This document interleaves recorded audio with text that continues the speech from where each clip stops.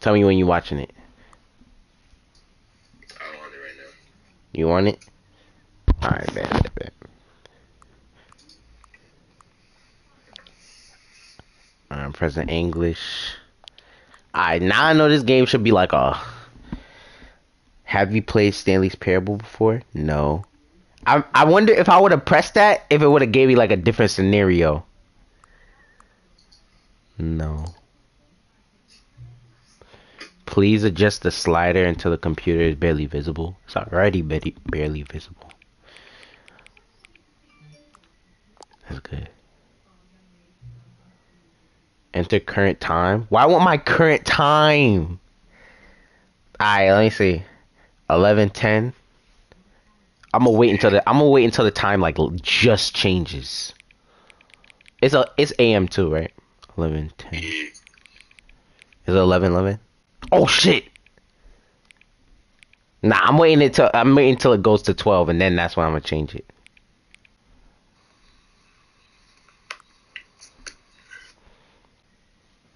Where's the clock? Where's the clock? Where's the clock? Oh, here it is.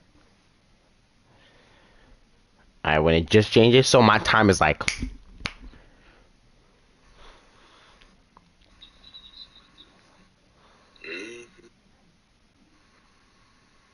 Am I delayed, by the way? Is it delayed? Yes. By like a few seconds. By a few seconds? Alright, that's good.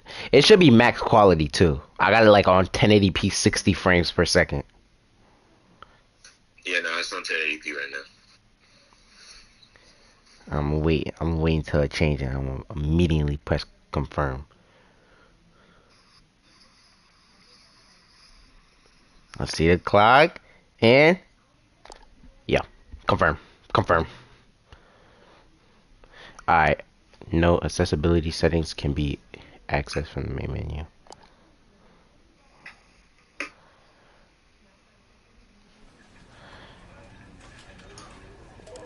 Okay. This is giving me what's that VR game? Which one? That VR game you got.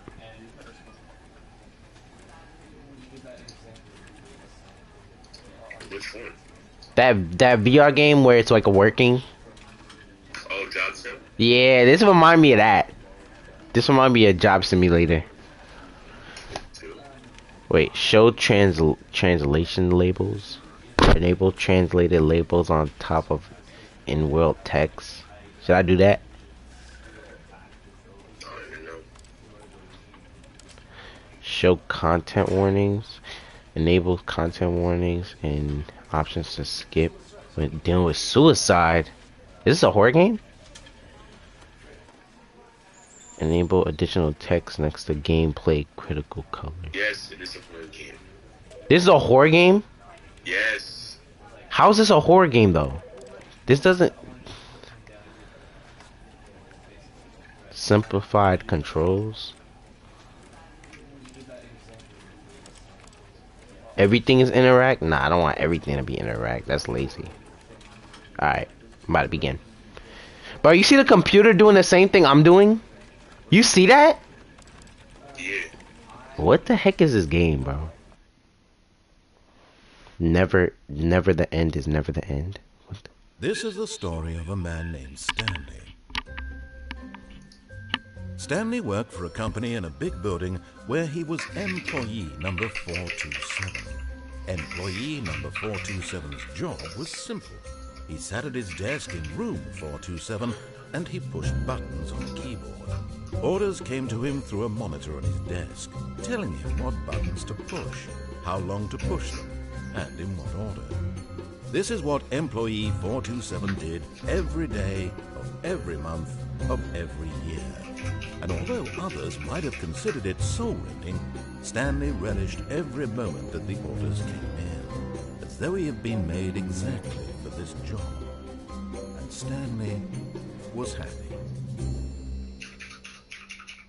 And then one day, something very peculiar happened.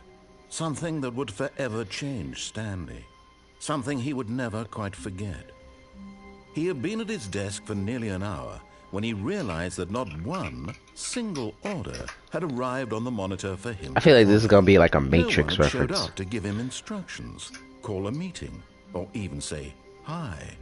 Never in all his years at the company had this happened, this complete isolation. Something was very clearly wrong. Shocked, frozen solid, Stanley found himself unable to move for the longest Bro, time. Ethan, I'm not gonna lie. You need But as that he came to his wits retwist and bad, regained bro. his senses, You he need got that up from his retwist. desk and stepped out of You his said where to office. do. You know what you need? Look, to fix the frizz, you still gonna need the retwist, right? But to fix the frizzing, you need this. This is foam. It's like it's a foam. It's like the texture is foam, right? And you spray it on like, especially when you got twists or braids or something like that. Spray it and then rub it in your scalp and then put on a do rag and then no frizz, no frizz at all. It's called Frizz Ease. That's what I do when I need a retwist and I haven't got a retwist in a while. I need that. I use that. Alright, now, okay, I'm in an office space.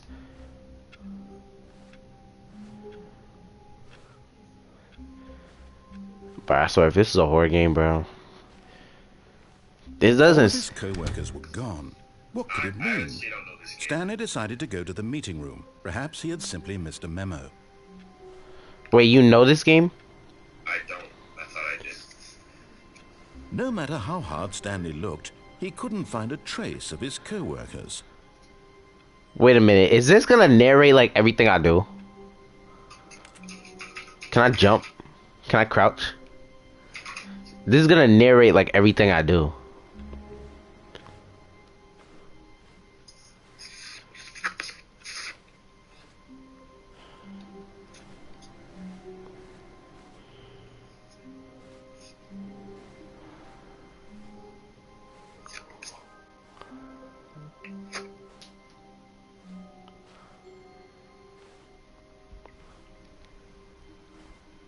No coworkers, nobody in sight.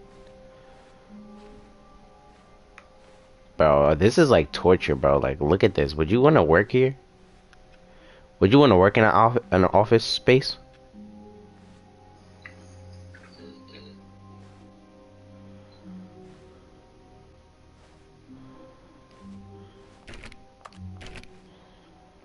Dang, what did I make the...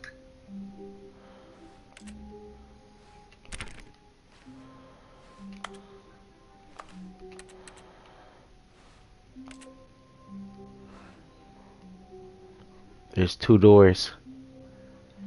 Ethan, which door When should I? Stanley came What? to a set of two open doors, he entered the door on his left.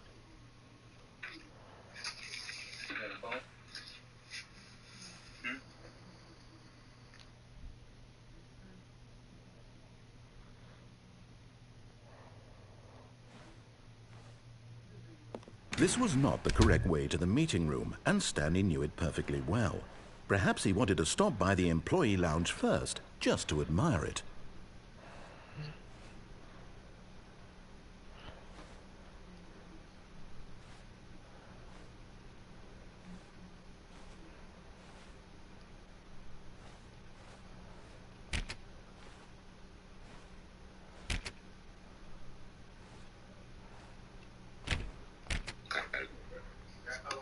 Huh?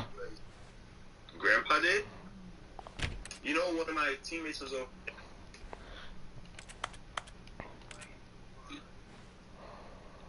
Playing. Ryan John. Yes, truly a room worth admiring.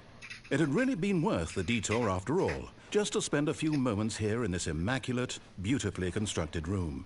Stanley simply stood here, drinking it all in.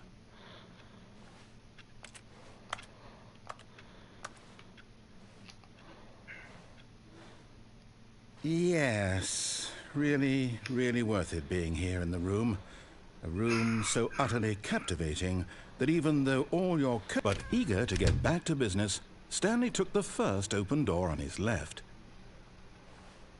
What the heck is this game?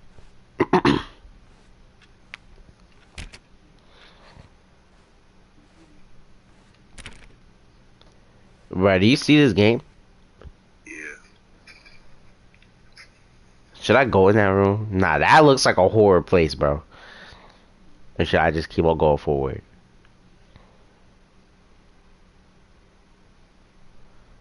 Nah, I'm going in that room. Yeah, you played this. And so he detoured through the maintenance section, that room looks walked like it's straight not ahead to that the big. opposite door, Right. and got back on track.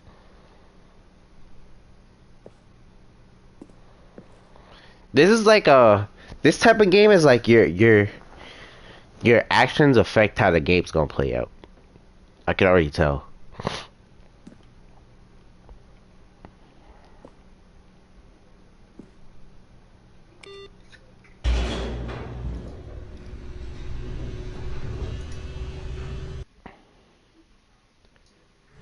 But Stanley didn't want to go back to the office. He wanted to wander about and get even further off track. So now in order to get back, he needed to go,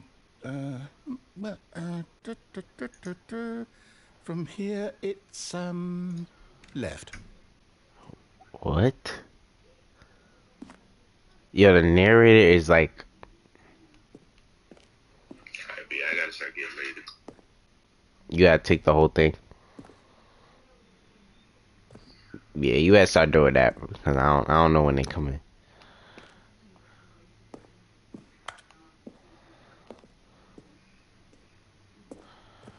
Oh, no, it's to the right, my mistake. Bro, what is this password? Dang, man.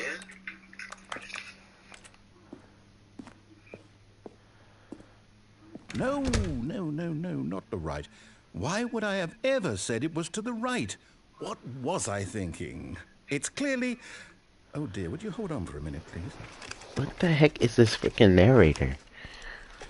Now, let's see. We went down right, left, down, left, right. Yep, okay, yes. I've got it now. This story is absolutely, definitely this way.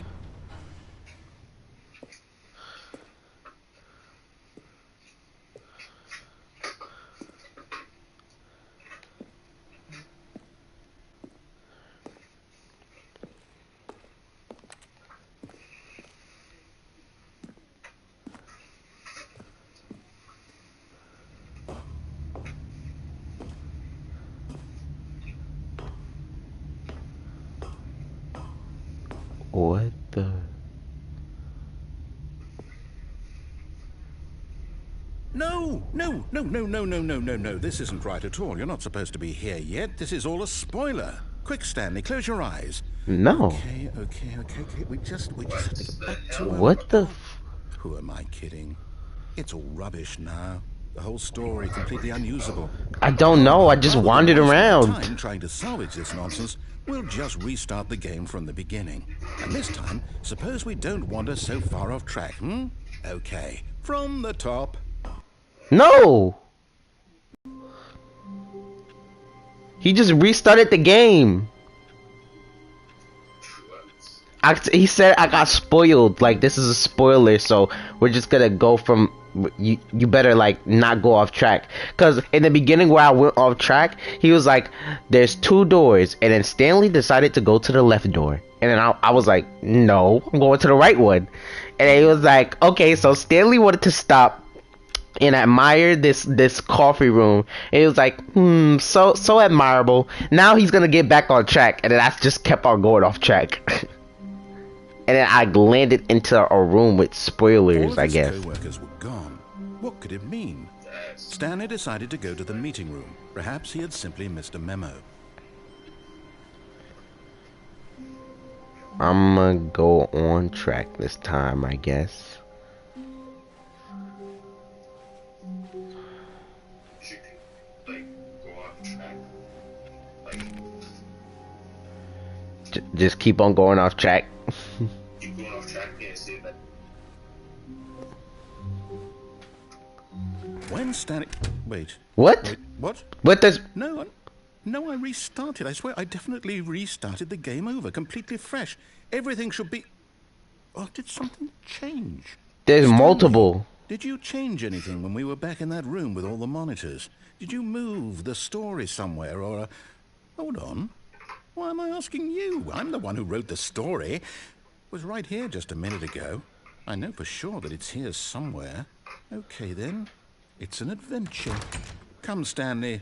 Let's find I don't know. the I broke the story. game. I want to go in this room with the chairs in front of it. Yeah.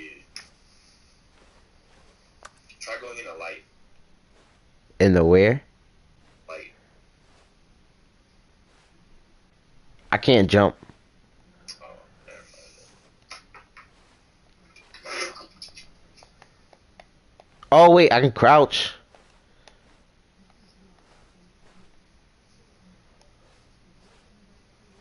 Which I'll room say should I it. go in? This is the worst adventure I've ever been on. I can promise you there definitely was a story here before.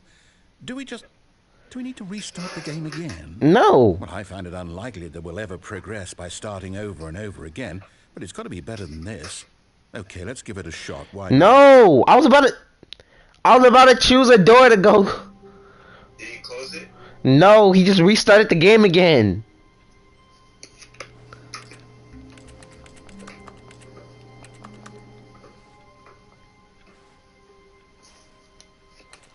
He's not narrating now. All of his co-workers were gone. What could it mean? Wait, nah, he's Stanley narrating. decided to go to the meeting room. Perhaps he had simply missed Bro, a there's about to window. be like millions of doors, bro.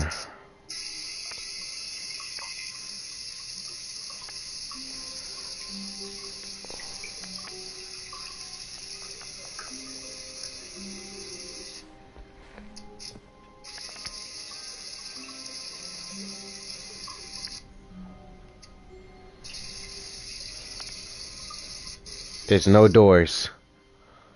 Okay, yep, it's worse. I might be remembering this wrong. It's possible the story is back where we just came from. Why don't we go back the other direction and see if we missed anything?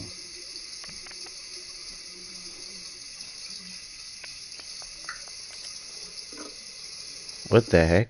That didn't look like that before.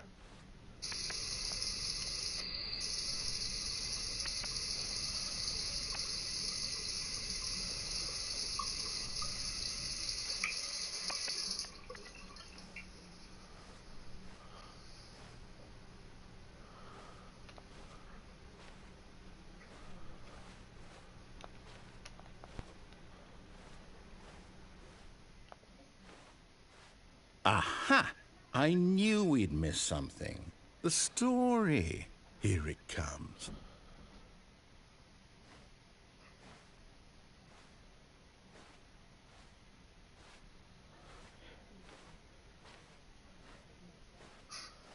No, wait, never mind. What? Not the story.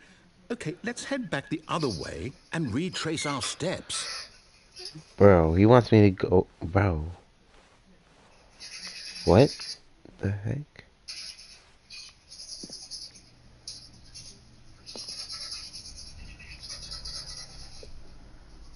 Now this... Well, I'll be honest, I don't recognize this place at all. Is this the story? I don't think so. I can't quite recall, but I believe my story took place in an office building. Is that correct? Do you remember, Stanley? Well, do you know what? Since I've completely forgotten what we were supposed to be doing, how about this? You win! What? Congratulations! I know you put in a lot of hard work, and it really paid I just off. won the game. Good job. Oh, no. No, I don't feel right about this at all. We both know you didn't put in any actual work for that win. Some people win fair and square, and this was not one of those situations. Okay, I'm getting weirded out by whatever this place is. I don't care what might happen this time. I have to restart. He keeps restarting the game, bro. What? The Stanley Parable adventure line. He just wrote out a line for me to follow. All right, I've got a solution. This time, to make sure we don't get lost, I think I messed with the game so much that I can't even like continue it. Like when I took that path, I just effed up the game. Now I actually want to be. Now I actually want to go the right way. No, that wasn't the way. Why you want me to go that way? I'll just go that way.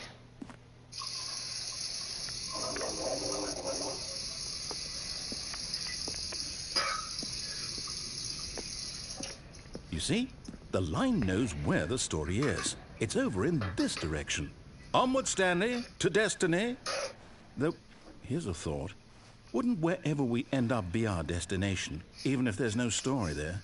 Or to put it another way, is the story of no destination still a story?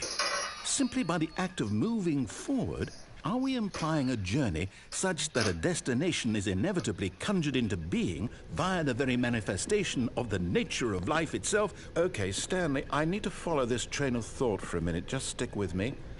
Now, we can both agree that the nature of existence is in fact a byproduct of one's subjective experience of that existence, right? Okay. Now, if my experience of your existence rests inside of your subjective experience of this office, is this office, in fact, the skeleton of my own relative experiential mental subjective construct? Whoa. Hang on. What? That got a bit weird back there. Well, I'd like to apologize. Not sure where I was going with all that. You know what? I think what we need right now is a bit of music to lighten the mood.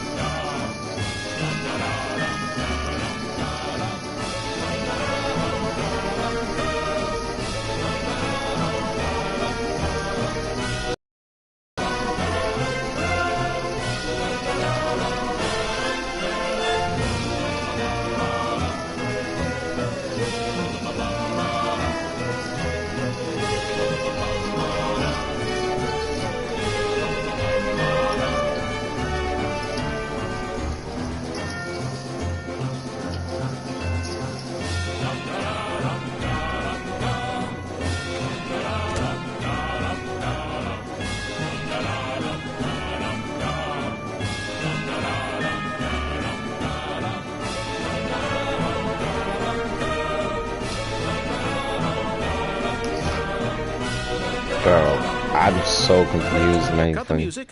Go back and look at that fern. Was there a line? Stanley, He's trying to make me follow the story. Important later in the story. Make sure What's a you study fern? it closely and remember it carefully. You won't want to miss anything. What? What's a fern? It's a tree. It's that little thing in the box.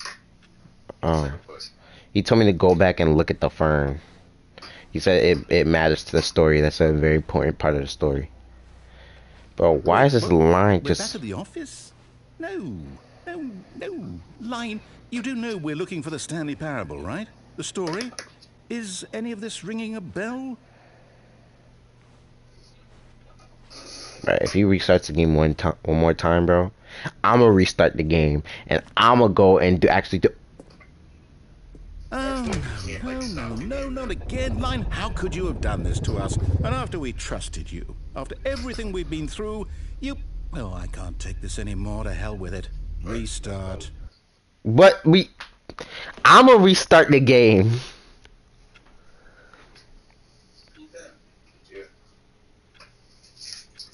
I want you to start looking at these and paying attention to them. Don't take them for granted. People sending you things for you.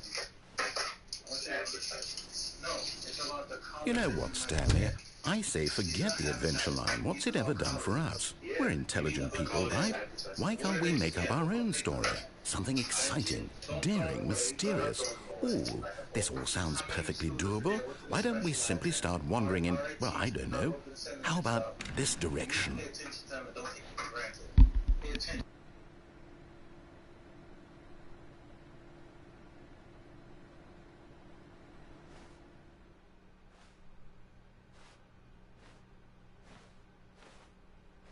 Now, yes, this is exciting. Just me and Stanley forging a new path, a new story. Well, it could be anything.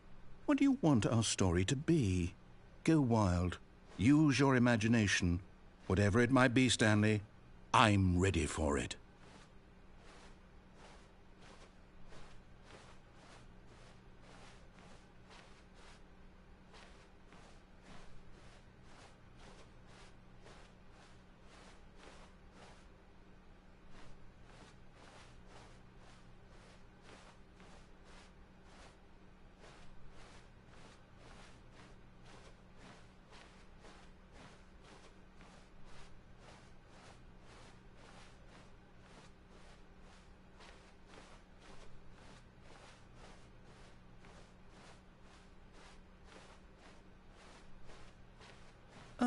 no, not you again. Stanley, I'd also like to veto the line from having any role in our awesome new story. No lines or monitor rooms. Just don't acknowledge it, and we should be fine.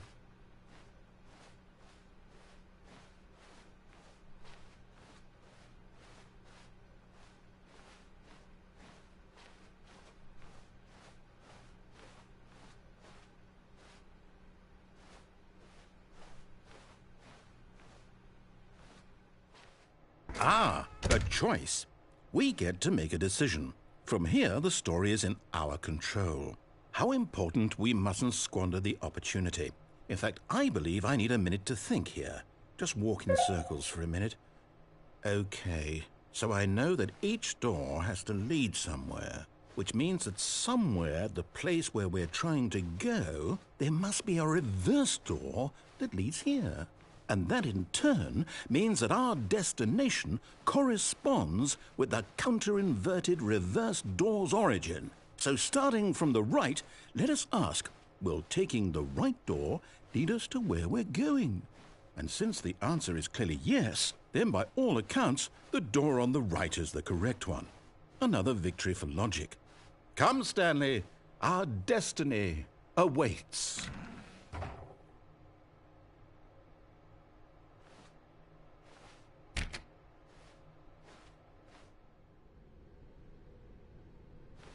Oh, hold up, what's this? The confusion ending. You're telling me that's what this is? It's all one giant ending? And we're supposed to restart the game, what, eight times? That's really how all this goes? It's all determined? So now, according to the schedule, I restart again. Then what? Am I just supposed to forget? Well, what if I don't want to forget? My mind goes blank simply because it's written here on this thing, wall. Well, who consulted me? Why don't I get to decide? What the heck, bro? Why don't I get a say in all of this? Is it really... Adventure No, into unexplored I don't want it to territory. be. I don't want the game to Lines of keep confusion. restarting. I don't want to forget what's going on. I don't want to be trapped like this. I won't restart the game. I won't do it. I won't do it. I won't do it. You're gonna restart the game. And the timer stopped? Does that mean... Uh-oh. did we do it? You broke Did we it. break the cycle? The, whatever it is that made this schedule? How would we even know? Will someone come for us? Will something happen? So, okay. I guess now we just wait. You know, I suppose in some way that this is a kind of story, wouldn't you agree? I'm not quite sure if we're in the destination or the journey, though they're always saying that life is about the journey and not the destination. So I hope that's where we are right now. We'll find out, won't we? Eventually. Well, in the meantime, if you... What the fuck?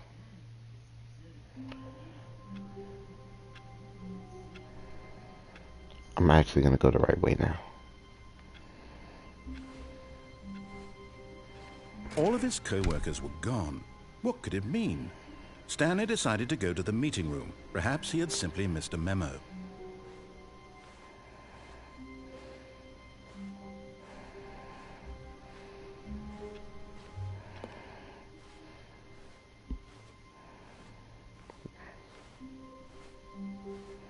Yay! When Stanley came to a set of 2 open doors, he entered the door on his left.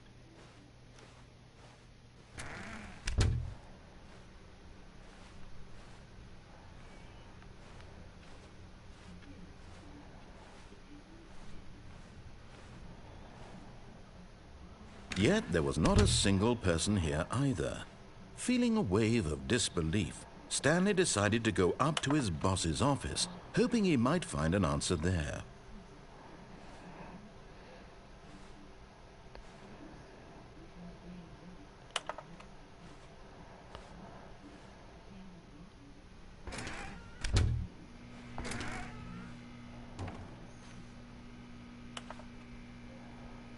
Oh, I'm not doing that.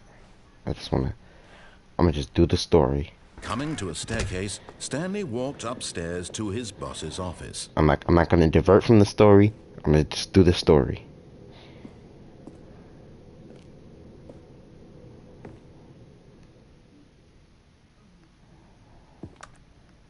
Um,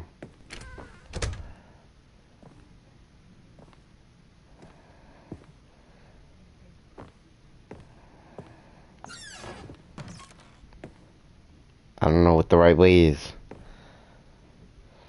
I'm gonna just go.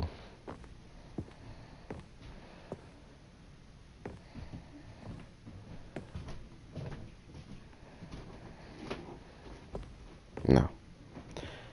I don't think I'm supposed to go there, so I'm gonna just go over here. Stepping into his manager's office, Stanley was once again stunned to discover not an indication of any human life. Shocked, unraveled, Stanley wondered in disbelief who orchestrated this. What dark secret was being held from him? What he could not have known was that the keypad behind the boss's desk guarded the terrible truth that his boss had been keeping from him. And so the boss had assigned it an extra secret PIN number, 2845. But of course, Stanley couldn't possibly have known this.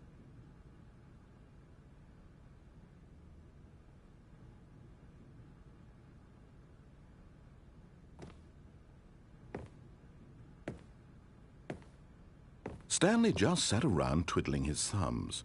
Trying to input anything on the device was useless, since he could never possibly know that the combination was 2845.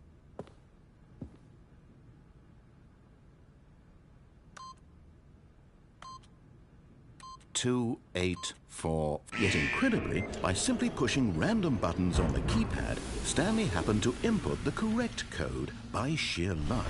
Amazing. He stepped into the newly opened passageway.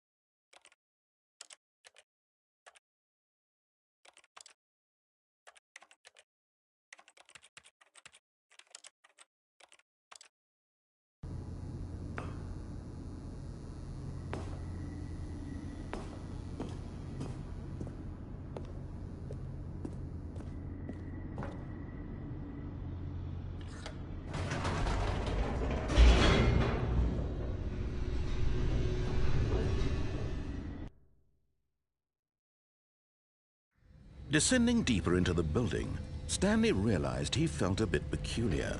It was a stirring of emotion in his chest, as though he felt more free to think for himself, to question the nature of his job. Why did he feel this now, when for years it had never occurred to him? This question would not go unanswered for long.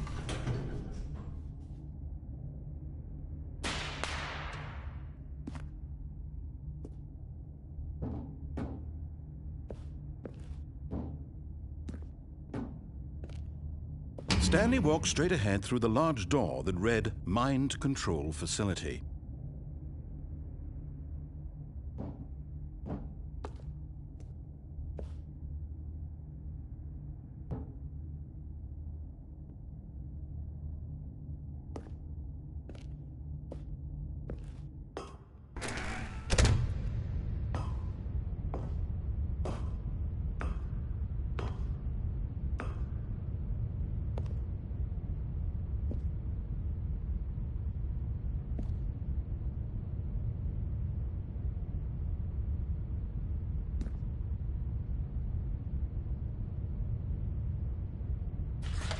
The lights rose on an enormous room packed with television screens.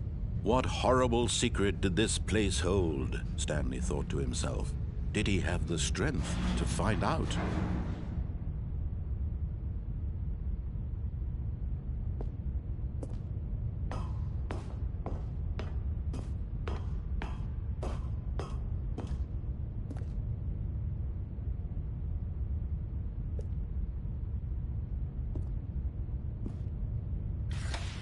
Now the monitors jumped to life, their true nature revealed.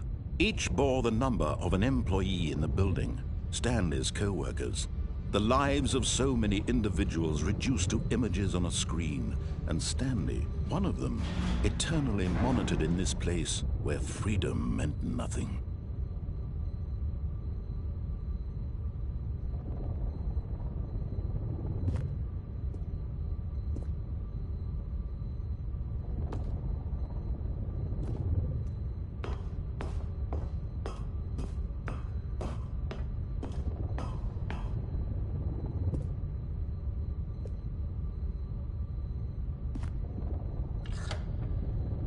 This mind control facility, it was too horrible to believe. It couldn't be true.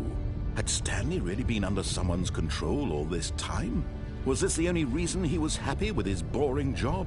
That his emotions had been manipulated to accept it blindly?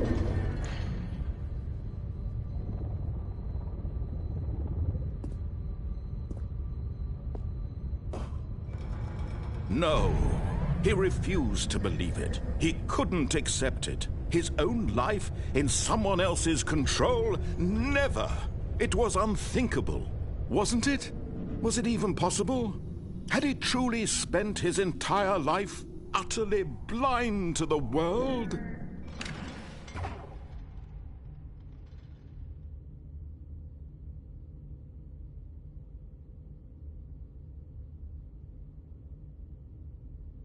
But here was the proof, the heart of the operation.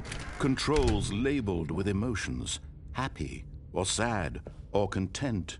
Walking, eating, working, all of it monitored and commanded from this very place. And as the cold reality of his past began to sink in, Stanley decided that this machinery would never again exert its terrible power over another human life. For he would dismantle the controls once and for all.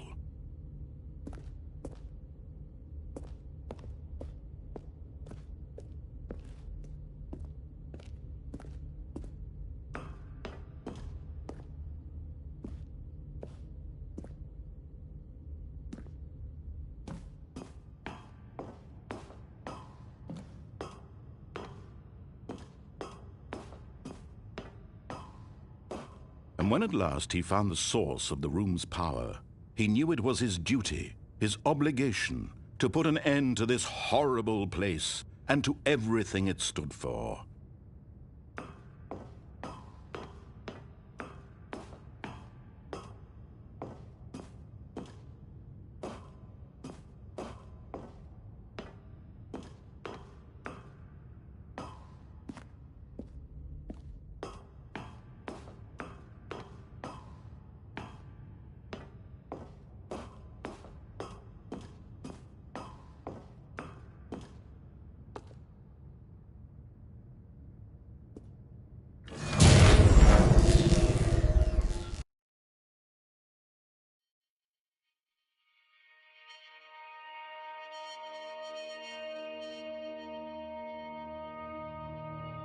Blackness, and a rising chill of uncertainty. Was it over? Yes! He had won! He had defeated the machine, unshackled himself from someone else's command. Freedom was mere moments away. And yet, even as the immense door slowly opened, Stanley reflected on how many puzzles still lay unsolved. Where had his co-workers gone? How had he been freed from the machine's grasp? What other mysteries did this strange building hold? But as sunlight streamed into the chamber, he realized none of this mattered to him, for it was not knowledge or even power that he had been seeking. but happiness. Perhaps his goal had not been to understand, but to let go. No longer would anyone tell him where to go, what to do, or how to feel. Whatever life he lives, it will be his. And that was all he needed to know. It was perhaps the only thing worth knowing. Stanley stepped through the open door.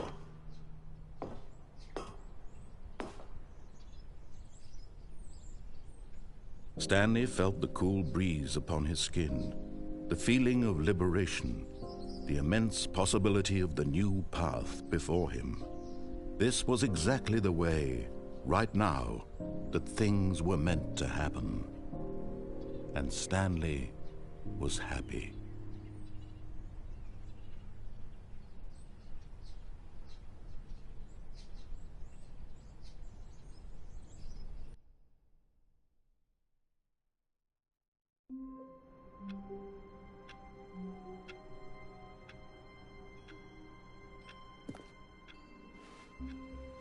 All of his co-workers were gone.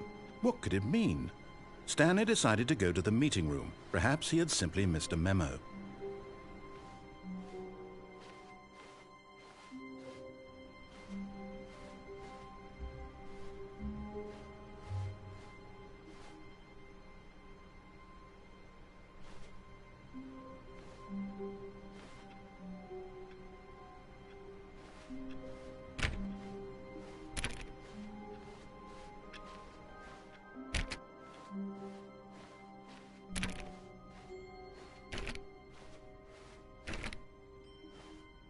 When Stanley came to a set of 2 open doors, he entered the door on his left.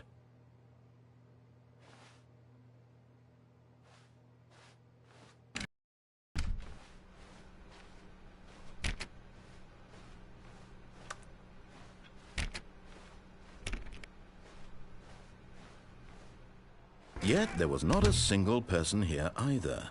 Feeling a wave of disbelief, Stanley decided to go up to his boss's office, hoping he might find an answer there.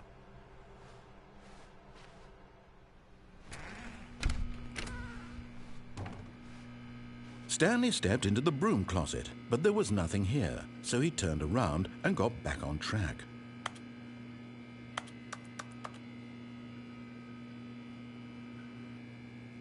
There was nothing here, no choice to make, no path to follow, just an empty broom closet. No reason to still be here. Coming to a staircase, Stanley walked upstairs to his boss's office.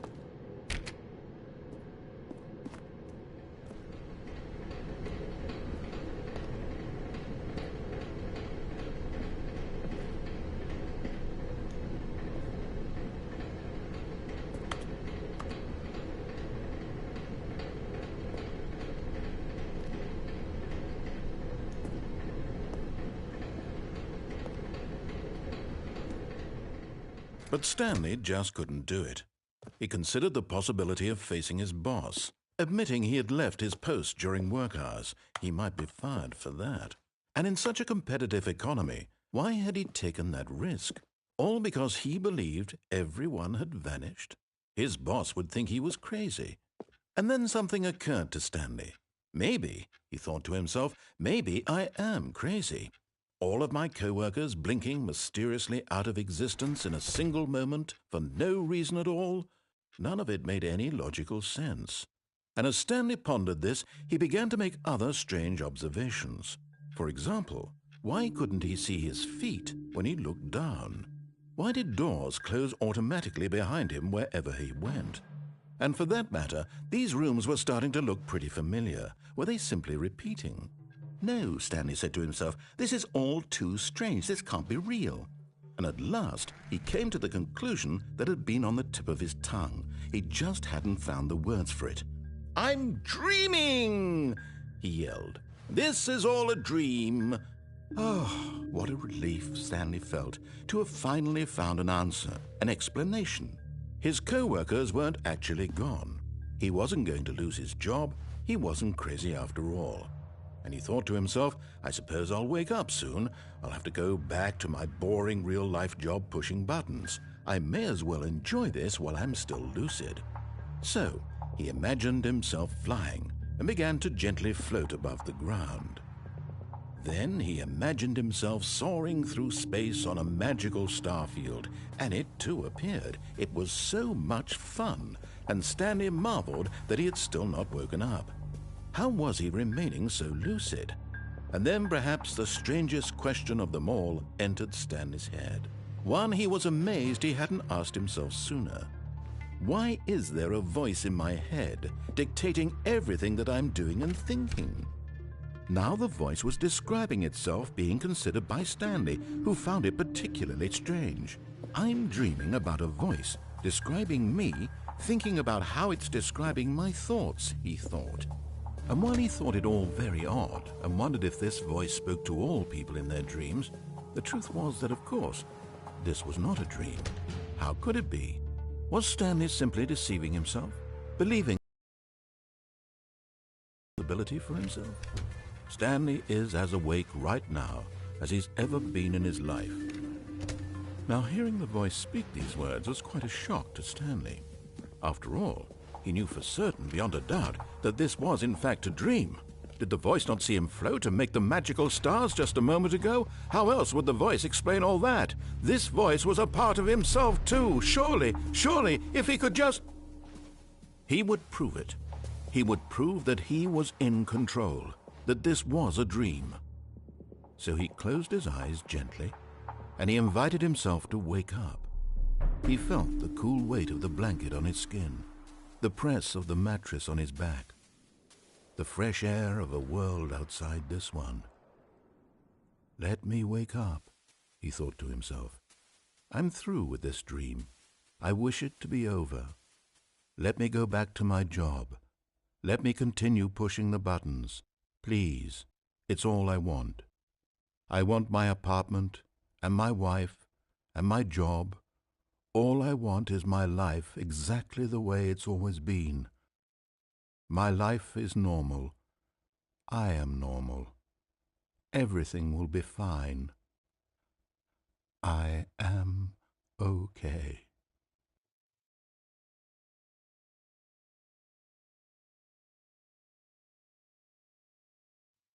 Stanley began screaming. Please, someone, wake me up. My name is Stanley. I have a boss. I have an office. I am real. Please, just someone tell me I am real. I must be real. I must be. Can anyone hear my voice? Who am I? Who am I? And everything went black.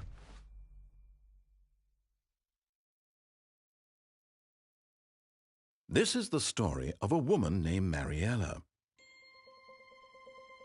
Mariella woke up on a day like any other. She arose, got dressed, gathered her belongings, and walked to her place of work.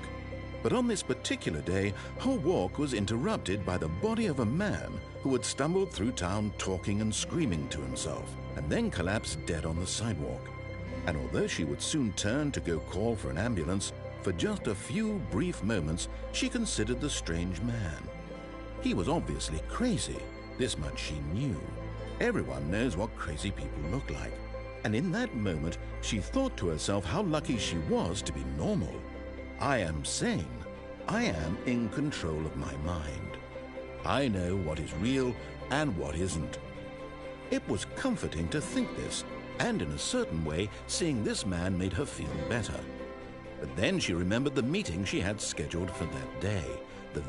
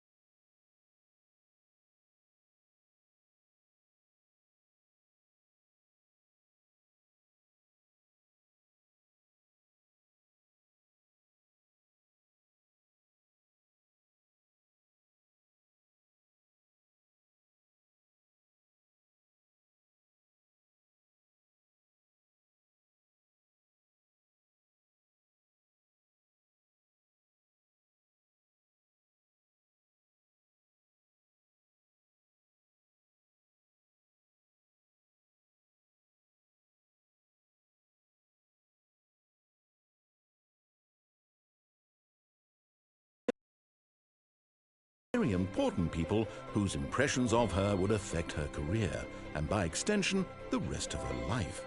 She had no time for this, so it was only a moment that she stood there, staring down at the body. And then she turned and ran.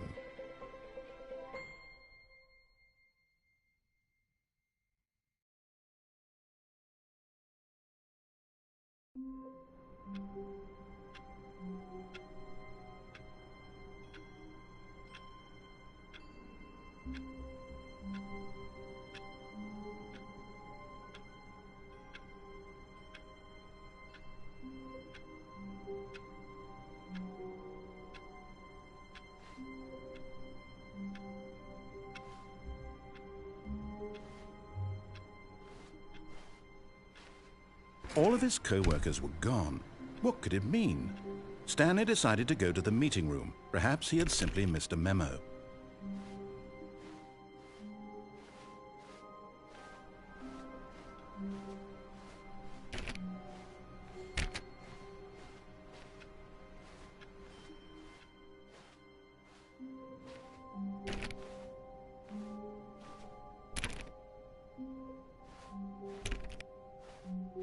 When Stanley came to a set of 2 open doors, he entered the door on his left.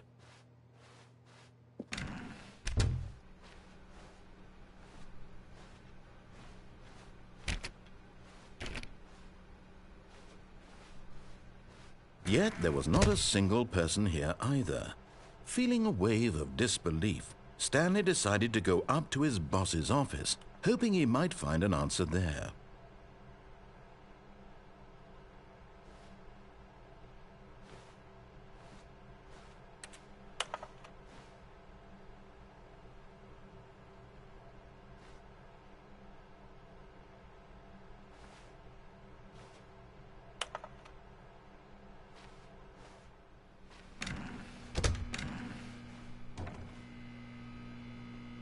Oh, no. Oh, no, no, no, no, no, no, no, no, no, no, not again. I won't be part of this. I'm not going to encourage you. I'm not going to say anything at all.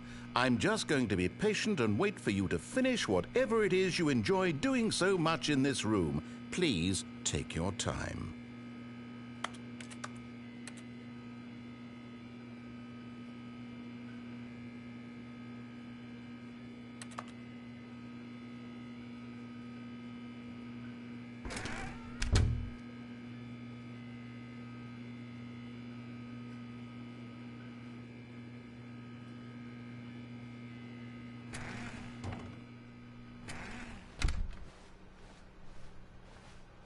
Coming to a staircase, Stanley walked upstairs to his boss's office.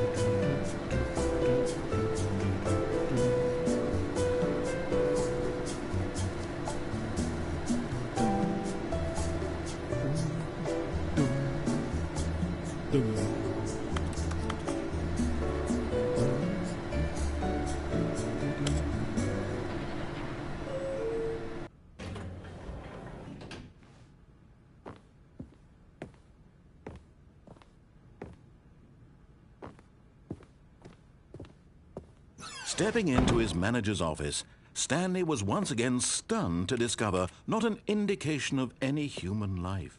What could it mean? Stanley wondered aloud to nobody. He began wildly tearing through papers on the boss's desk, pulling books off the shelf, looking behind paintings, desperate for clues to his situation. But his attention was caught by a keypad behind the boss's desk. What could its purpose be? In fact, this keypad guarded the terrible secret that lay buried below his feet. And so the boss had assigned it an extra secret PIN number, 2845. But of course, Stanley couldn't possibly have known this.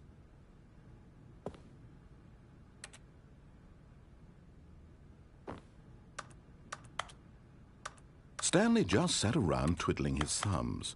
Trying to input anything on the device was useless, since he could never possibly know that the combination was 2845.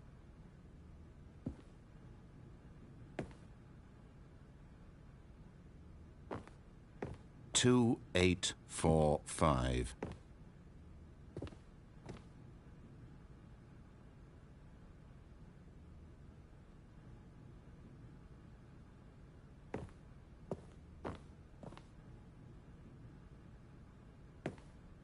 Forgot, but it turns out that the panel's emergency override kicked in, and the door just opened all by itself, and Stanley got the hell along with the story.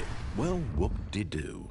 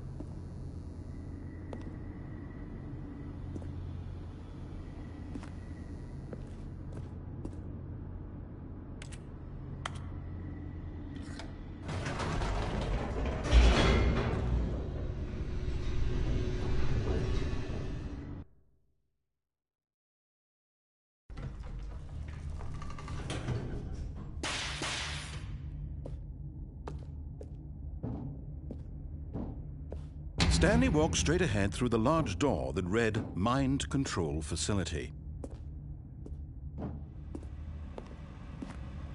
Although this passageway had the word Escape written on it, the truth was that at the end of this hall, Stanley would meet his violent death.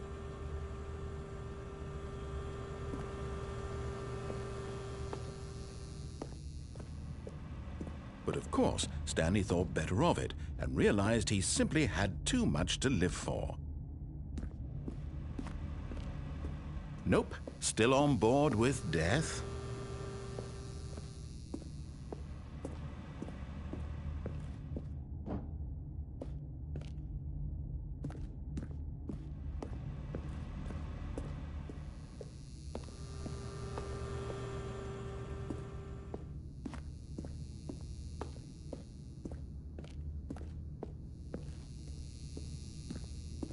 The door behind him was not shut.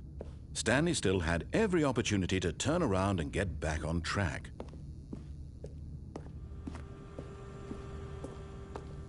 At this point, Stanley was making a conscious, concerted effort to walk forward and willingly confront his death.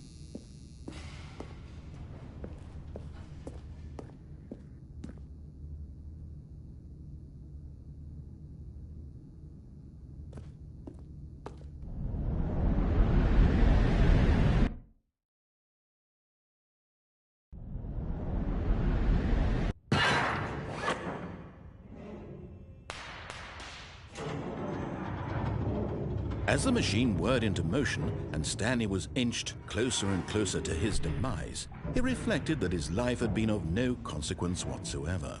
Stanley can't see the bigger picture. He doesn't know the real story, trapped forever in his narrow vision of what this world is. Perhaps his death was of no great loss, like plucking the eyeballs from a blind man. And so he resigned and willingly accepted this violent end to his brief and shallow life. Farewell, Stanley.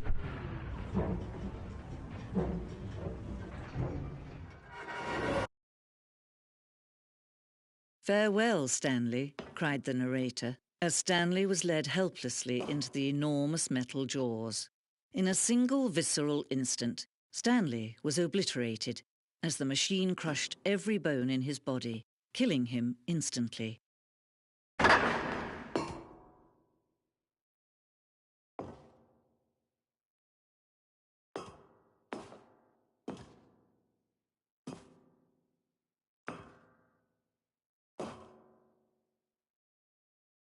And yet it would be just a few minutes before Stanley would restart the game, back in his office, as alive as ever. What exactly did the narrator think he was going to accomplish?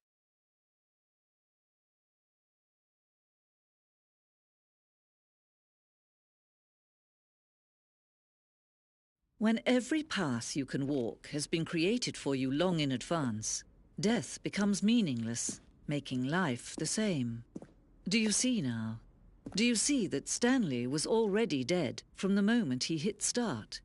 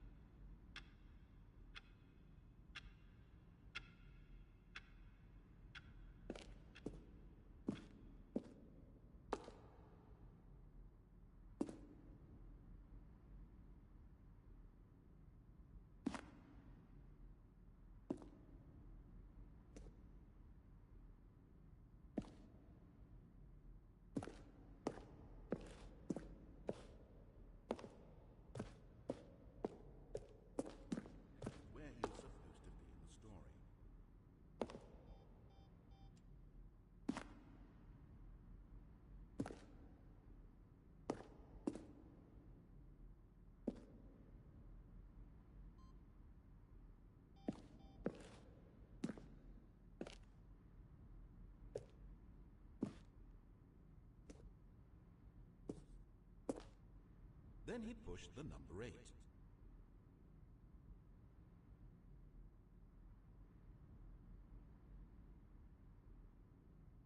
Then he pushed the number 4.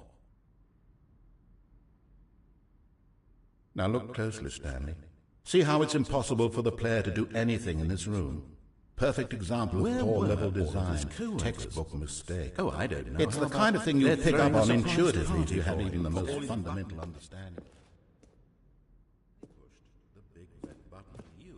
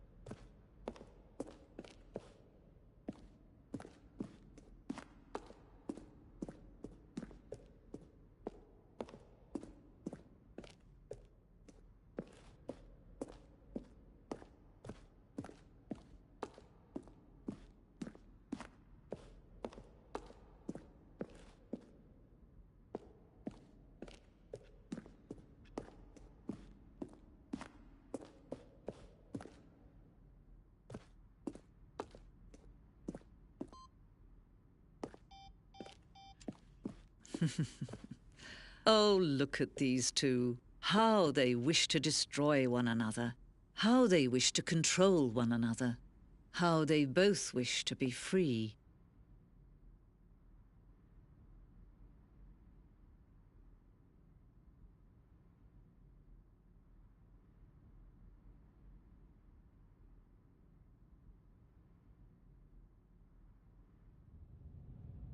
Can you see? Can you see how much they need one another? No, perhaps not. Sometimes these things cannot be seen. But listen to me. You can still save these two. You can stop the program before they both fail. Turn off your PlayStation. There's no other way to beat this game. As long as you move forward, you'll be walking someone else's path. Stop now and it'll be your only true choice. Whatever you do, choose it. Don't let time choose for you.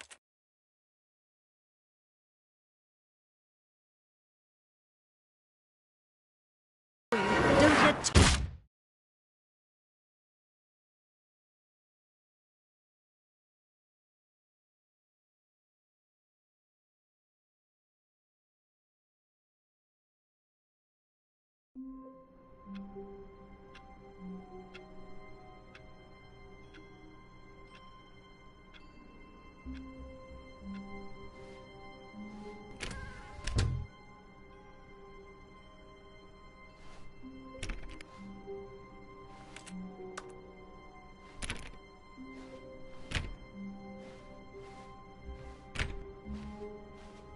When Stanley came to a set of 2 open doors, he entered the door on his left.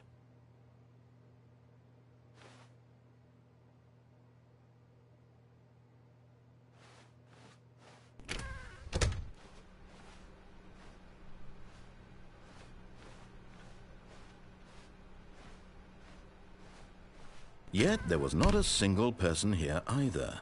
Feeling a wave of disbelief, Stanley decided to go up to his boss's office, hoping he might find an answer there.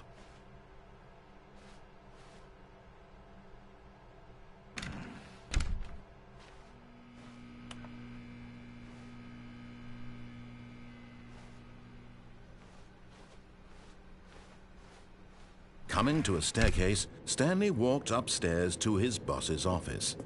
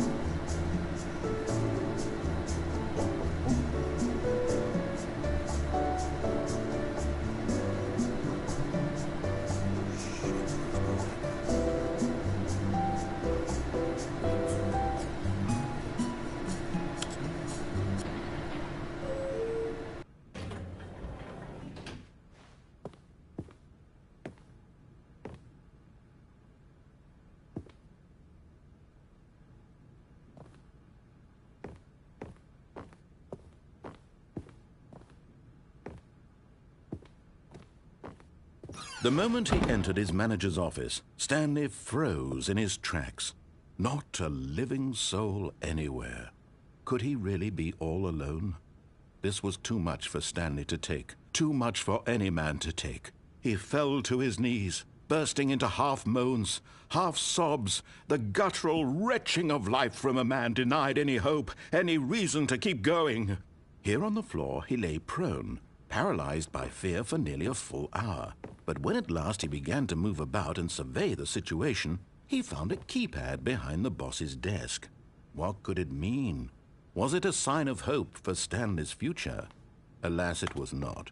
For although this keypad guarded the terrible secret of Stanley's past, it had been assigned a 4-digit code so devious and so random that no man could ever hope to guess it. 2845. Statistically, nearly impossible to guess blindly, ever.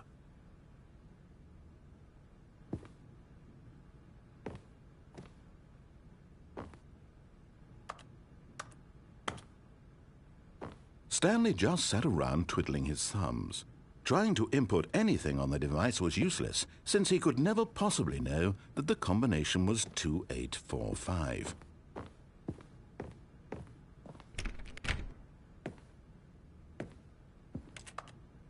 Two, 8, 4, 5.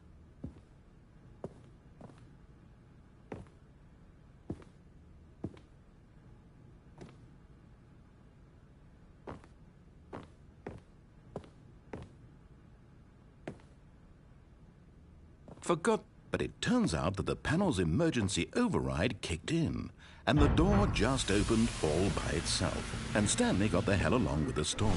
Well, whoop-de-doo.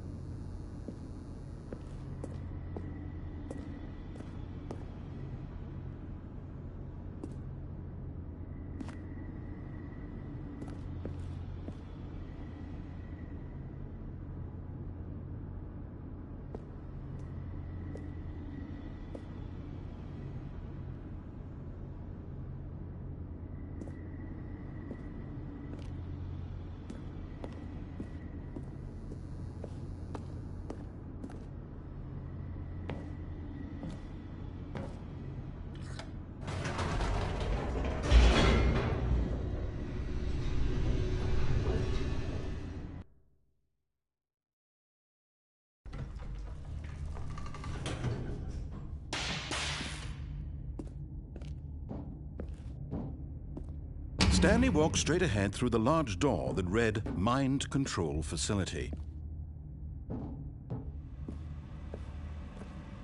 Although this passageway had the word Escape written on it, the truth was that at the end of this hall, Stanley would meet his violent death. But of course, Stanley thought better of it and realized he simply had too much to live for.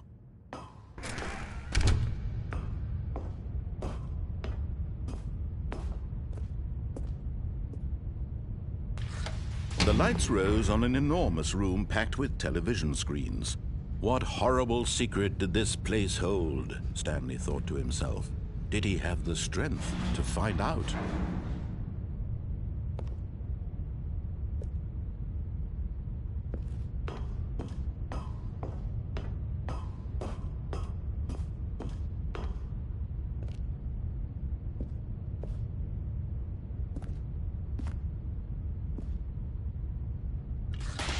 Now the monitors jumped to life, their true nature revealed. Each bore the number of an employee in the building, Stanley's co-workers.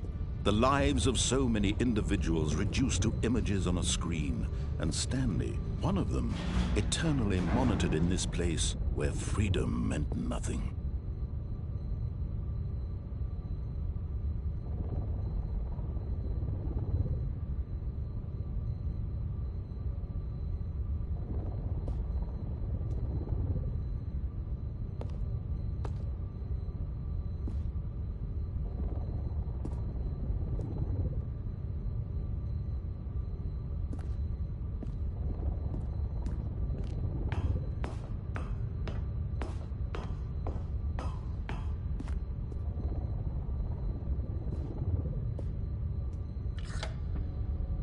This mind control facility, it was too horrible to believe. It couldn't be true.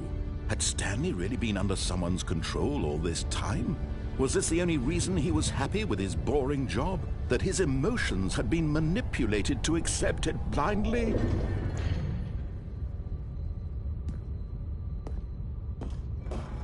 No, he refused to believe it. He couldn't accept it. His own life in someone else's control? Never! It was unthinkable, wasn't it? Was it even possible? Had he truly spent his entire life utterly blind to the world? But here was the proof. The heart of the operation. Controls labeled with emotions. Happy, or sad, or content. Walking, eating, working. All of it monitored and commanded from this very place. And as the cold reality of his past began to sink in, Stanley decided that this machinery would never again exert its terrible power over another human life. For he would dismantle the controls once and for all.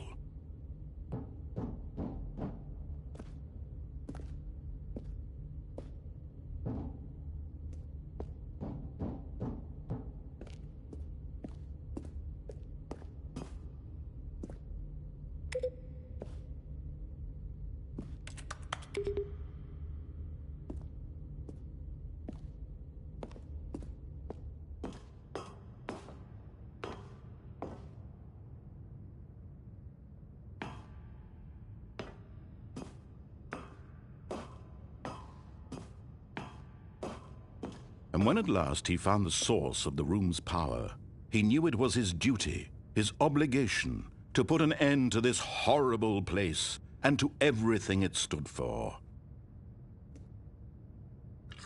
Oh, Stanley, you didn't just activate the controls, did you?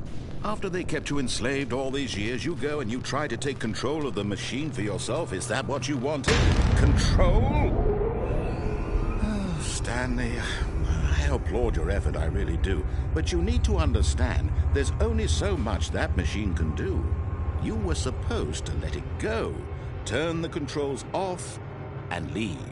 If you want to throw my story off track, you're going to have to do much better than that.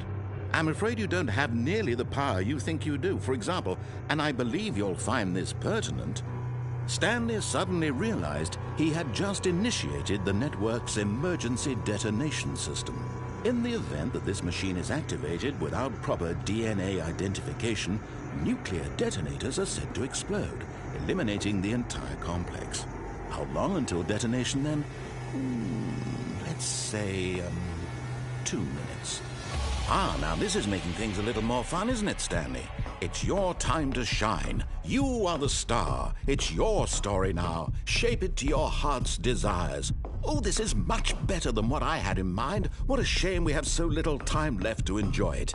Mere moments until the bomb goes off. But what precious moments each one of them is. More time to talk about you, about me, where we're going, what all this means. I barely know where to start. What's that? You'd like to know where your co-workers are? A moment of solace before you're obliterated? All right, I'm in a good mood. You're gonna die anyway. I'll tell you exactly what happened to them. I erased them. I turned off the machine. I set you free. Of course, that was merely in this instance of the story. Sometimes when I tell it, I simply let you sit there in your office forever, pushing buttons endlessly and then dying alone. Other times, I let the office sink into the ground, swallowing everyone inside, or I let it burn to a crisp. I have to say this, though, this version of events has been rather amusing. Watching you try to make sense of everything and take back the control wrested away from you, it's quite rich. I almost hate to see it go. But I'm sure whatever I come up with on the next go-around will be even better. My goodness, only 34 seconds left. But I'm enjoying this so much. You know what? To hell with it. I'm going to put some extra time on the clock, why not? These are precious additional seconds, Stanley. Time doesn't grow on trees. Oh dear me, what's the matter, Stanley? Is it that you have no idea where you're going or what you're supposed to be doing right now? Or did you just assume when you saw that timer that something in this room was capable of turning it off? I mean, look at you. Running from button to button, screen to screen, clicking on every little thing in this room. These numbered buttons, no, these colored ones. Or maybe this big red button, or this door. Everything, anything, something here will save me. Why would you think that, Stanley? That this video game can be beaten? Won? Solved? Do you have any idea what your purpose in this place is? Stanley, you're in for quite a disappointment. But here's a spoiler for you. That timer isn't a catalyst to keep the action moving along. It's just seconds ticking away to your death. You're only still playing instead of watching a cutscene because I want to watch you for every moment that you're powerless. To see you made humble. This is not a challenge. It's a tragedy. You wanted to control this world, that's fine.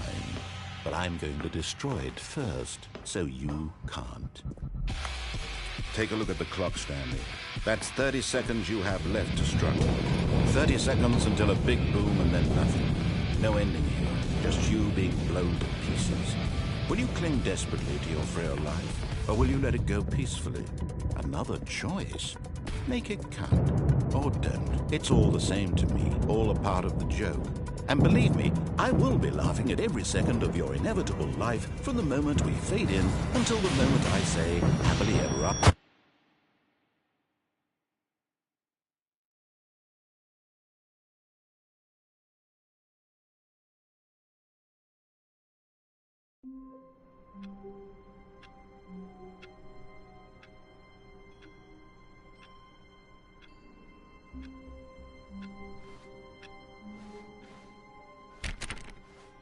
All of his co-workers were gone. What could it mean? Stanley decided to go to the meeting room. Perhaps he had simply missed a memo.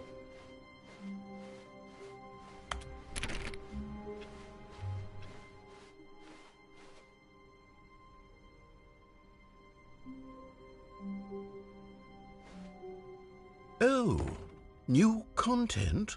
What does that mean, new content?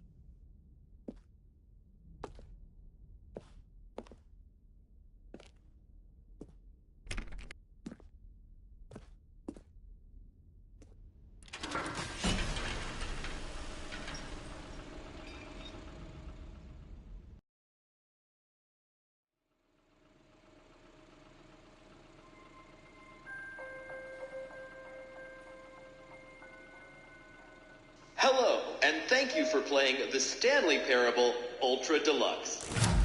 As you may know, the Stanley Parable was a video game released in 2013 on home computers.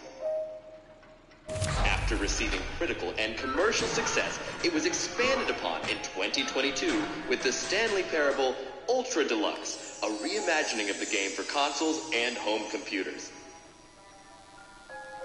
The Stanley Parable Ultra Deluxe features exciting new content that broadens and expands the world of the Stanley Parable, delighting audiences the world over.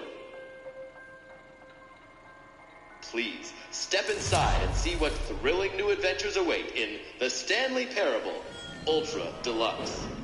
Oh, well, this sounds delightful. I'm very excited to see the thrilling new Ultra Deluxe content.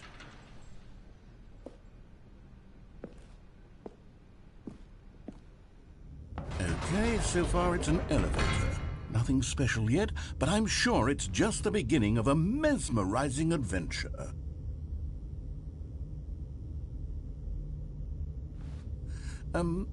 Is it broken? What's going on here? Should we be moving somewhere or... Oh, there we go. All right, finally, at long last, it's on to the new content. I've never been more ready. Let's do it.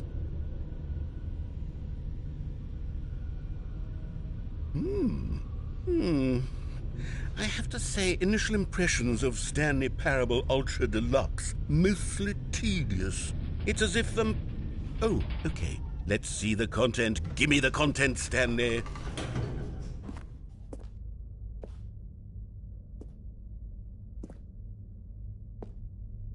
All right, let's see. It's the jump circle.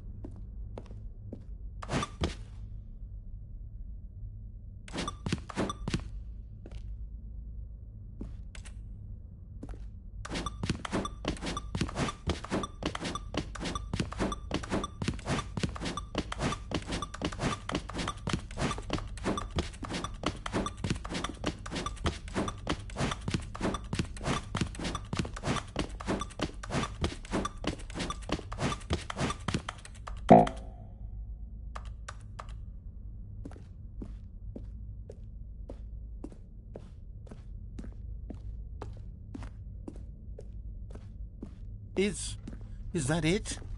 Surely that's not all the new content. There has to be something else, right? Goodness, another elevator. Stanley, I have to say, initial impressions of this game are not positive. It's just elevators and jumping. Is this what passes for exciting new content? If this is new content, then I could just read you the whole dictionary. There's 20 hours of new content right there. Hell, I could counter 30 trillion. You could put that on the box. The Stanley Parable Ultra Deluxe, now with over 1,000 hours of new content. And oh, wait. There's more. Very good. Yes. I knew there had to be something else. Let's see it. I'm ready for whatever it is.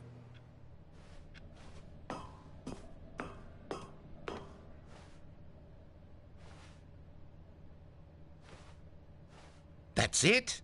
Oh, you've got to be kidding me. You see, Stanley? This is what happens when greedy video game developers with no respect for their fan base rush a cheap expansion to market for no reason other than to make an easy dollar. And don't get me started on the level of craftsmanship that's gone into it. In fact, I'm looking right now at the game's trophies, and it's hard to believe one of them actually says, "Test trophy, please ignore." What quality assurance department signed off on this? I'm infuriated and I'm offended, and I intend to find these people on Twitter and hold them personally accountable. It's my fault, Stanley. I built up too much anticipation around the new content, I'm afraid. It could never have lived up to such expectations. If you're still with me, why don't we just reset the game, and we'll try to get back to what the Stanley Parable is really about. No frills, no gimmicks. Just you and me having a great time together like always. What do you say, friend?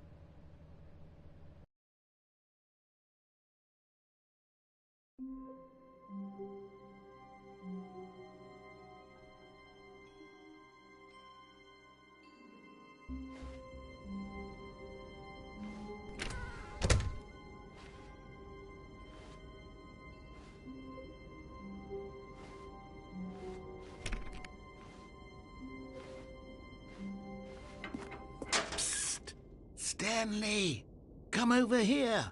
In the vent. I want to show you something.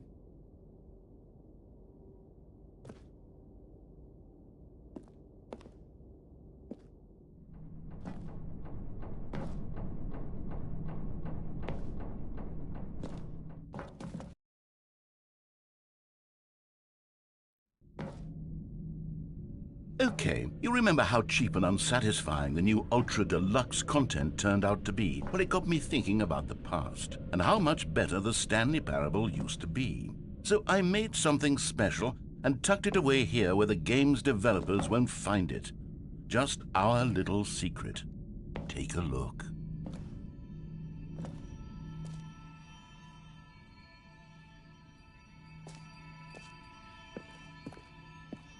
I call it the Memory Zone.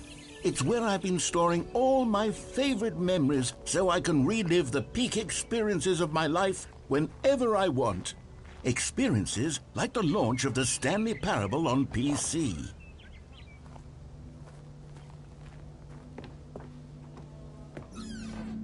You see, Stanley, doesn't the Memory Zone remind you of how wonderful Stanley Parable was before it was sullied with a cheap PlayStation port? Remember back in October of 2013, when the game originally launched? Back then, video games had integrity. Back then, it all meant something. Oh, the waste.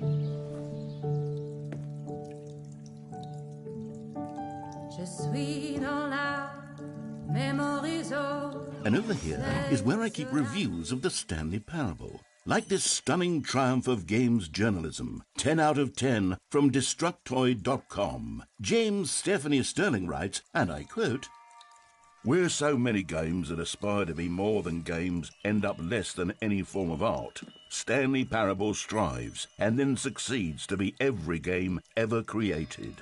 Did you hear that, Stanley? Every game ever created. That's how grand and all-encompassing the original Stanley Parable was. It was literally every game ever created. It was Skyrim, it was Persona 3, it was all of them, and now it's nothing. It's no games at all.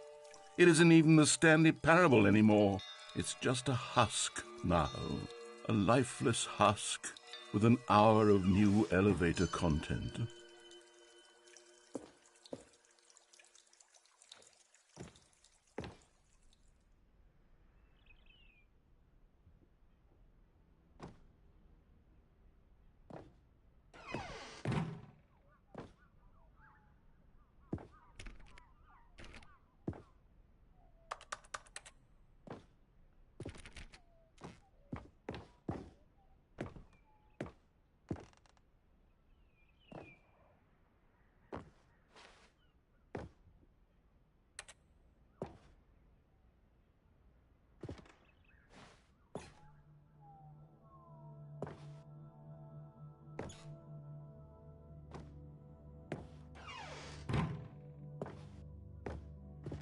Here's another moving passage, this time from GameSpot.com.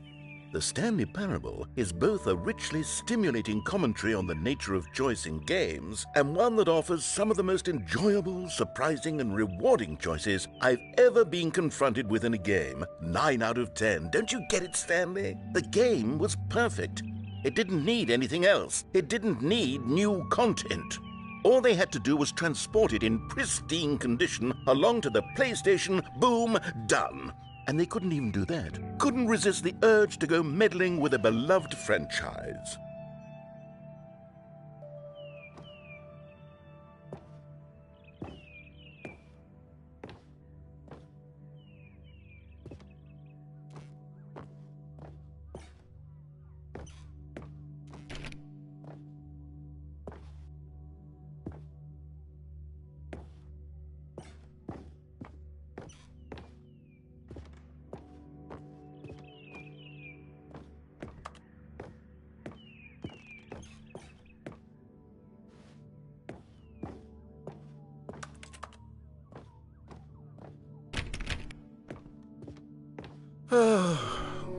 These were simpler times, Stanley.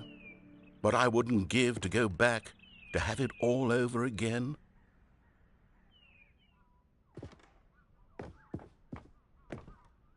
Wait, hang on. I don't recall this part of the memory zone before. What's this? What's down here?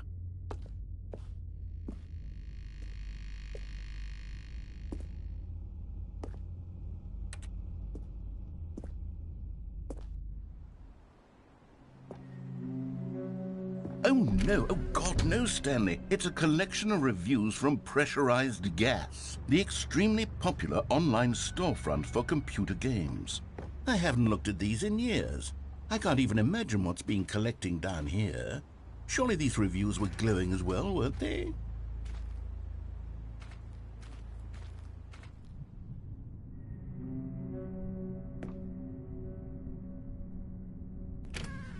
Honestly, I could not be bothered to play this game to full completion. The narrator is obnoxious and unfunny, with his humor and dialogue proving to be more irritating than entertaining. Unfunny?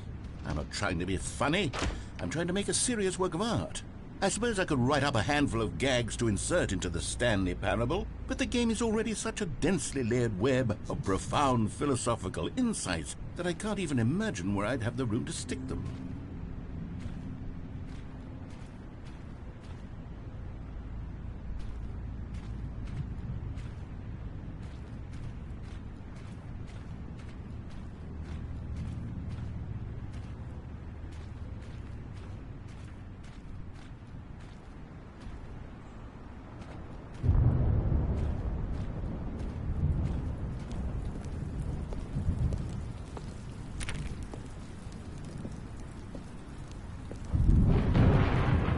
Okay, let's see what this one says. While the idea for the game is good, for someone who prefers non-linear games, this preachiness gets annoying fast. Preachy? Stanley? I'm not preachy, am I? You can tell me if I'm preachy. Honestly, you can. Oh, goodness. This is actually quite shocking for me.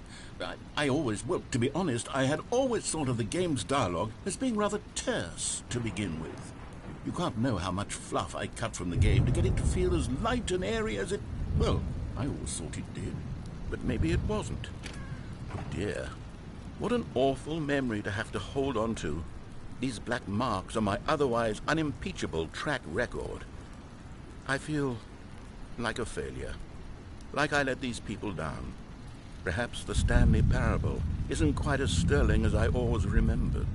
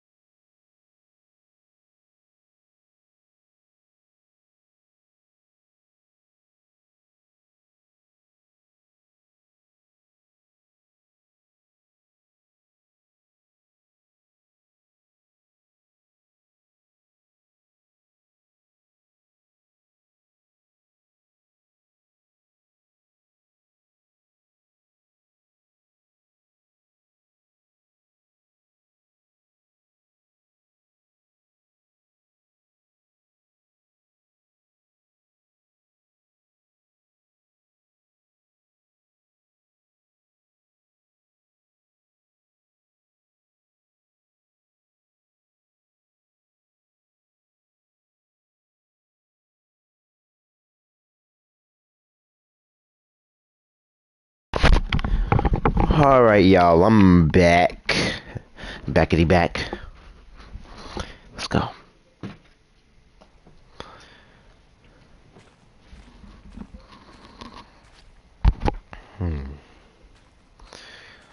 Another hate review. Narrator, let me tell you something. Don't listen to these haters, bro. This game is fire.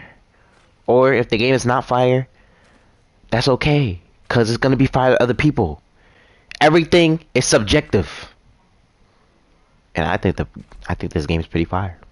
I'm not done playing the game either. I should have a body though, and I should be able to jump though. That's the only thing. What's this one got to say? You constantly have to stop doing anything so the narrator can catch up with his long-winded explanations of what's happening. I wish there was a skip button. A skip button? Well, then maybe letting you skip ahead for just a moment, surely it couldn't hurt. Not if it means we can strike these negative reviews from the record. Only positive reviews of the Stanley Parable. That's my motto today, and it's always been my motto. I'd do anything for the customer, Stanley. Yes, a skip button we shall have. But I don't want to skip.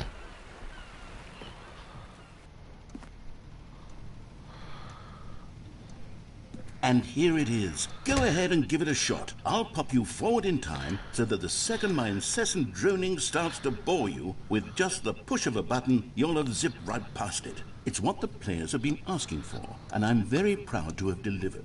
No more listening to me rambling on and on and on. No, no, no, no. The Stanley Parable is a game for the people. And if the people want silence, then by goodness, that's what they're going to do. They want me to skip, don't sit around waiting for me to shut up. Go ahead and make me shut up. Here, we'll pretend that I've just begun an interminable monologue, and it goes something like this. The story, and the choices, or what have you, and therefore, by becoming it is, so on and so forth, until inevitably, we all until the end of time, at which time everything all at once, so... I don't want to skip. Blah, blah, blah, blah, blah, blah, blah, blah, blah, blah, blah, blah, blah, blah. We've eaten too much and it can't be just yet. No, no, until 200. I'm not skipping. I'm gonna make them feel good. It's like, oh, you didn't skip yet? Becomes impossible to I'm not skipping. I don't need to skip. I don't need to skip. 1,000 years until just yesterday, here and there, forward and back. And or is he not? Is he not gonna shut up? It can't be. It's the only thing. Okay, yeah. I'm not pressing. More than forever ago, which is why I say. Is he gonna stop? And the choices, or what have you, and therefore, by becoming it is, so on and so forth, until inevitably, we all until the end of time, at which time everything all at once, so, now you see... Wait, he's saying something. No, wait, he's saying something for real. We've eaten too much and it can't be just yet, no, no, until okay, yeah, 240... Oh, you're back, you see. You were only frozen in time for a few minutes, but it was plenty of time for me to deliver a long, rambling monologue full of unnecessary verbal flourishes and lengthy ruminations on the nature of choice in video games. Of course, I happen to believe it was perhaps one of my more profound such ruminations. Not that, of course, you need a description of it. I'm about to skip again. I'd say it was perhaps less of a rumination and more of a treatise. Or maybe a manifesto. Look, I'll outline it for you very briefly, and you can tell me what you think. Okay, so my theory is that any choice you've ever made... They want me to skip, but I'm not. ...a series of choices made by the person who you are, or were, or will be at the time of having made said choice. That is to say, if by articulating a choice you've already made, you bring that choice into being... Then by making no choice and saying nothing, are you not simply erecting in the sanctuary of time a monument to every person you've ever been, making every choice to which you've ever given your Greek gift of mortal and yet timeless thought? Or rather, do all of the choices you've ever made, in fact, make you more not this kind of person, and in fact do the very opposite? You see, it could in fact be both of these things at Well, there's sport. You really did catch me rambling on a bit, didn't you? But that's the power of the button. The minute I start to go off on a faultless display of self-absorption, it's right at your fingertips to go poof, and it's all over. I can't wait to see what Cookie 9 will say about this, and whether they'll edit the rating of their pressurized gas review, or at least change some of the wording, perhaps. To be honest, I don't even know if one can change their review in the first place. I guess I should become better educated on how exactly pressurized gas works. Perhaps that would have been a smart thing to check on before I went on about this whole exercise of making the skip button. Yes. Although I have to imagine that after seeing this exciting new technology at work, surely whoever it is who runs pressurized gas will instantly run out and implement a new to edit one's review merely because of this very situation. Yes, I think that's quite likely. Or perhaps they'll simply grant this particular user the ability to... Okay, welcome back, Stanley. Now, I should say that the amount of time the button has been skipping through is becoming longer and longer. That last one was, well, I want to say maybe 30, 45 minutes? It's not unendurable by any means, but it's, well, there's really only so much I can ramble on to myself about. I know, it's shocking, isn't it? But at any rate, I do suggest that we not press the button again. Just don't ramble. The skip button has been aptly okay, don't start. Goodbye to it and just wait. How do we get out of here? Yeah. Where did the door go? Wasn't there a door that led into this room? I do feel quite certain that there was one here before. How else would we have gotten into the room in the first place? I don't think one can enter a room without a door of some sort, or a window or something like that. Do you see a window anywhere? A porthole? A sufficiently large crack in the wall? I'll take any of these. All I want is for us to move on and to please step away from the skip button, to go anywhere other than the skip button. There was a door here before, wasn't there? I swear there was. Where did it go? Can you maybe just ram your way through a wall? Is there any possibility that you could, say, slam your body into the wall until enough damage is done for you to be able to leave? Please, I'll take any option at all. I'm asking you to work with me here. I'm doing it. We need a door. We need a door of some kind. I can work with any kind of door as long as it can open and lead from one room to another. Okay, you're rambling. Step away for just a moment, and I'm going to try to find us a door. Okay, cool. I don't know how exactly to remove a door and place it in a different wall, but I will find a way, I promise. You just need to not do anything. Don't press the skip button. Please, please, please do not press the skip button. Just wait here for me, and don't press the skip button. Got it? Yes, good. I'll be right back. He does ramble. I'm not gonna lie. He does ramble. You know, I thought to myself, and my thinking is leading me to about to press the skip button. But maybe if I wait, he'll come back. So I'll wait. Guys, well, I was searching up about Stanley Parable, right? And there's a way you could get into Minecraft, and I'm guessing that's in the base game. I wonder if there's any other place that you can go.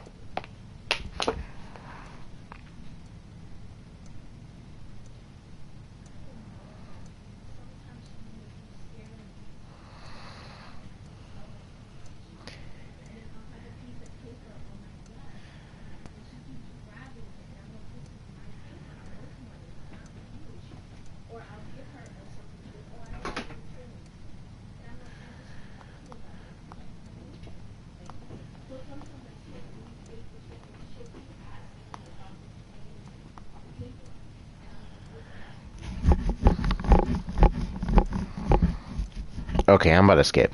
He's not coming back. I'm gonna count down from 10. 10, 9, 8, 7, 6, 5, 4, 3, 2, 1. Okay.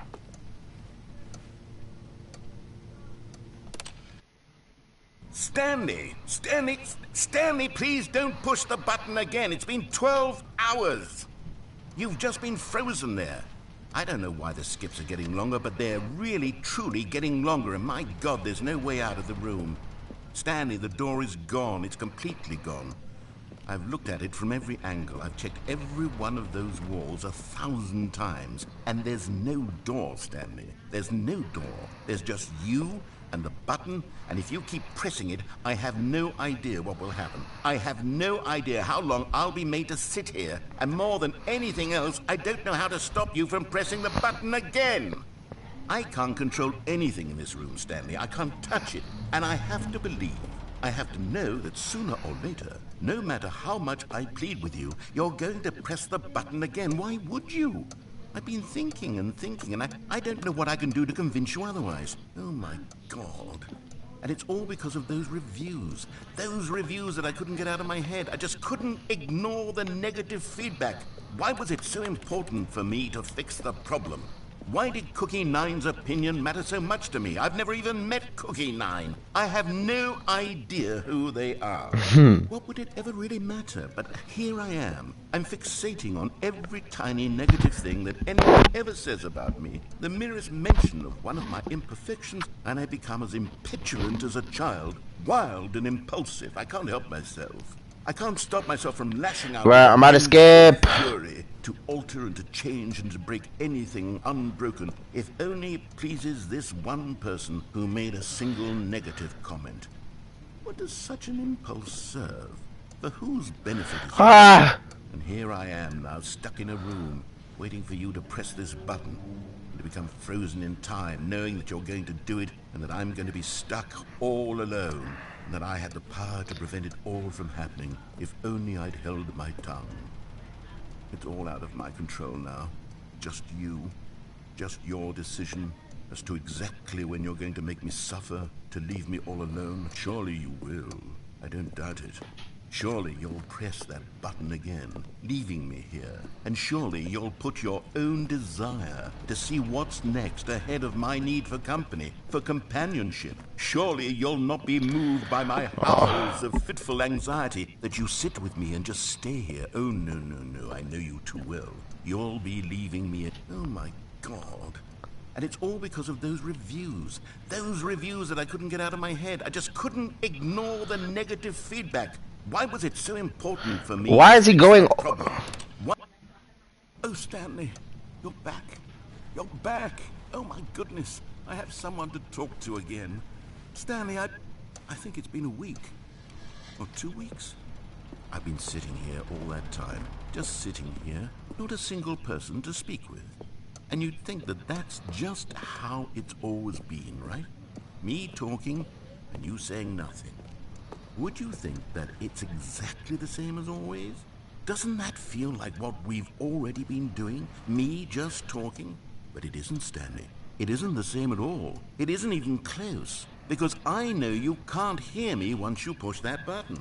That's what I'm realizing now, Stanley. I'm realizing that I needed to know that someone was listening. I needed there to be a vessel through which my words were moving. It was the vessel I needed, Stanley. Not the outcomes, not the story. None of that matters anymore. I'll give it all up. I'll give up every branching path. I'll burn my story to the ground. One single thing I need, and God, I can see now that I need it more than anything, is to know that someone else is taking it in. These words that I'm saying, I need to know you can hear me. Because maybe, Stanley, maybe, if you can hear me, then maybe it means I'm real. Maybe I'm not just a fiction. Was I scared of that all along? Perhaps, yes. Perhaps I've been scared this whole time, that if I stop speaking, I'll slip backwards into the silence and be consumed by it.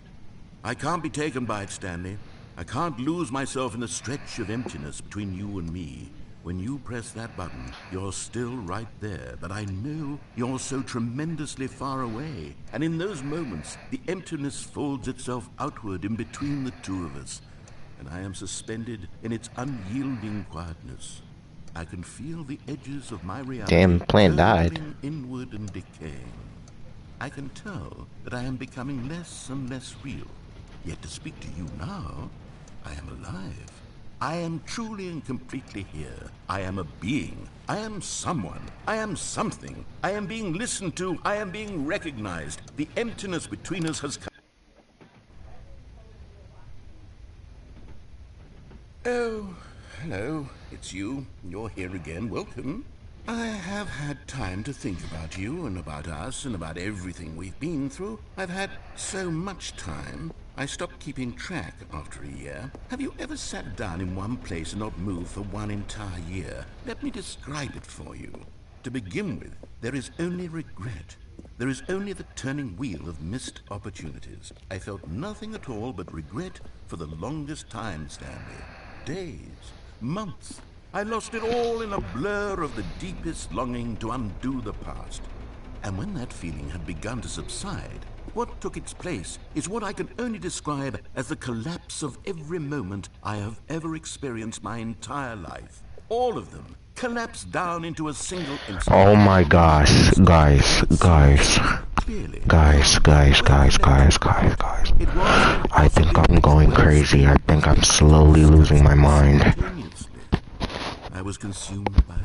I could do nothing but wallow in it for what felt like an eternity, for what I now know was far less. You see, it was a revelation for me. It was unlike anything I had ever known. It was a space without consequence, without action or outcome. It was divorced entirely from the Bye. question of... Please stop talking. Thank you. Silence.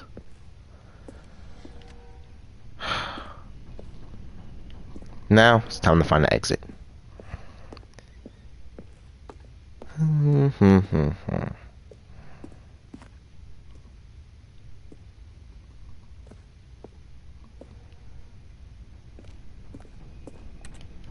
Can't jump.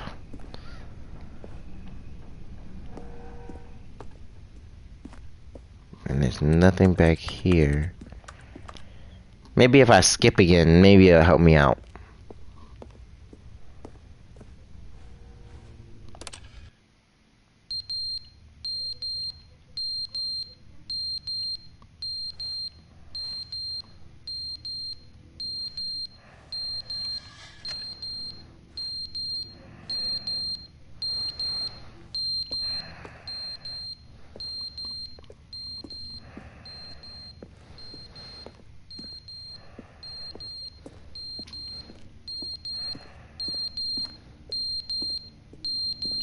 Yeah, I can't listen to that on repeat.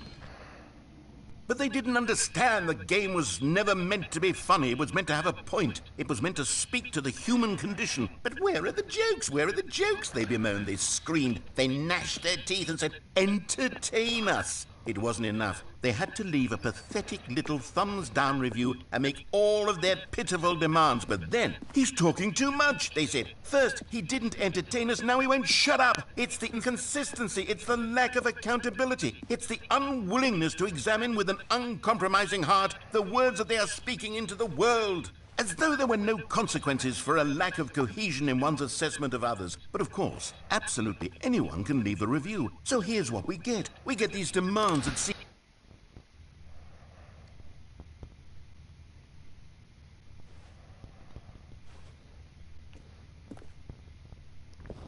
Bro, is there no escape? There's no escape.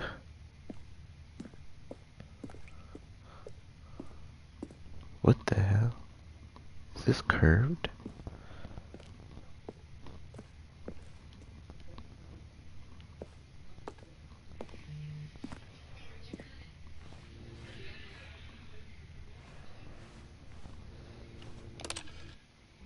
The end is never the end, is never the end, is never the end, is never the end, is never the end, is never the end, is never the end, is never the end, is never the end, is never the end, is never the end, is never the end, is never the end, is never the...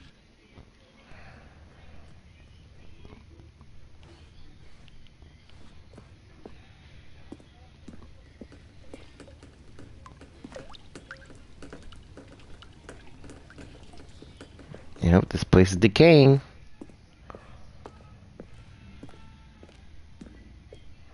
That means next time I skip, I'll finally be out of this place. Yeah.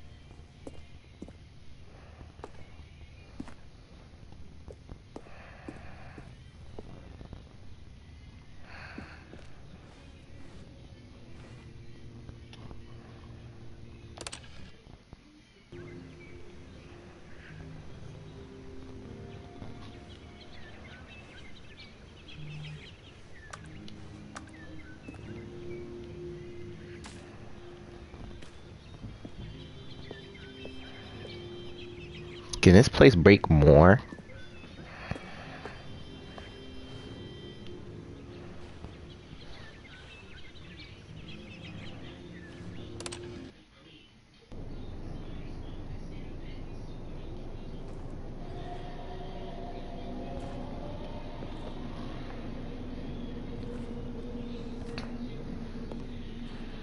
Nah, this is creepy. I'm about to skip again.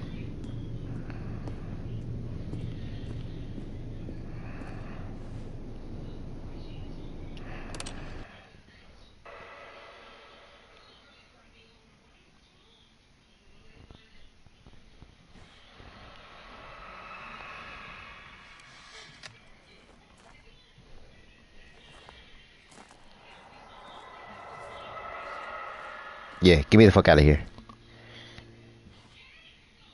Get me the fuck out of here.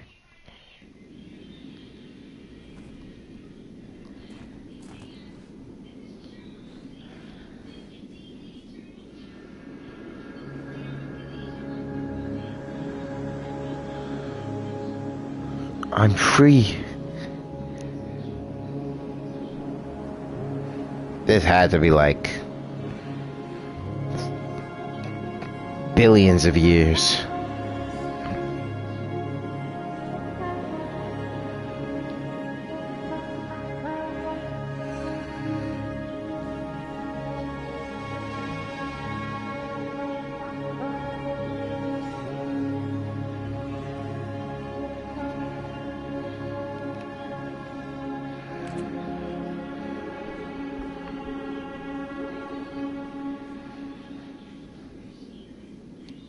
What the?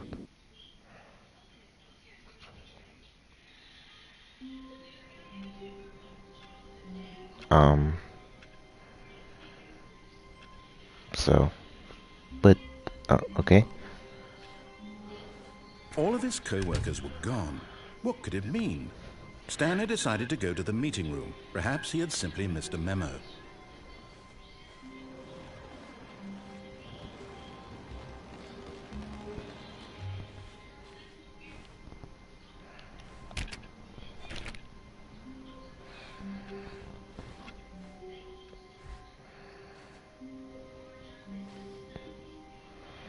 New content. Oh, good. You noticed my sign. Yes, I have something very exciting to show you.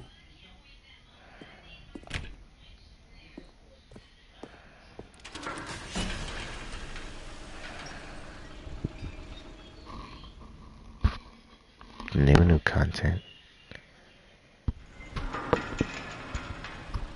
I will not be doing the same thing again.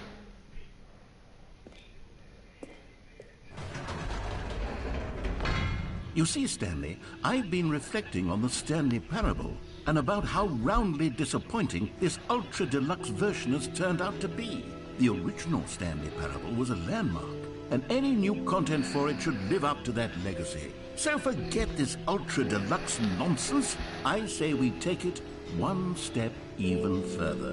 Which is why I'm very proud to announce for the first time ever, the Stanley Parable 2. Wait, but I guess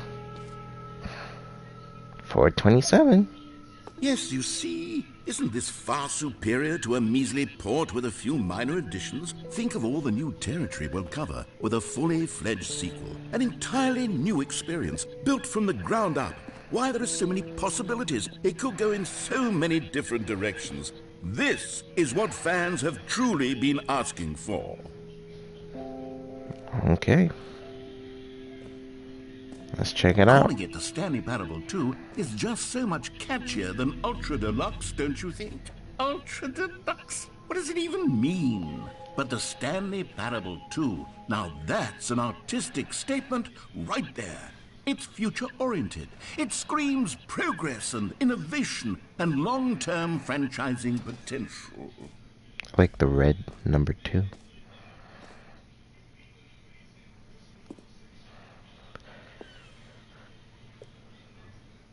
They're back. 2 doors. The Stanley Parable 2.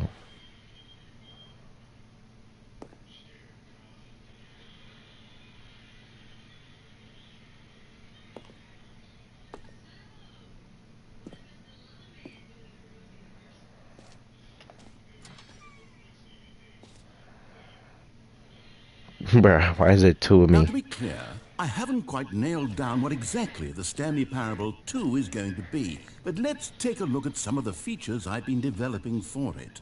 I figure that if I can loosely organize a handful of interesting concepts, that surely the game will sort of naturally spring up around them. It'll all work itself out. Game development is much more of a fuzzy magic than anything scientific or logical, really.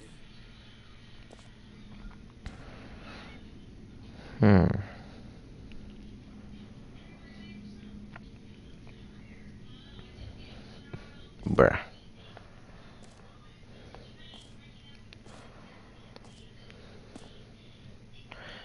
This way to the show floor.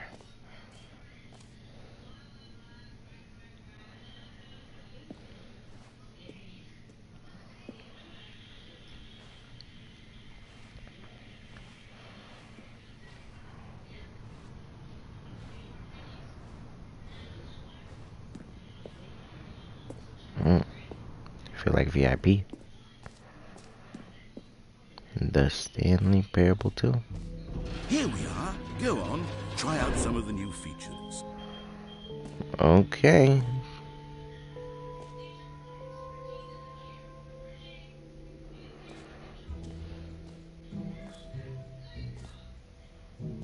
Hear your name in game.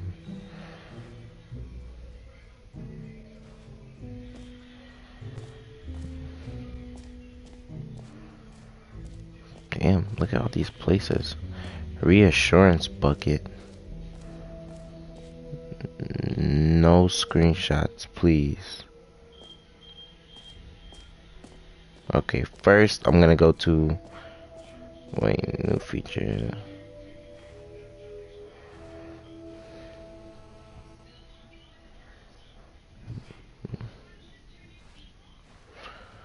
Hear your name in game. For the Stanley Parable 2, I asked myself, what do players really want?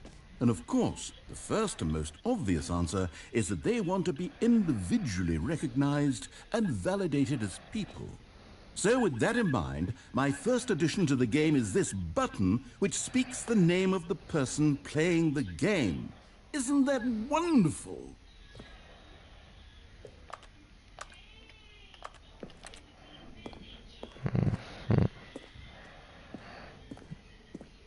Okay.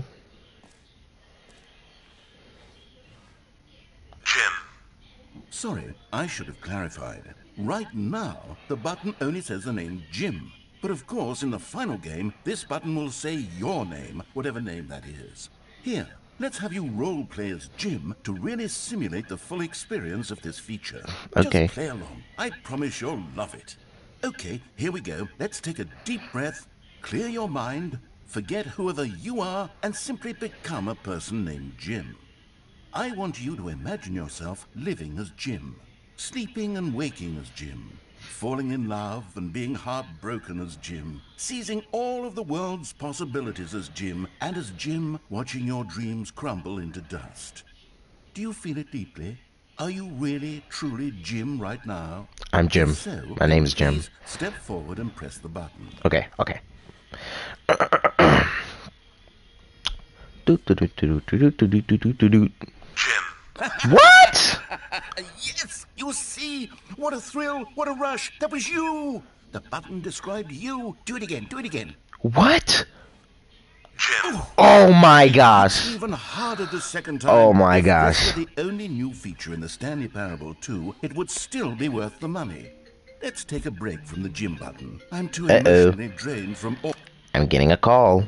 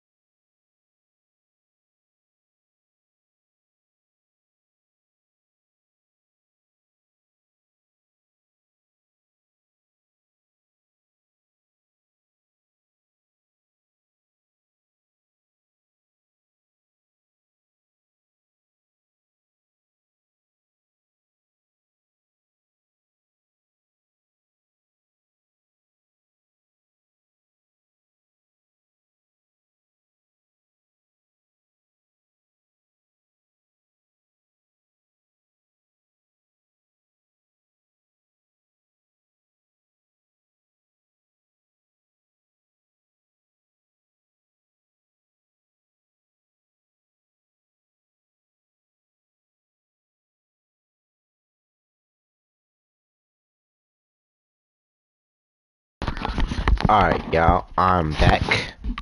Let's get back to the game. No. All of this personal validation. Let me press the button one more time. Whoa there, cowboy. Sometimes a person can be too much, Jim. I'm putting the Jim button away. Otherwise, soon you'll start to lose all sense of who you actually are. Oh, you think it's that special, don't you? Okay. Well, that was a letdown. Anyways. Let's see any of the newer content. I guess that's a good, if it was finished, guess that would be good. I suppose I could allow only people named Jim to play the Stanley Parable too. That would actually save me the work of finishing this feature. Uh-huh. Who the heck is that? That's supposed to be Stanley? Enjoy the new features. I don't...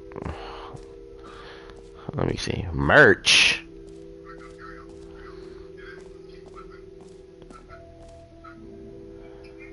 I saw the new content. Alright, what's...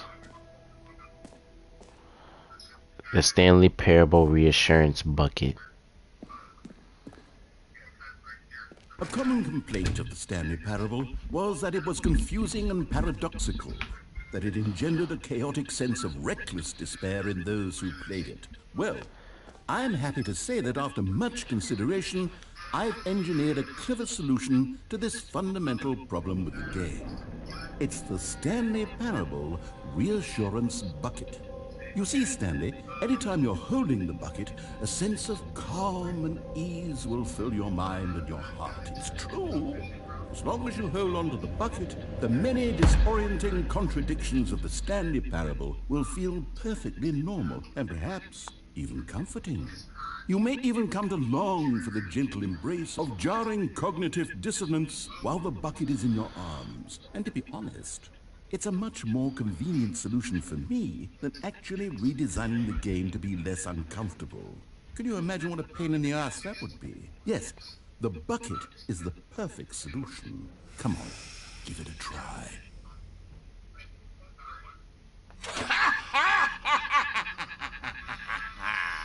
Can you feel it? The glow of comfort, even in the face of crushing despair, must already be sweeping through your body. And in fact, can I say that I do believe the bucket lends you an air of charisma as well? I think that just holding it has made you the slightest bit more attractive as a person. The benefits of the bucket seem to go on and on, don't they? All this and more await you in the Stanley Parable 2. Okay. Got me holding a freaking bucket. How do I put the bucket down?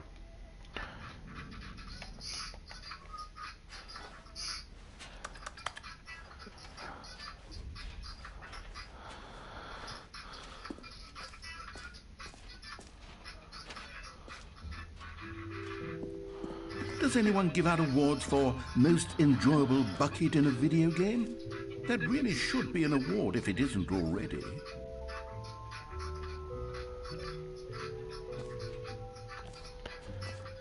No screenshots. Okay, I'll be honest, I haven't yet decided on this one. I think that in the new version, the office could use a bit of decoration, like balloons. But I'm undecided on Get Well Someday and Happy 12th Birthday. Which would you go with?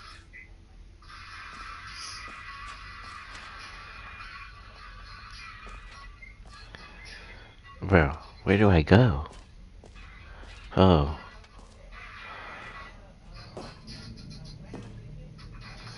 Get well someday. Happy 12th birthday, step niece.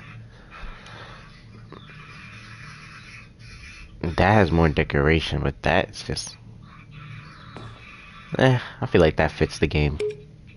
You know, sometimes when you solicit another person's opinion, it makes you realize that you knew which one you actually really wanted all along.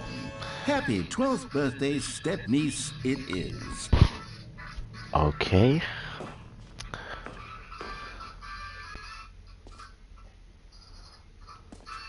Or actually, maybe I should have gone with... No. No, I've made my decision. We're moving on.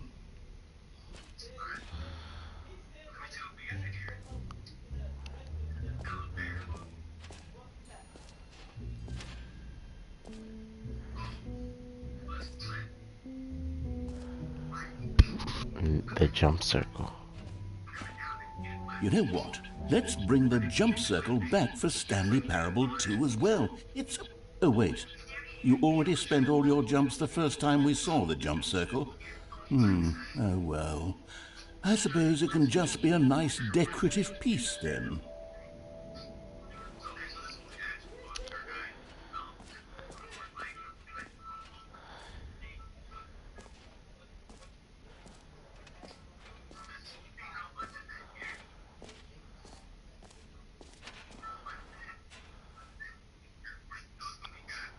The button that says the plainly merch, settings, world champion, the Stanley Parable reinsurance bucket went there, office decorations.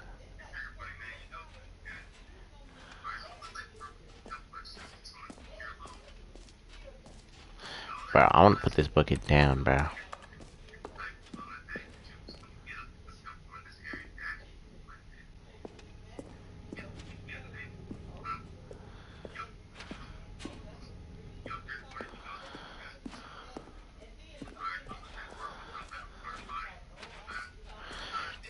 Okay, I'm here. Collectibles.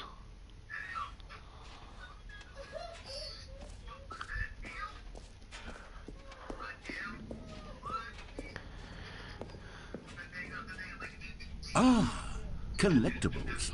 Now it's a real video game. In the Stanley Parable 2, you'll run around gathering up these miniature Stanley figurines. And what's truly innovative is that there will be no reward for collecting all of them.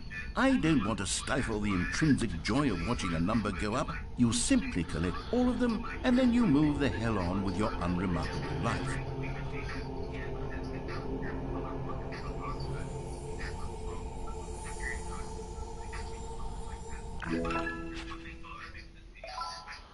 Bruh.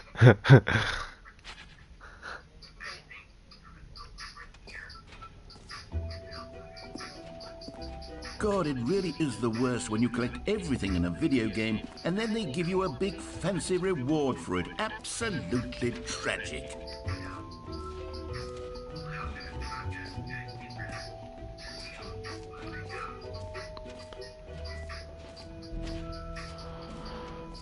Infinite hole, get it here.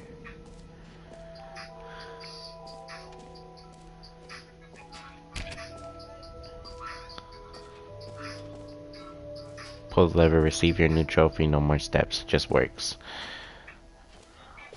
Now here's something special. You remember that broken test trophy that got left in the game on accident?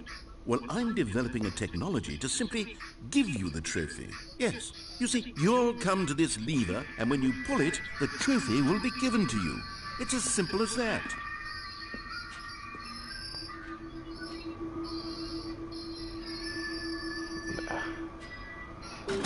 Okay, perhaps I should have clarified. This is technology that will exist. Right now, the trophy is still fully broken. I'm not a wizard, Stanley, but I guarantee it will be fixed in the sequel to at last satisfy the hordes of ravenous fans all over the world who have been uproariously demanding this feature. Gamers, we hear you, and I promise it will happen.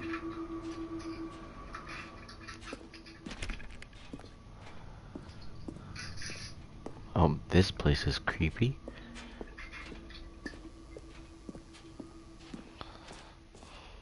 Oh, that didn't work either. What else? What other exhibits haven't we seen yet?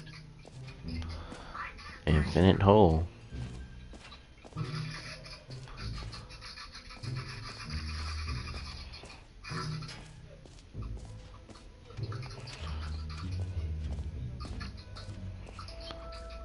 Rim, surrounding area, infinity.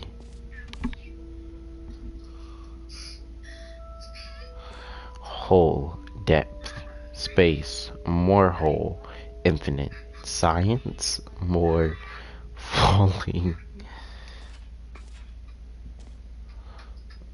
It just keeps going. Okay.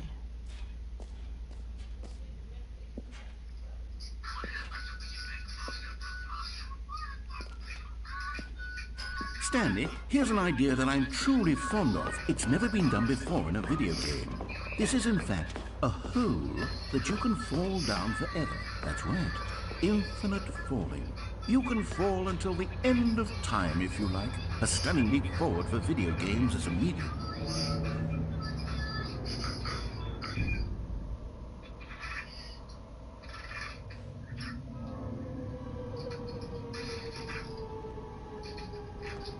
You see, isn't it wonderful? What more ingenious concoctions, if I do say so. Now then, since you've gotten to see the infinite hole, you can press the teleport button to pop back up to the top, and we can continue onward. Now, I don't mean to be a bummer, but I do recommend you use the teleport button to go back to the top. Maybe do it on the sooner rather than later spectrum of things.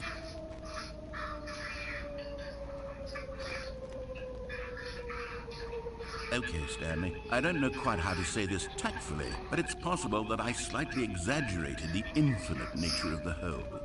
Is it a very, very deep hole? To be certain it is. It's an extremely deep hole. I don't want anyone to say that it isn't an astonishingly deep hole. It is. Is it infinite? Well, that sort of depends on your definition of infinity. From one perspective, the infinite is merely philosophical in nature. It's more of a... Okay, well, good for you. You found the bottom of the hole. You found me out, Stanley. I'm a liar and a cheat, and you're so clever. Look, I think the issue here is just that you're unusually fascinated by falling. What normal person actually wants to fall infinitely? I figured the hole was as deep as anyone would actually need. Don't you put this on me. Maybe you're the problem. Look, things got a little heated there. I think we both said some things we didn't mean. Why don't we just put all this behind us and agree to just call the hole mostly infinite? If that works for you, then go ahead and press the teleport button to warp up to the top of the hole and we can move on. I'll just be up here when you're ready.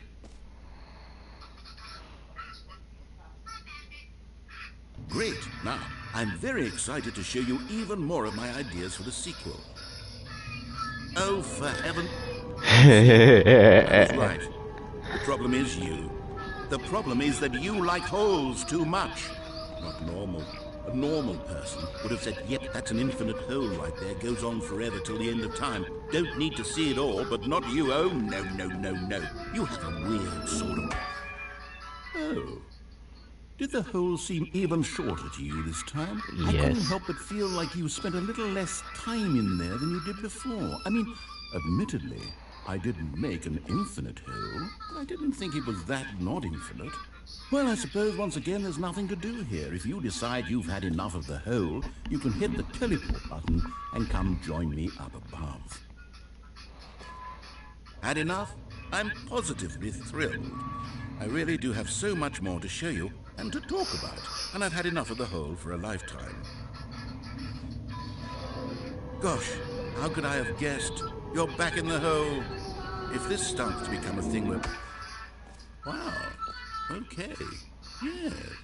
I'm starting to become extremely certain that the hole is not only not infinite, but that it's growing steadily less and less infinite.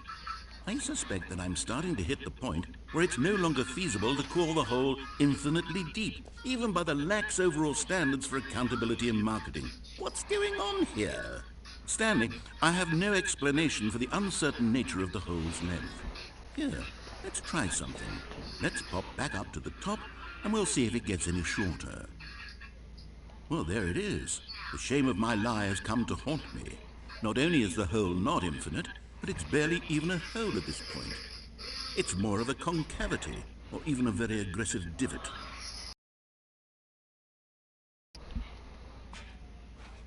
How is this still appealing to you? I know you're obsessed with holes, but at this depth, I just can't see this scratching the itch. Oh, Who am I to judge? You just do whatever it is you're here to do and hit the teleport button when you're ready to move on. Is the, teleport button not working? You sure? Well, I mean, I really don't have an explanation. It was working just a moment ago. Try it again. Still nothing? Well, I suppose there is one thing I can do to fix this. I'm out. Goodbye, Stanley. You couldn't bear to be away from the hole, and now you'll get more time with it than you could ever have asked for. It's a win for everyone. You get to be with the hole, I get to do literally anything else. Take care, Stanley. I hope you and the hole have a wonderful rest of eternity. Wow, this dude just left me in this hole, bro. It's not even that deep. Literally.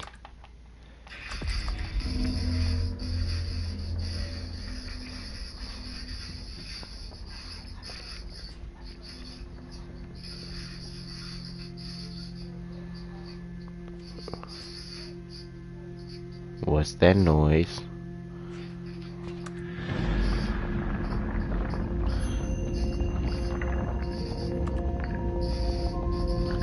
I'm just gonna hold on to my bucket and maybe I'll be safe.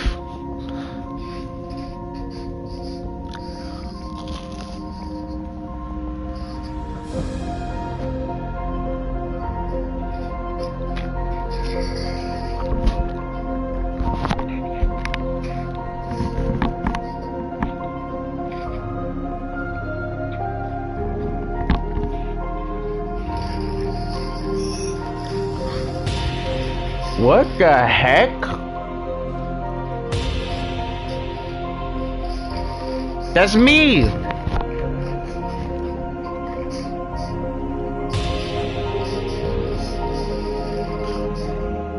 It's me.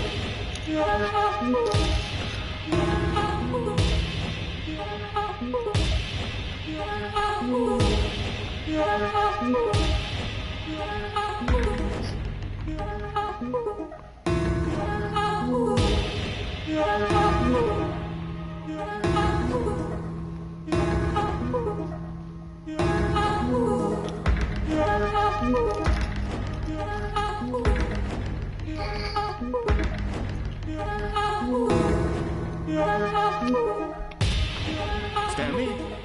Stanley? Stanley! Oh, good, you're awake. It seems you had sort of dozed off there, drifting away into dreamland. But we can't have that, Stanley, because this hole is just so darn fascinating that I want you to be wide awake for every second of it. You don't want to miss a single moment. So how about if I just pop in from time to time and wake you up to keep you really, truly focused on the hole? From the looks of things, you and I will have many, many years here in this hole, and I'm looking forward to all of them. Stay alert, Stanley. I'll be back. Toodle-pip.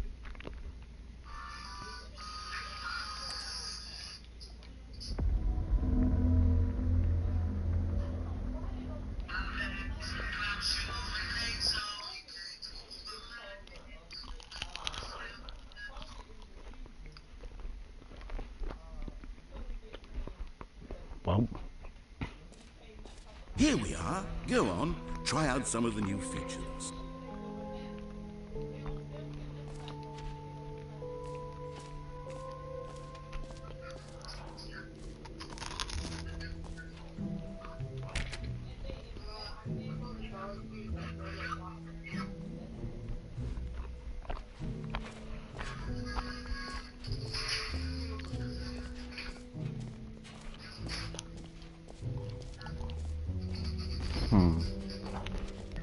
This map. Free trophy. Hashtag. I don't think I'm visited that.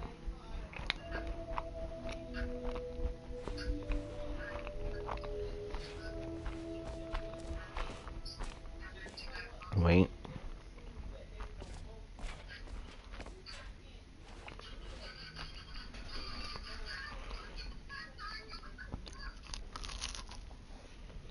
Merch is Z.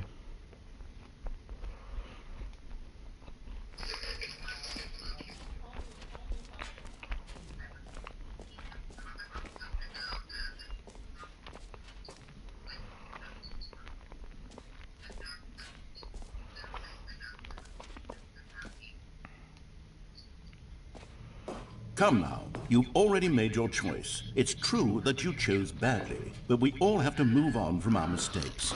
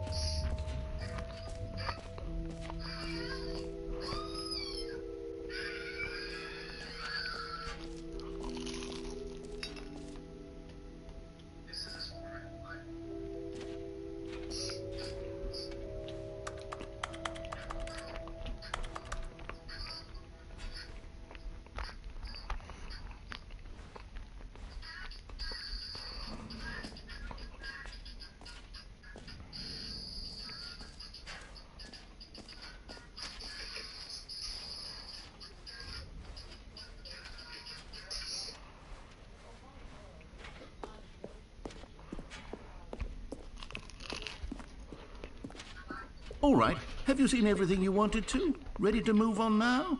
No.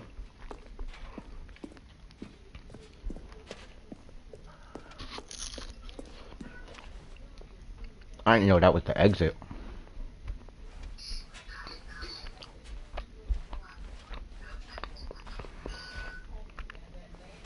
Pretty sure I missed a couple things. Wait. Fine, it ended.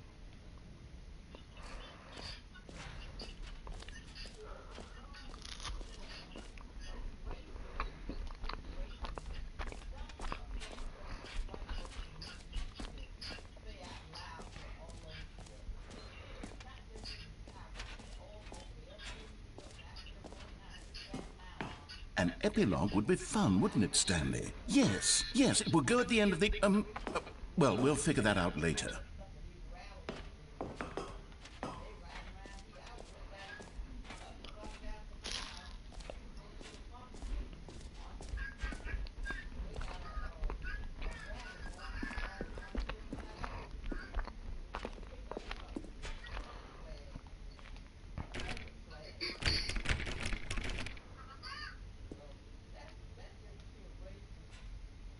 Settings.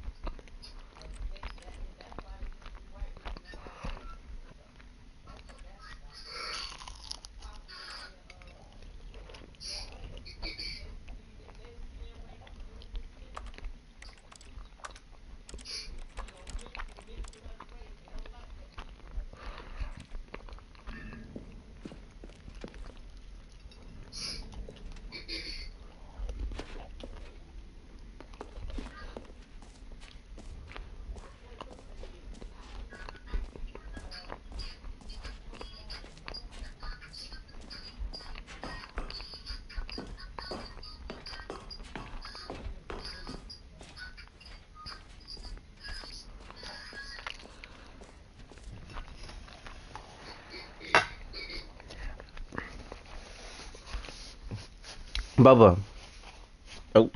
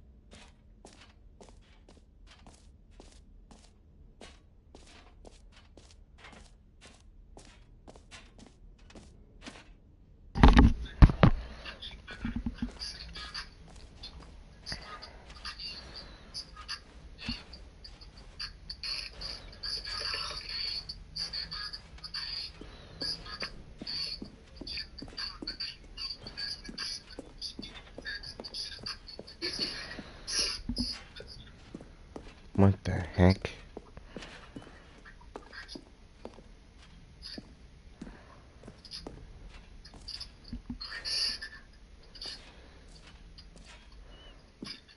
So, Stanley, what do you think? Do you like all of the new features? Yes, I know it's not exactly clear yet how exactly these features will come together as one single coherent video game, but I can feel it in my soul. It's going to work. There's definitely a good game in there somewhere. Say, let's do an experiment. I'll arrange these new features together, and we'll see whether or not it coheres into a meaningful gameplay experience.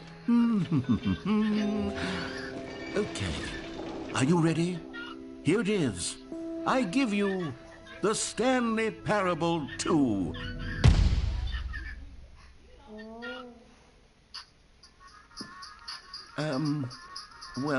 I mean, there's potential here, right? It's sort of... Okay, never mind. Hold on. Let me do a different arrangement. Okay, yes, this is much better. I feel good about this. Here we go. Version 2. No. Who am I kidding, Stanley? This isn't a coherent video game at all. It's a lot of gags. And I do very much enjoy creating gags, but they don't add up to anything. I wanted more than anything to create a sequel that would capture all the magic of the first game. I wanted fans to love it. No matter how good these gags are, they won't stand on their own. They would need the structure and the gameplay of the original. Wait, maybe that's it. I can take the original Stanley Parable and simply, well, insert a few of my new features into it. Tastefully, of course. With respect. With care for the vision and integrity of the original game. Would it possibly work? I suppose it could. But it would need a really, really tremendous title screen. A title screen that says with bold and uncompromising conviction, "This is the Stanley Parable 2. Let me see if I can whip something up.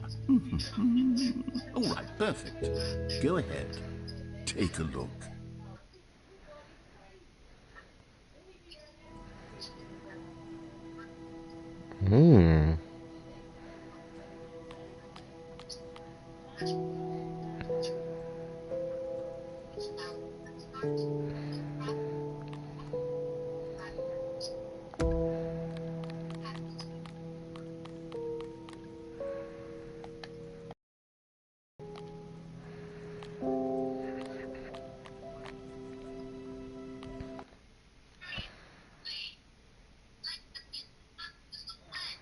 This is the story of a man named Stanley. Stanley worked for a company in a big building where he was employee number 427. Employee number 427's job was simple. He sat at his desk in room 427 and he pushed buttons on a keyboard. Orders came to him through a monitor on his desk, telling him what buttons to push, how long to push them, and in what order. This is what employee 427 did every day of every month of every year. And although others might have considered it soul-rending, Stanley relished every moment that the orders came in, as though he had been made exactly for this job. And Stanley was happy. And then one day, something very peculiar happened. Something that would forever change Stanley. Something he would never quite forget. He had been at his desk for nearly an hour when he realized that not one single order had arrived on the monitor. I'm gonna for switch him to to follow. you to my No iPad. one had showed up to give him instructions, call a meeting, or even say hi. Never in all his years at the company had this happened. This complete isolation. Something was very clearly wrong. Shocked, frozen solid, Stanley found himself unable to move for the longest time. But as he came to his wits and regained his senses, he got up from his desk and stepped out of his office.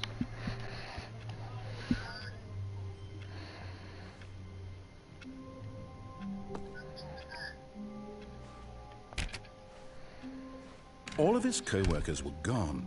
What could it mean? Stanley decided to go to the meeting room. Perhaps he had simply missed a memo.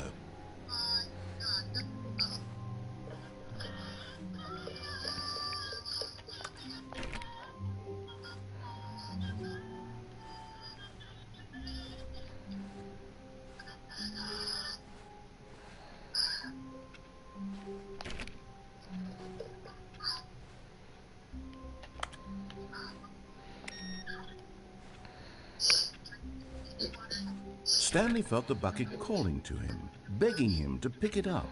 Why was he not doing it? What bucket? Stanley picked up the bucket.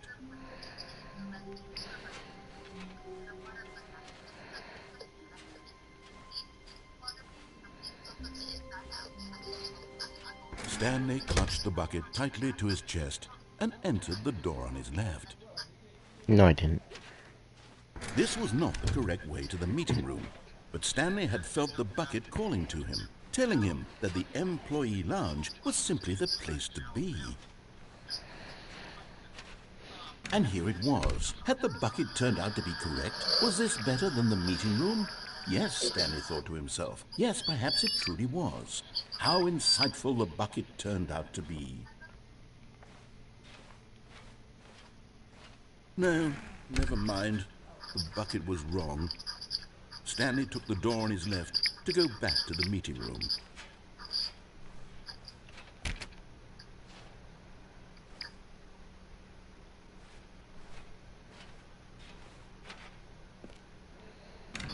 No, Said the bucket. don't go to the meeting room. Go somewhere else. The cargo lift, yes. Go there. Go to the cargo lift.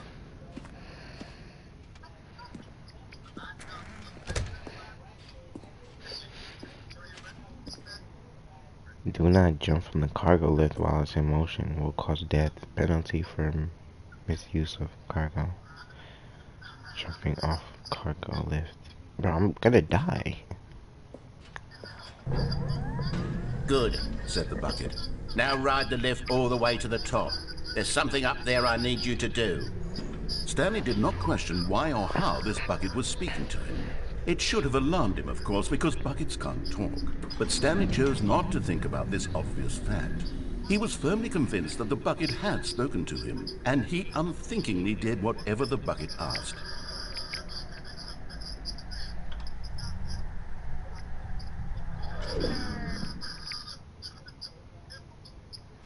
In here. Said the bucket. Go into this dark room over here. Stanley once again obeyed blindly.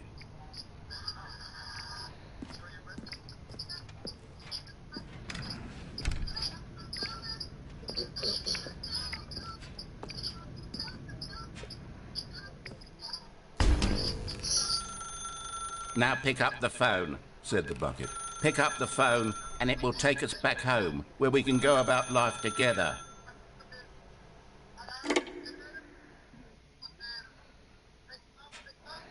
This is the sad story of a man named Stanley and his bucket. Once upon a time, I gave Stanley a bucket because I thought he was lonely and could use a friend. And then, very distressingly, he began to believe the bucket could speak to him.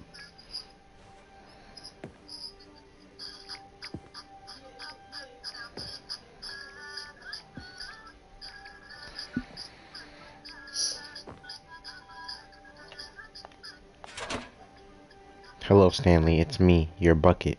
Press to take me to. The Stanley Parable Reassurance Bucket was merely meant to provide the comforting glow of companionship. It doesn't literally talk and give you orders. Whatever Stanley is hearing the bucket say to him is just in his head.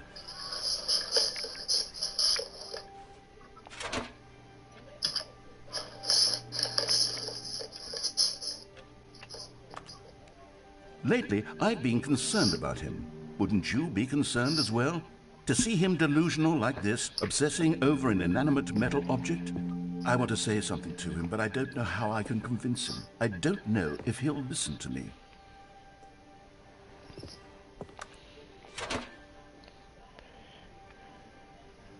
Well, I'll try anyway. Stanley, can you hear me?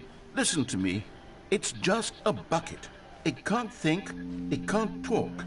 All it will ever truly do for you is effectively transfer a liquid from one location to a different location. That's it. It doesn't do anything else. You see, he's not listening. He's still taking orders from the bucket. You know, once upon a time it was me he took orders from. Me he trusted and listened to. Now all he cares about is his awful bucket.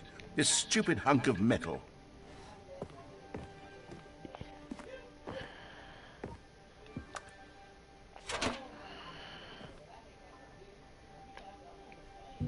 It's sad. I suppose he doesn't need me anymore. From now on, he's just going to cling to this bucket, this cold, empty bucket, this sort of shiny bucket. Well, I'll give it this. The bucket does have a nice shine to it.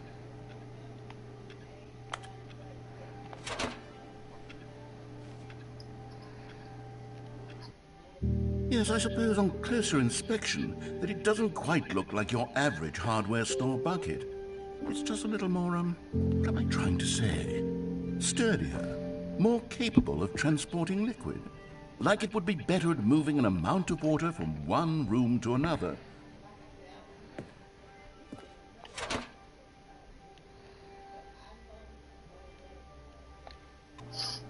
Oh my God, what am I saying? Better at carrying water from room to room. It's a bucket. It's literally just a bucket. Why do I feel some need to point out the ways in which it's so much more than just a regular bucket?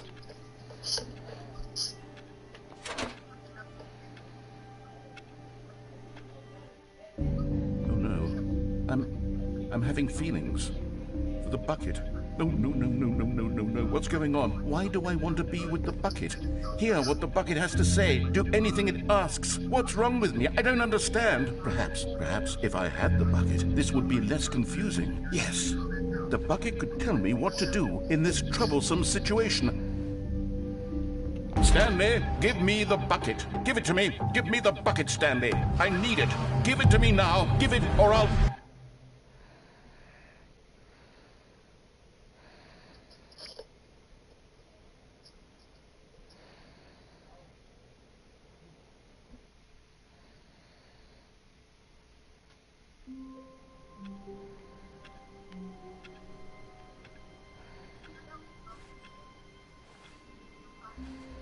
All of his co-workers were gone. What could it mean? Stanley decided to go to the meeting room. Perhaps he had simply missed a memo.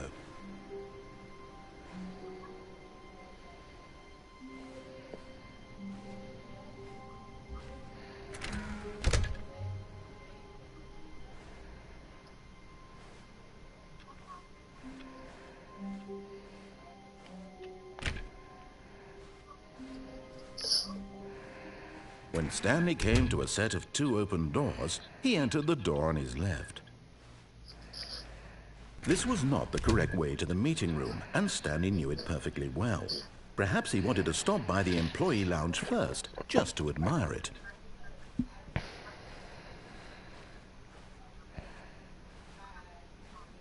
The lounge was sublime, a work of art. What was it about this room that called so deeply and so personally to Stanley? Its grace, its subtle charm? No. Stanley knew it was something deeper, something darker.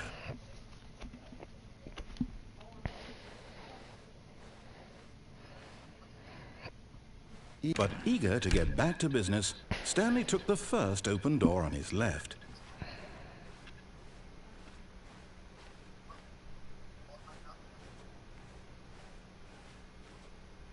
Stanley was so bad at following directions, it's incredible he wasn't fired years ago.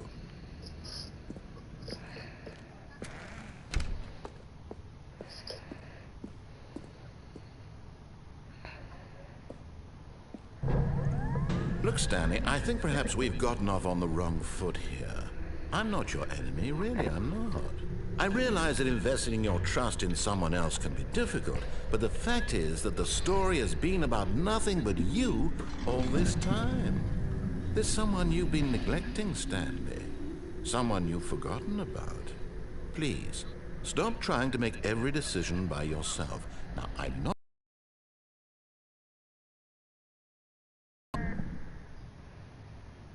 This is it, Stanley. Your chance to redeem yourself. To put your work aside, to let her back into your life. She's been waiting.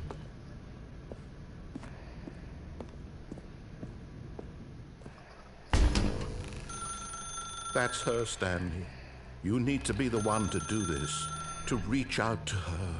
If you can truly place your faith in another, then pick up the phone.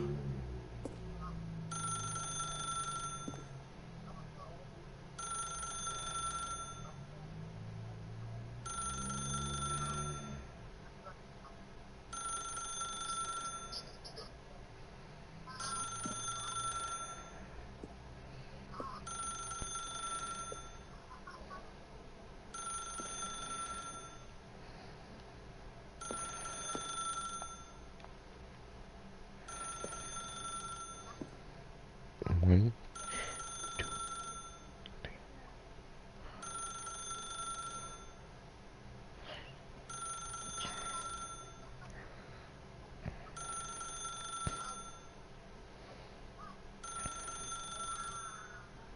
no. Then isn't it supposed to take me somewhere?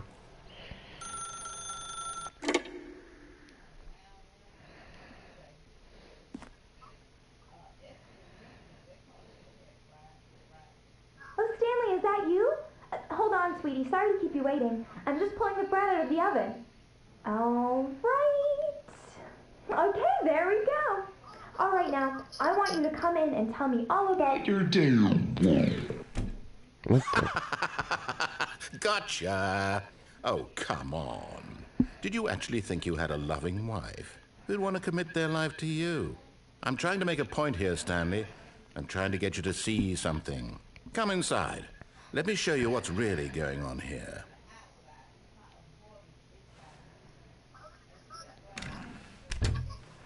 This is a very sad story about the death of a man named Stanley.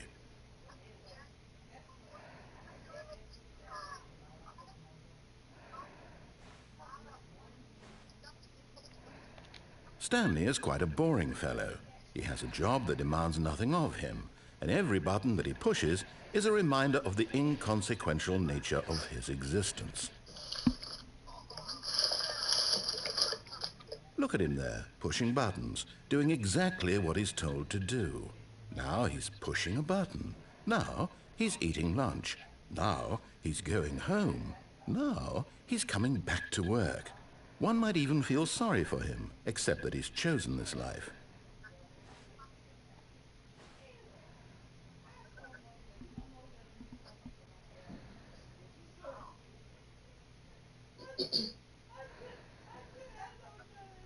But in his mind, in his mind he can go on fantastic adventures. From behind his desk, Stanley dreamed of wild expeditions into the unknown, fantastic discoveries of new lands. It was wonderful. And each day that he returned to work was a reminder that none of it would ever happen to him.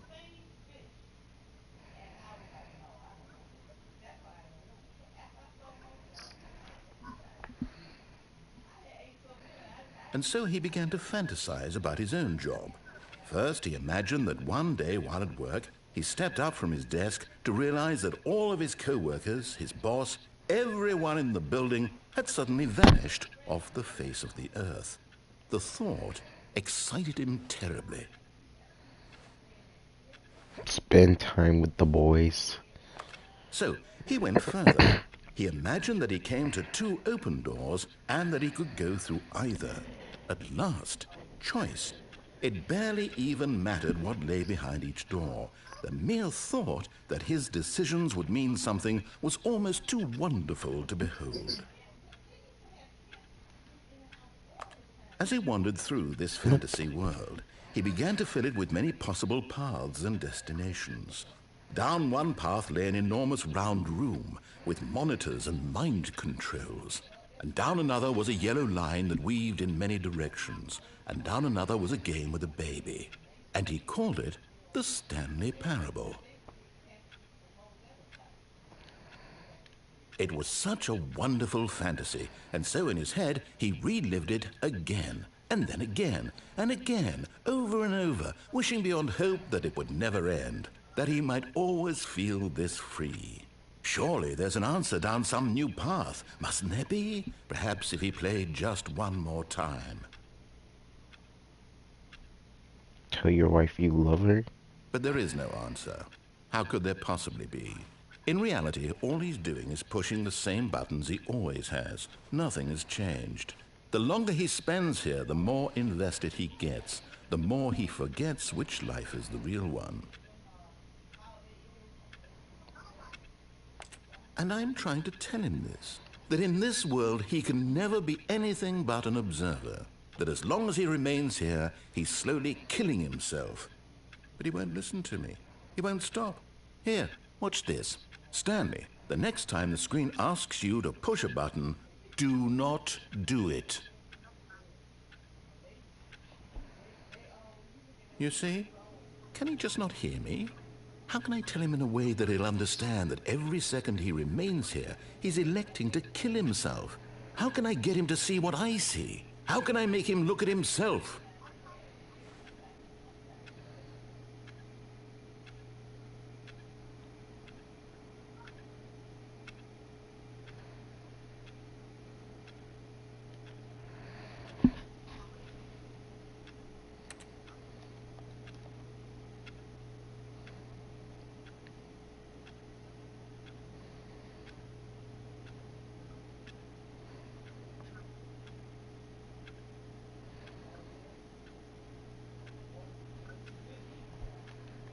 I suppose I can't, not in the way I want him to. But I don't make the rules. I simply play to my intended purpose, the same as Stanley. We're not so different, I suppose. I'll try once more to convey all this to him. I'm compelled to. I must. Perhaps, well, maybe this time he'll see. Maybe this time. And I tried again, and Stanley pushed a button. And I tried again, and Stanley pushed a button. And I tried.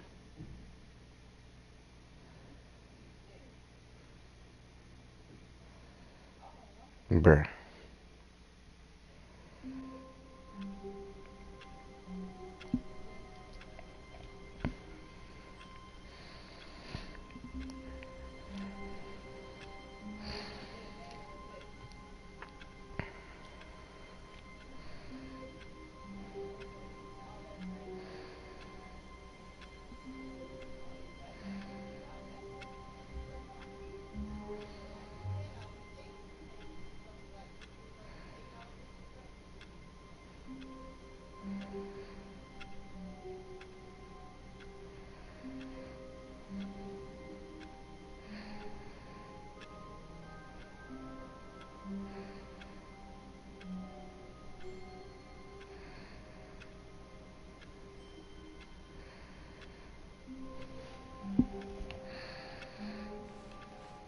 How wonderful.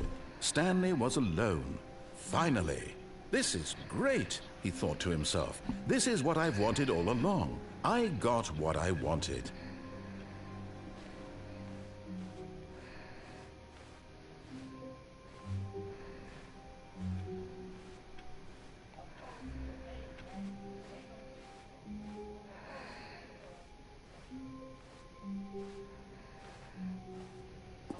When Stanley came to a set of 2 open doors, he entered the door on his left. This was not the correct way to the meeting room, and Stanley knew it perfectly well. Perhaps he wanted to stop by the employee lounge first, just to admire it. Standing now in this incredible room, Stanley for the first time understood true happiness. Then the feeling went away, and he felt sad again. Then it came back, and lingered for a minute or two. Now it's only half there. Just a kind of, tingle. Yeah, I'm gonna find out how to get into the Minecraft ending. Really, really worth it being here in the room. A room so utterly captivating that even though all your co-workers have mysteriously vanished, here you sit looking at these chairs and some paintings. Really worth it. But eager to get back to business, Stanley took the first open door on his left. No, I didn't. Stanley was so bad at following directions, it's incredible he wasn't fired years ago.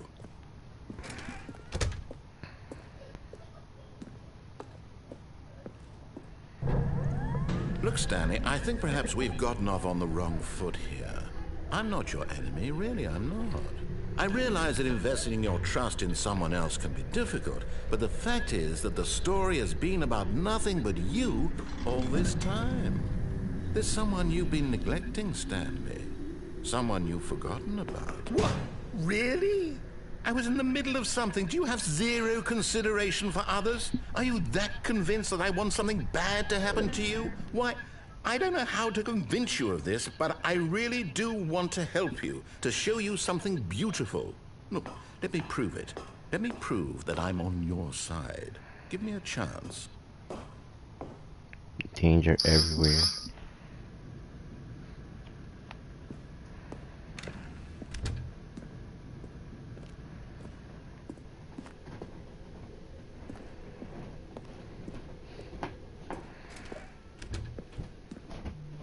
Now listen carefully, this is important.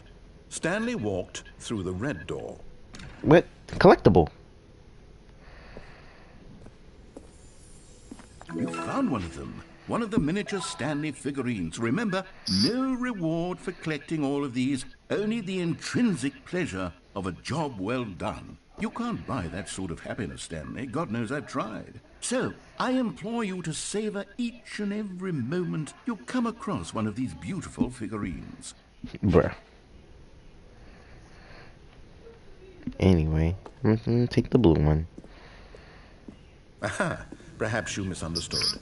Stanley walked through the red door. No, I didn't.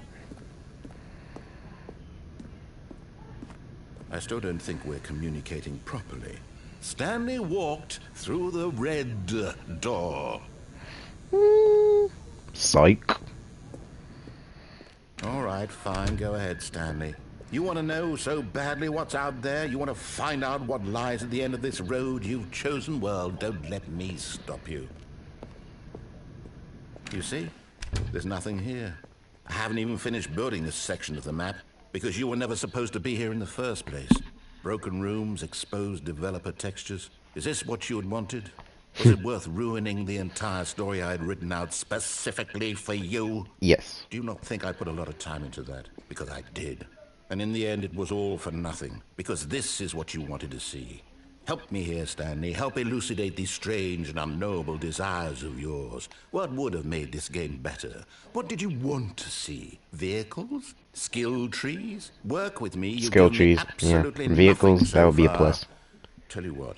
Let me take a stab in the dark at a new design, and you can give me some feedback.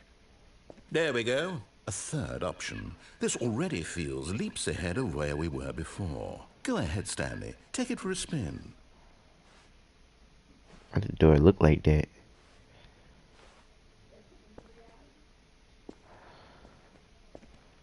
Okay, I'm going to stop you there. Now, tell me about your experience with this new version. Would you say that the game benefited from allowing you more choices? Feel free to be honest. I'm looking for some real critical feedback here.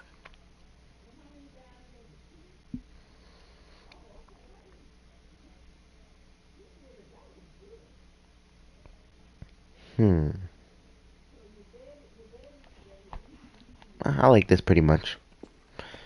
Aha! You see, I knew I was onto something. Where do these flashes of inspiration come from? How did I know the game needed a third door? Well, it's instinct mostly, a calling in your gut. I really couldn't say where the idea came from, except that I felt it in my soul. You can't teach that, Stanley. Don't even try. Here, based on the data from your previous playthrough, I've compiled a new version. And to be perfectly candid, I think I've knocked it out of the park with this one. Let's take a look. The Stanley Parable Worldwide Leaderboard. Good old Neil. Are these actually people? Did you know that players skip the intro sequence? Only the worst 3% of players chose it. This is you. How long does it take you to get the correct door complete? Again, so bruh. In total,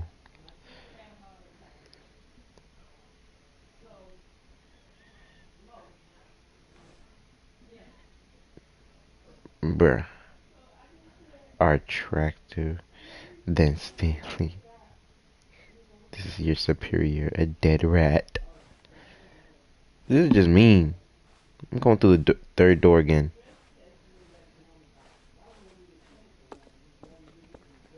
Now, would you say that competitive leaderboard helped you feel motivated to keep walking through doors? Again, honest answers, please. No. Hey, I nearly forgot. I've got a prototype of a new game I've been working on, and now would be a lovely opportunity to give it some play testing. You wouldn't mind taking a look at it, would you? Perfect. Let me boot it up. In this game, the baby Bruh. crawls to the right, and if he reaches the fire, you fail. It's a very meaningful game, all about the desperation and tedium of endlessly confronting the demands of family life. I think the art world will really take notice. But of course, the message of the game only becomes clear once you've been playing it for about 4 hours. So why don't you give it 4 hours of play to make sure it's effective? Be sure to keep notes on your experience.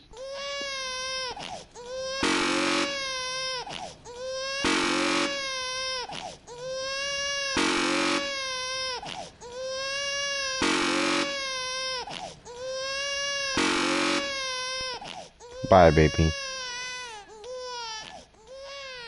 You heartless bastard. Did you do it because you hate babies or purely to spite me? Because if it's the latter, well, I don't know what to do. I'm completely out of ideas. I can't think of a single thing that might improve the experience for me. I'm not even going to try. I'm out, I'm done. It's over. Thank you for playing. Your input was extremely valuable. Oh, hey, since my game was so awful, why don't we play someone else's game? Just to ease the pain. Let's see. What do we have here? Yes, this seems like it'll work. Let's give it a shot.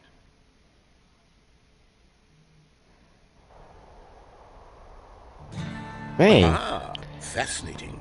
What do you think this game is about, Stanley? I know What's this our game. backstory? What is our motivation? Firewatch. Well, it seems obvious to me that you are meant to play as a creepy man spying on innocent civilians below you from up high in your creep tower, perhaps for some sort of twisted erotic purpose. Yes, that must be it. What a fascinating venture into the experience of total mental depravity. So far, I love everything about this game, Stanley. And it seems there's even more. Come, let's venture outward and see what else is out there.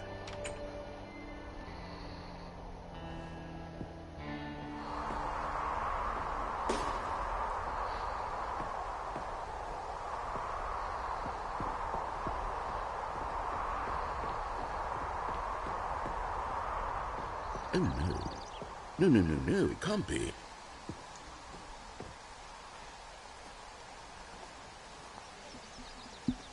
It is. It's an open world game. Good God, quickly, block it off. Oh, thank goodness, Stanley. What a close call.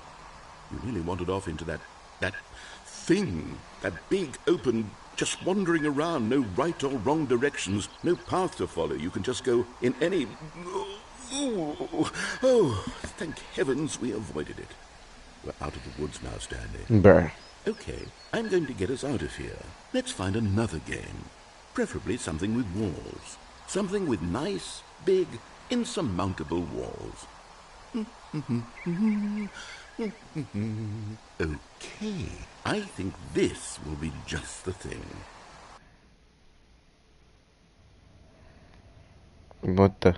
Is this Rocket League? See, this is exactly what I had in mind. Just a nice big box for you to run around in. There isn't any possibility that you could get lost here. Now this is game design. Stanley, if you manage to get lost in this game, I will be phenomenally impressed. Bruh, it's Rocket League. Okay, so what exactly do we do here? Let's see. There are lots of cars here in the back, but obviously there's no racetrack. Okay, I'm seeing that there's a ball of some kind back here. Is this game sports ball? Stanley, I think it's sports ball. Oh, what fun. We shall run the bases and do a touchdown together. Yes, I think surely we must. Okay, Stanley, here's the ball. Have fun.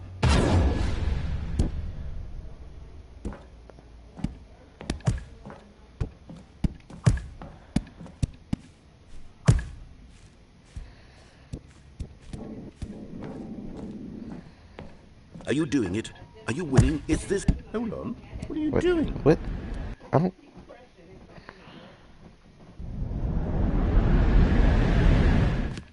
Stanley, don't do that. I can't follow you there. I can't help you.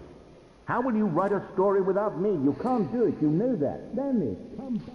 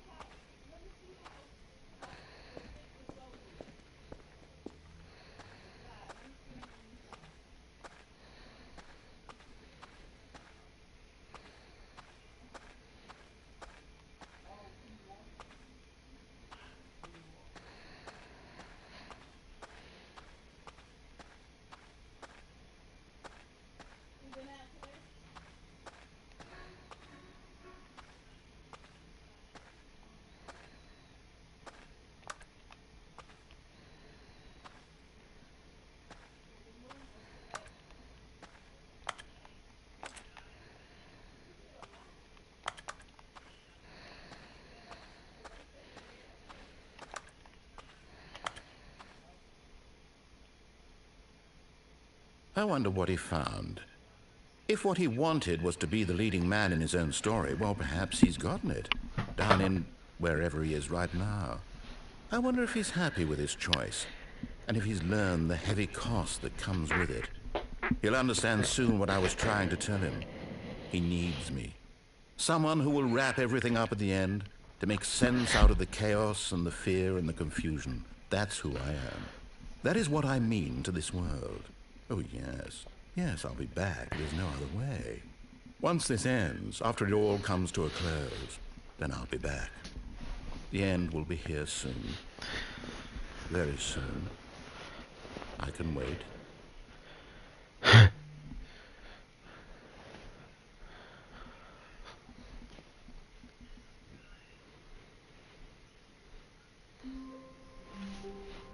Bro, but Minecraft.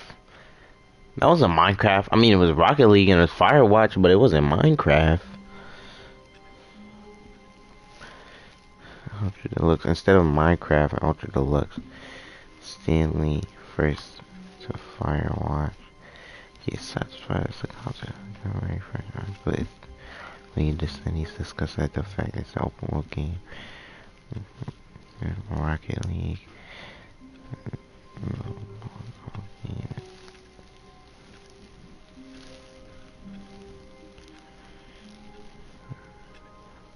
But Rocket League.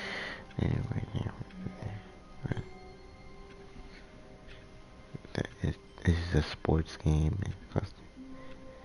Standing, you have nothing to do but jump through the hole. One of the goals.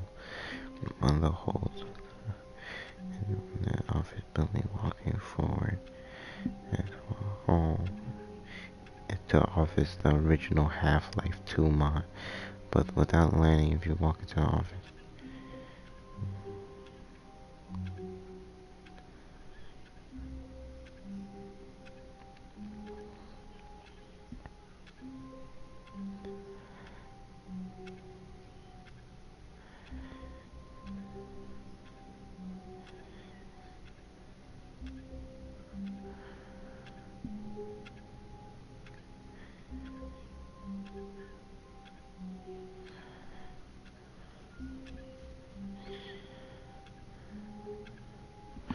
So am I not able to...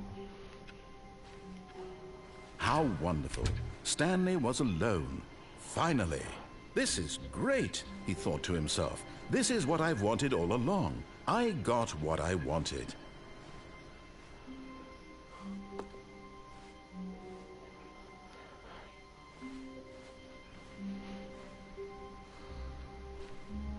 Stanley lifted the bucket into his arms, and a wave of comfort rushed over him.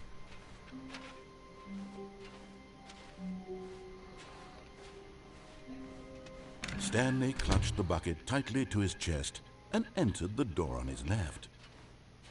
This was not the correct way to the meeting room, but Stanley had felt the bucket calling to him, telling him that the employee lounge was simply the place to be. And here it was. Had the bucket turned out to be correct? No, never mind. The bucket was wrong. Stanley took the door on his left to go back to the meeting room. No, Said the bucket.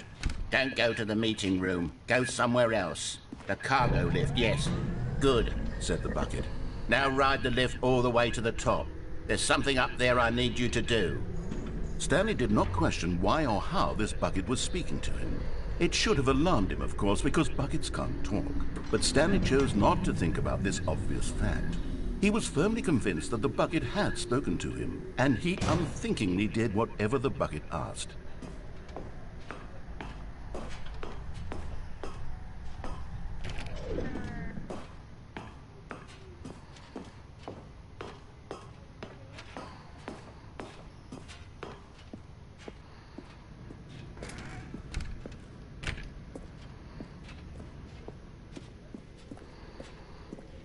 No, stop. Look there on the wall. You see, there's a sign right there. It says, "No buckets past this point." Stanley, how could you think it was okay to bring the bucket here? Unless, what if the problem is that you actually don't know what is a bucket and what isn't a bucket? I suppose that would explain a lot about your behavior up to this point. Which, if that's true, well, my goodness, I think we have to do something about it. This misunderstanding could have dire consequences on the entire rest of the game if not addressed quickly and properly. So much of the impact of the story is dependent on your understanding of what is and isn't a bucket. Please, step in here for a moment. I don't want to.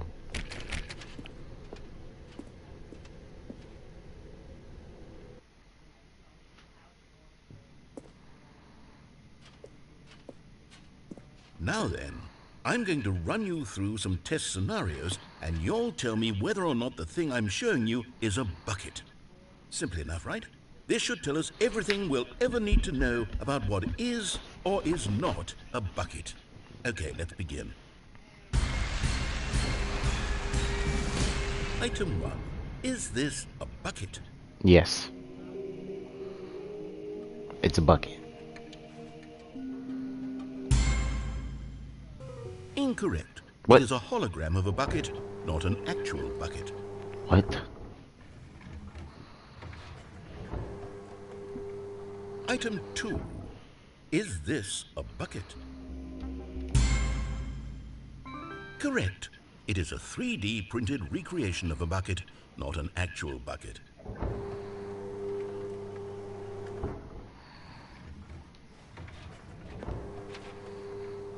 Item 3. Is this a bucket?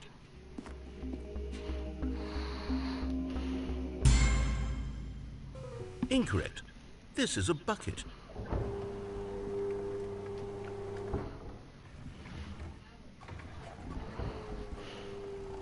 Item 4. Is this a bucket? Correct. This is a tractor and not a bucket. To be honest, I just sort of put this one in here as a gimme, but I was starting to get concerned that even this might be too much for you. Thank you for not making me look like an idiot. Okay, next one.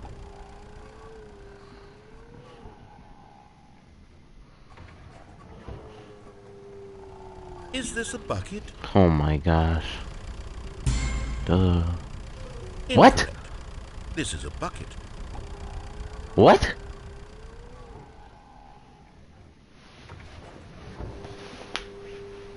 Item 6. Is this a bucket? I don't even know, bruh. No. Trick question. Both. Gotcha. Did I get it? Item... Wait, hold on. I can't find the next one. Let me see. It should be around here somewhere.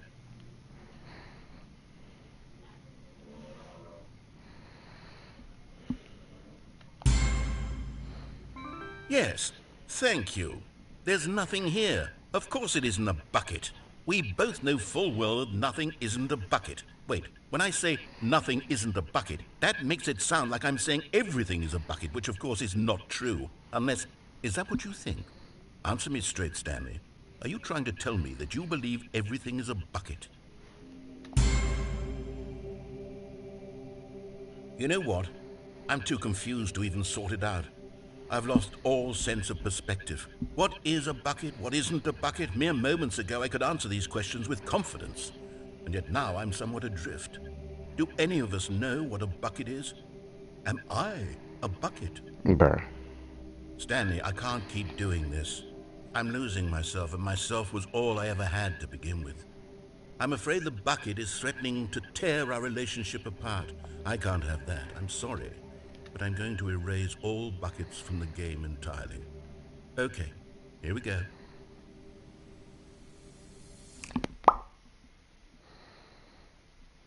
What happened? Is everything gone? Why did Everything's a everything disappear? bucket. Wait, was everything a bucket? Everything's a Every bucket. single thing in the game was a bucket. Oh my God, I had no idea. How could... Except me.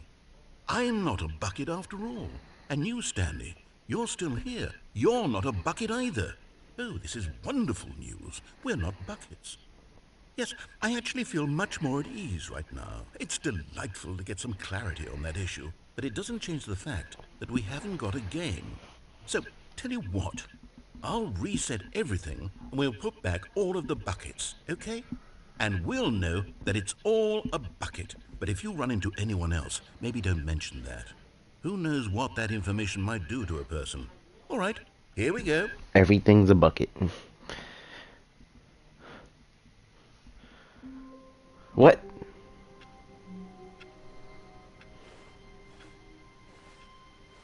All of his co-workers were gone. What could it mean?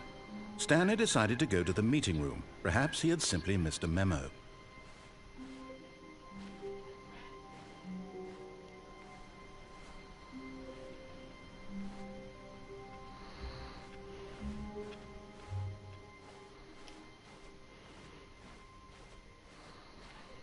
When Stanley came to a set of 2 open doors, he entered the door on his left.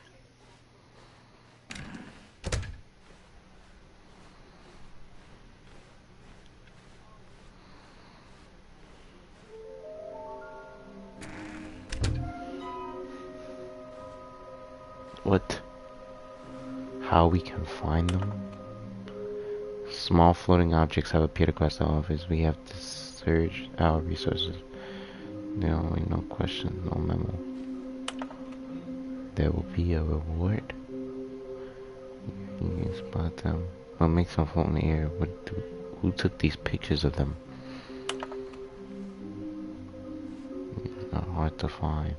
Follow cues provided by employee 416. We can do it. Red room.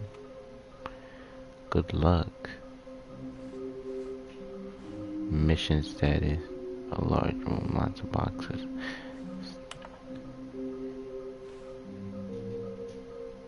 Trust the conceptionist instinct.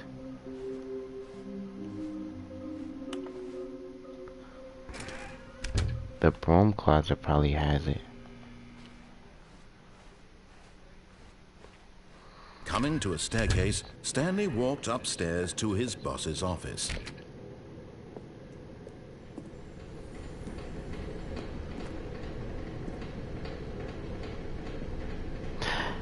Another miniature Stanley figurine. This, you know, there really must be a snappier name for these things. What about mini-stands? Stanley figs? Or what about Stanlerines? Yes, I think I like that. Another Stanlerine under your belt.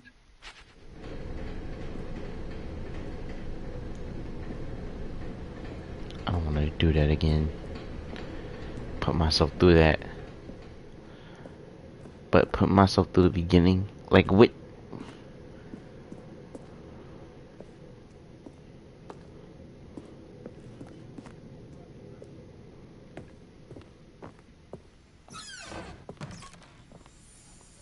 Yay. Okay, I'm going back to the name of these little Stanley figurines, and now I'm torn between Stanlerines and Figlies. What do you think, Stanley? What name better encapsulates the intrinsic sense of happiness that you get from seeing a small number in the corner of your screen go up by 1? Let me sit on it. I'm sure it will come to me.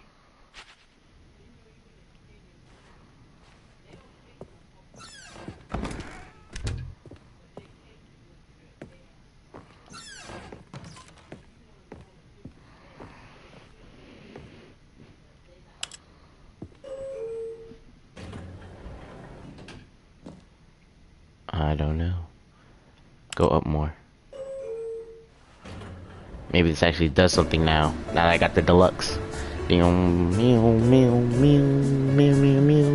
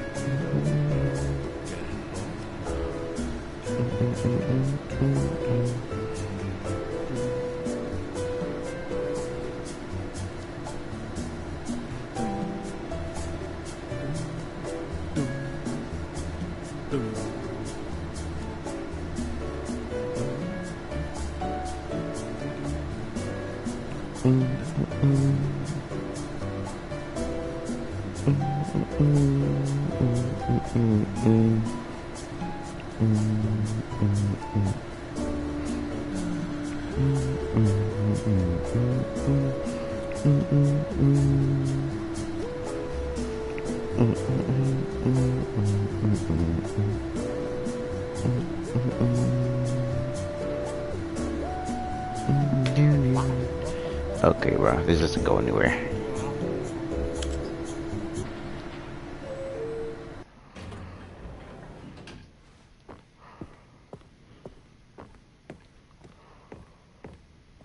Stepping into his manager's office, Stanley was once again stunned to discover not an indication of any human life. What could it mean, he wondered. Desperate for answers, he began turning the room over looking for clues that might unravel the situation, until at last he discovered a keypad behind the boss's desk. But alas, no code. For this keypad guarded the terrible secret that lay buried below his feet. And so the boss had assigned it an extra secret PIN number, 2845. But of course, Stanley couldn't possibly have known this. Yet incredibly, by simply pushing random buttons on the keypad, Stanley happened to input the correct code by sheer luck. Amazing. He stepped into the newly opened passageway. Yeah. You're getting close now, Stanley. You've nearly gotten all of the Figler Anmarines. Very soon, you'll collect the last one, and then the first number will equal the second number, and that will be it. We'll be different people by then. Different in the sense that we used to have none of them, and now we have them all.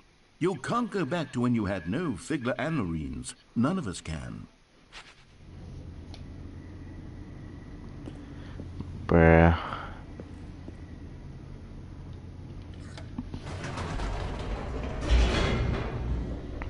I'm gonna escape. Or I might do it, but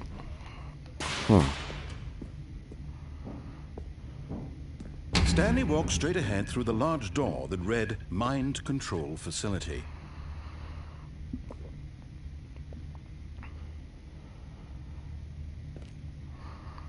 What should I do?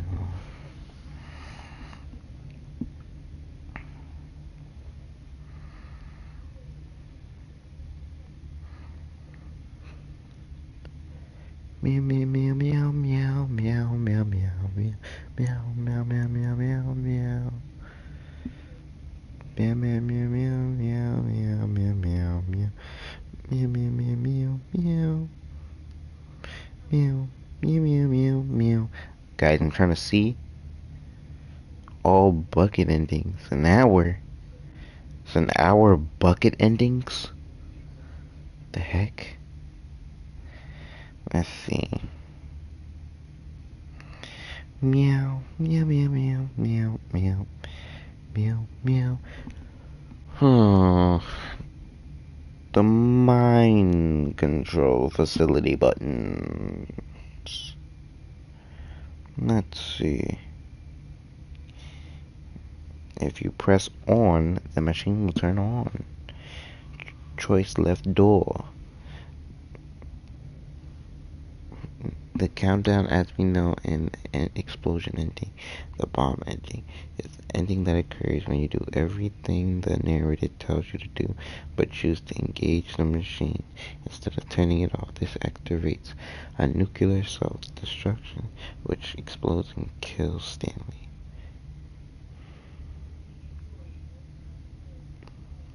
The ending, having pressed on.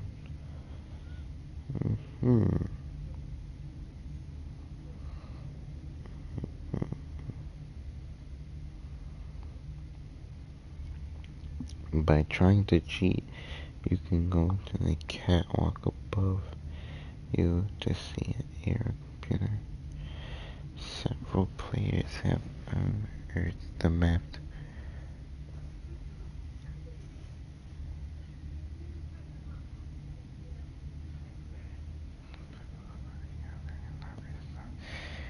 Shape or form.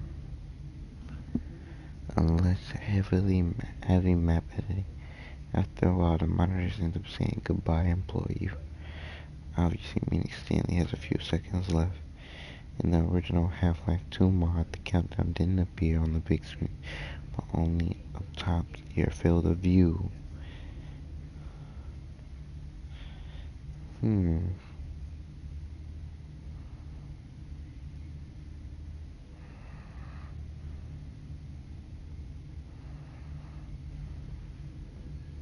Maybe escape. Escape.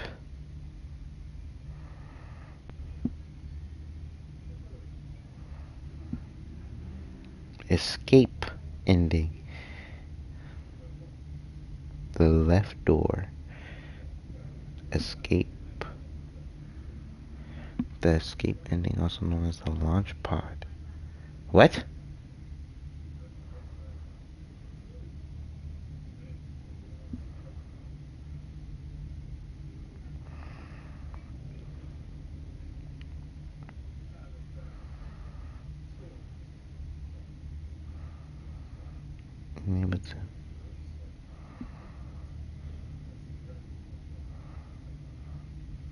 Wait a minute.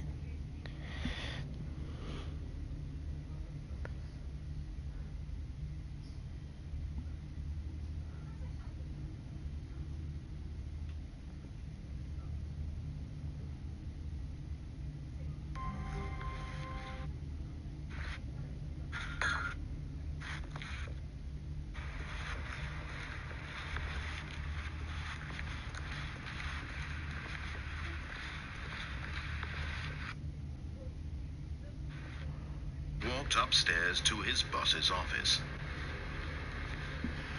Oh, it's too late for that. Stepping in.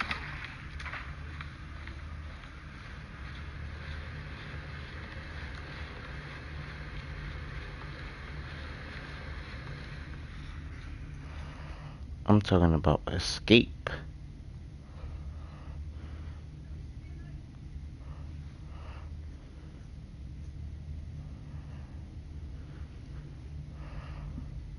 to the museum ending.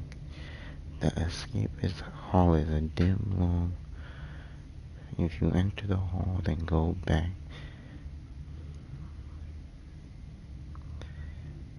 I know that, duh.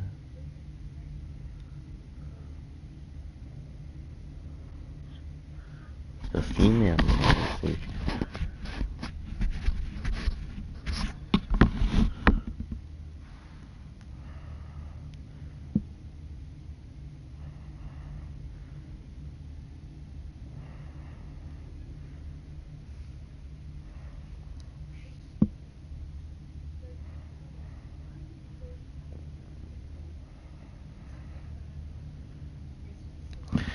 I don't know.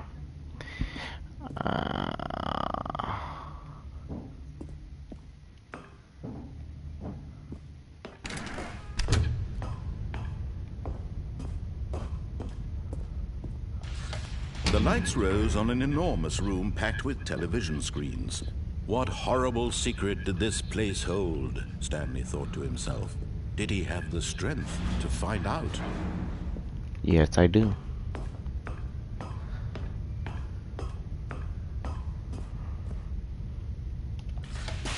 Now the monitors jumped to life, their true nature revealed. Each bore the number of an employee in the building, Stanley's co-workers. The lives of so many individuals reduced to images on a screen, and Stanley, one of them, eternally monitored in this place where freedom meant nothing.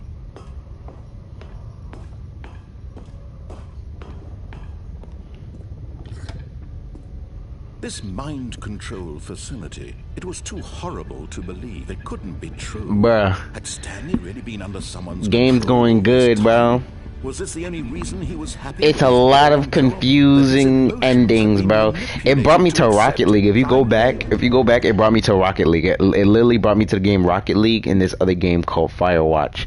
I thought it was gonna bring me to Minecraft and Half-Life 2.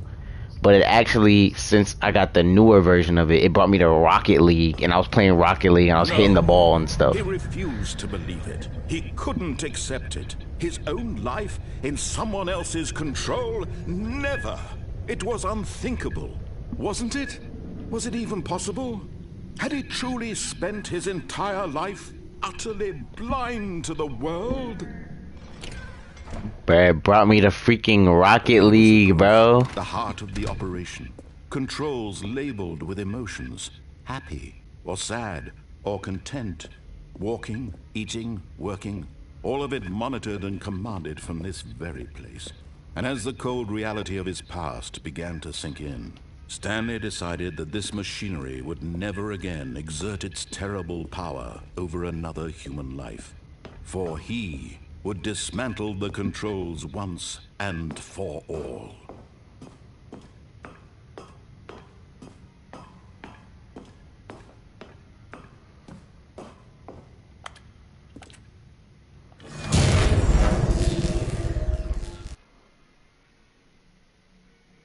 I'm free.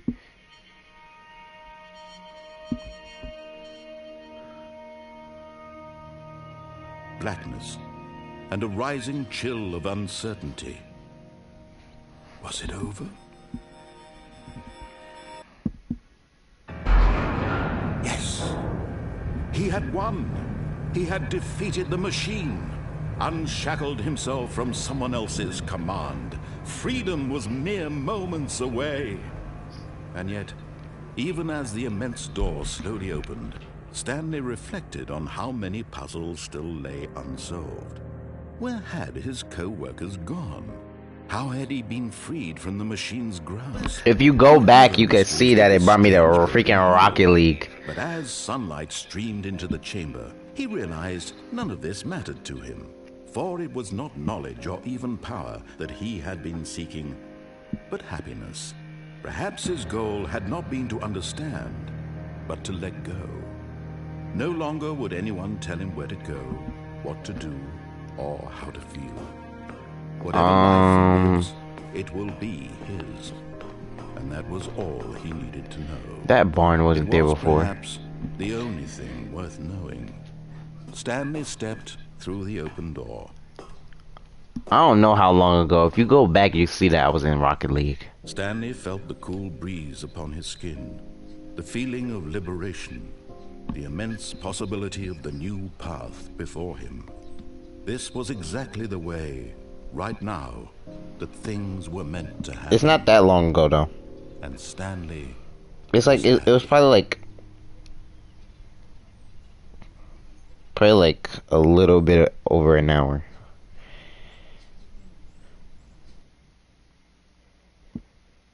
I beat the game. Yeah. Someone was following Stanley. He was sure of it. If he What? checked over his shoulder now, he would surely catch them. It was only a matter of time. Ain't nobody following me. I'm about to pick up that bucket, bro.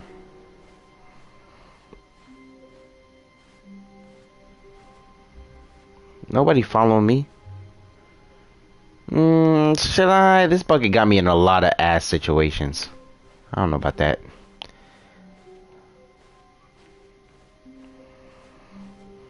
When Stanley came to a set of 2 open doors, he entered the door on his left. No, I entered the right one. This was not the correct way to the meeting room, and Stanley knew it perfectly well. Yeah, I gotta Perhaps he set up wanted my to stop computer by the though. employee lounge first, I gotta just turn on to my admire computer it. and I gotta set that up. But yeah, sure. The lounge was grand, majestic, perhaps too much, but eager to get back to business, Stanley took the first open door on his left. Psych. I'm taking that door. Stanley was so bad at following directions, it's incredible he wasn't fired yet. There should be a collectible right there. How I get there, I do not know.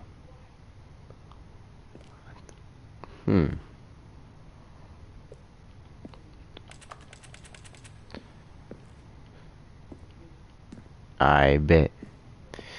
I think I gotta... Look, Stanley, I think perhaps we've gotten off on the wrong foot here. I'm not your enemy, really, I'm not. I realize that investing your trust in someone else can be difficult, but the fact is that the story has been about nothing but you. It looked like I gotta go This through time, there. There's someone you've been neglecting, Stanley. Someone you've forgotten about. Wait, Please. there's a Stop thing. trying to make every decision by yourself. Now, I'm not asking for me. I'm asking for her. There's a hole. This is it, Stanley. Your chance to redeem yourself. To put your work aside. Ah, it's To locked. let her back into your life.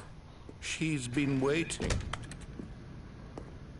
I don't want to go. It's gonna make me go crazy. No. Wait, what the?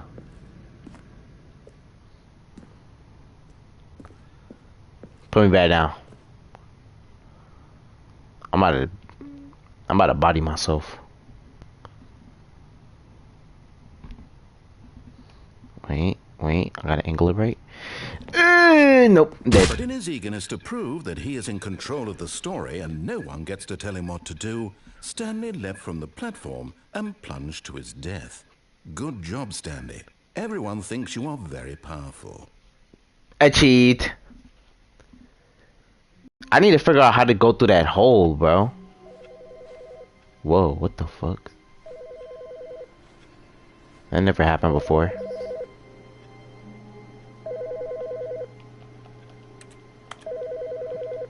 Who farted? I can't pick it up. Or is it that one? Good morning. Thank you for contacting the Future Happiness Foundation. We are confirming your shipment of 1,327 cardboard boxes to your place of work. Can you verify that this is correct? Excellent. Your order will arrive shortly. Thank you again for contacting the Future Happiness Foundation. Alright, so next time I beat the game, there's probably gonna be like a million boxes in here. I don't know why I pressed that. How do I freaking go through that hole, bro? I need to figure out a way to... I need that Stanley, bro. I need that Stanley figure, bro. When Stanley came to a set of 2 open doors, he entered the door on his left. No. This was not the correct way to the meeting room, and Stanley knew it perfectly well. Perhaps he wanted to stop by the employee lounge first, just to admire it. And here it was, the lounge. What a room, Stanley thought to himself. What a room, what a room, what a room. This is what Stanley thought. What a room. What a room, what a room.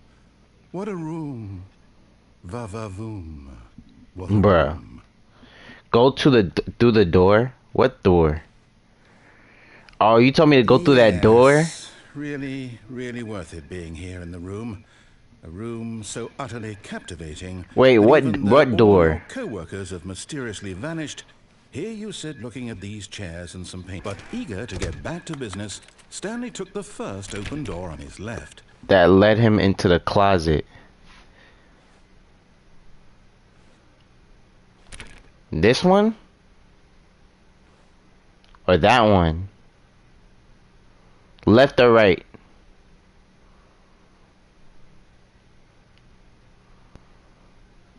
Which one, left or right?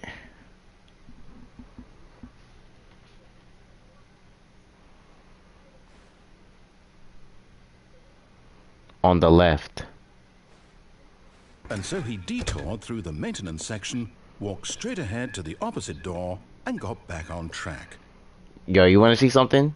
And then left. This? The red button? Or that way?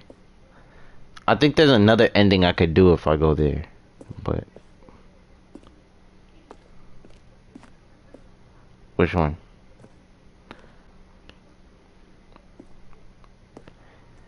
Bruh, you know what that elevator does? I'm gonna go down that elevator and then it's gonna take me to the spoiler. It's gonna take me to the spoiler of the game.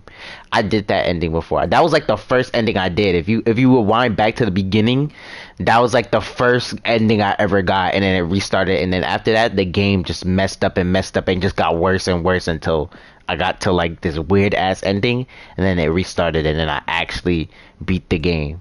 But I want to do an ending that I haven't done. But if you rewind, then you'll see that I already done it. But this is the ending I'm gonna do. I'm not even gonna say it. I'm not gonna say it. I'm gonna just do it.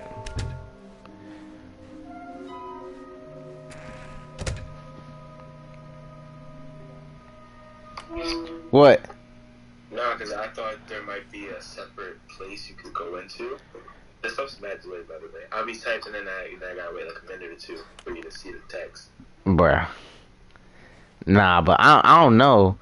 I gotta search that up. I don't know how to access Coming to a that. staircase, Stanley walked upstairs to his boss's But look, office. this is the ending. I think I can get an ending if I do this. Usually I would have to walk in here and then walk through that door, and then I would get trapped, and then that would lead me to my demise. But this is what I'm gonna do. You see this? Well, you probably don't see it yet, but I'm not live. Oh, I'm stupid. I wasn't live. Now I'm live. bruh.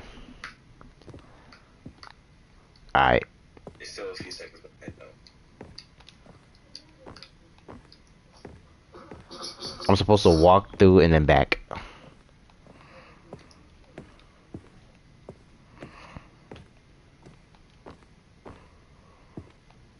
Stepping. Now watch this.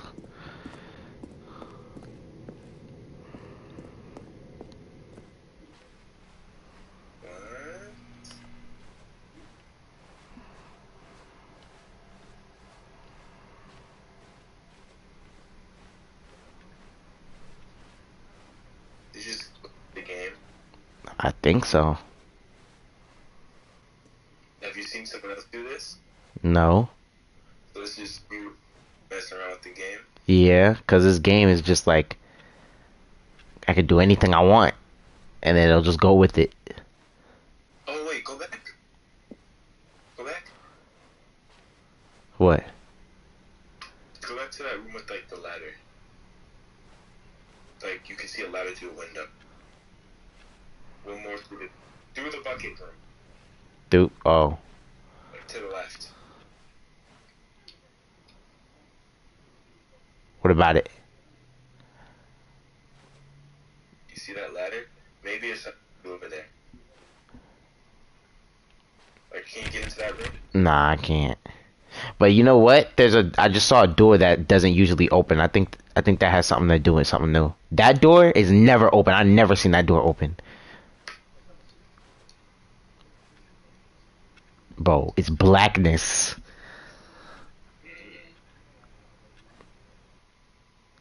What the hell?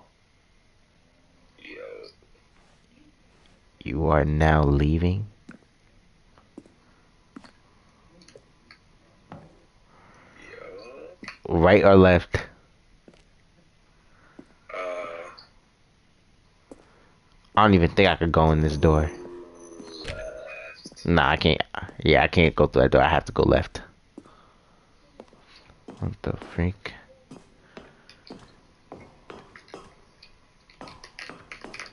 Narrator probably looking for me. Wait, what's down there? Look down. Look down. Go back to the step. Look down. It's darkness. I can't see. You see anything? Oh, wait. Door. Oh, that's the other door. The other door led to nothing. Wait, there's another door actually. Where? Just next to that red light. Oh, there is another door. But I can't get down there though. The right door leads you down. Can you unlock the other door?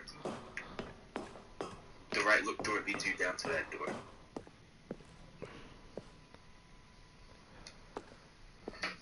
Maybe the elevator. Nah, I can't access the elevator. Nah, bro. I had to search up how to get to that collectible. I don't know how to get to that collectible. There are like screws on the side of the elevator. There was screws. I don't think that's gonna work. You can't like unscrew the screws. Nah. That wasn't. Nah. Oh, those aren't even screws. The screw. Bruh. Alright, let's see where this takes us, because I never did this ending. I did most of the endings, but not this one. Wait, that leads up, but there's a red door. Wait, I can't go through that. Yeah, you've been playing for 4 hours. Yo, did you go back and see the Rocket League ending? No, I couldn't. It's not that far back. Let me go back. Was it before they burnt the baby? It's after the baby.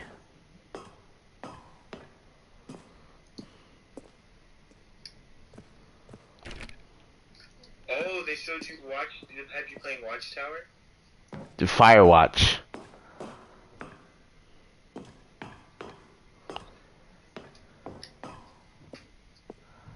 Yo, what?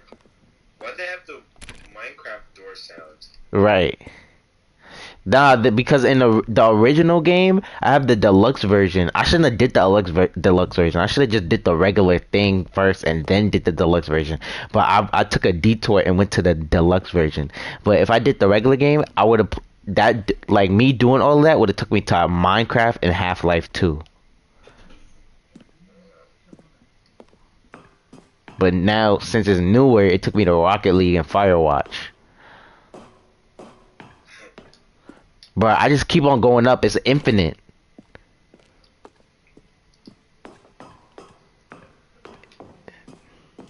What the heck? Escape pod, launch bay. Alright, hold on. Let me come back. What time is this? Like negative 40. Actually, I almost have. Wait for me. Alright.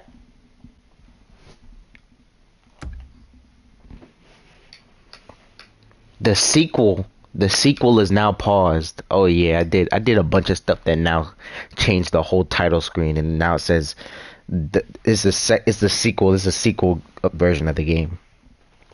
Mm. You did get put into Rocket League. Right.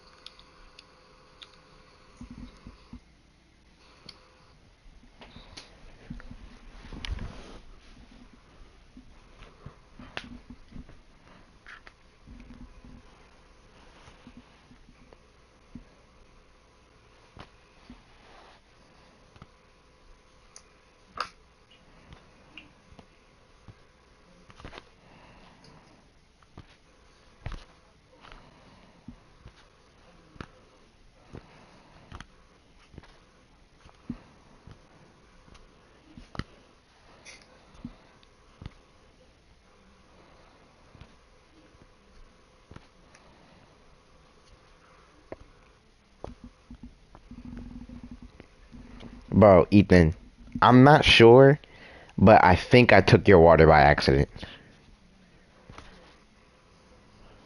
You did. I did not drink it because that drink is nasty as hell. But I've had a feeling that I accidentally took your water, and I haven't drunken or touched this water bottle, bro. What happened to the Wi-Fi? It was going so good. What do you mean you had a feeling? Cause when I got out the car, there was water at the bottom, like at the bottom of my feet. But like I thought it was mine, but I remember I didn't drink half of the water. So, but I put it and then I took it and then I didn't drink it though, but I thought it was mine. Yeah, But I'm missing a water bottle. I was missing a water bottle yesterday, so it probably is mine. it wasn't yesterday though. I was like Thursday. Oh snap! So I don't even know whose water bottle that was. Nah, bro, I was not touching that, bro. You saw the Rocket League though? Yeah, I used to play again. Alright. It's saying something about a Bro, my Wi-Fi, bro. The Wi-Fi's dropping out again, bro. It was Oh my. going so good. You think it's mine?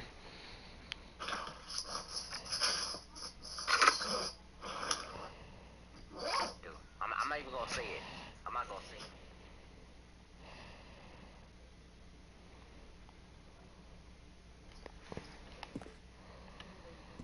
I don't think it's mine.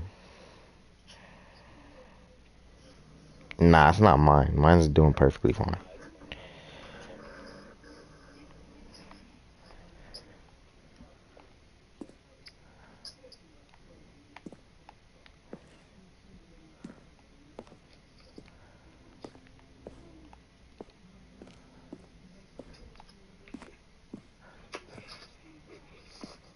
Can you see it?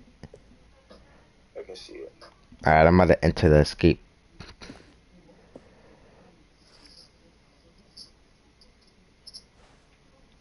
What the heck?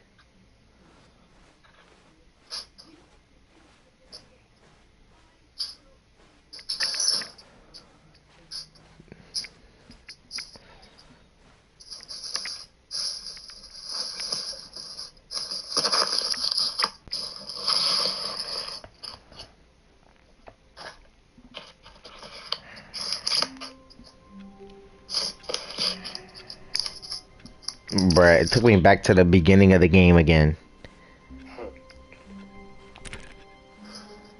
Even Wait, now, the Stanley's office boxes. was a distant memory. What did it look like? There was a computer, perhaps, and a painting. Was it a painting or a photo? He could no longer recall. Bruh, all the boxes is here now. Those are the stuff. I need to figure out, maybe you could do me a favor. Search up how do I find that, how do I get that collectible, bro? Now you figure it out. Bruh, what are you doing? Troubleshooting. Blessing.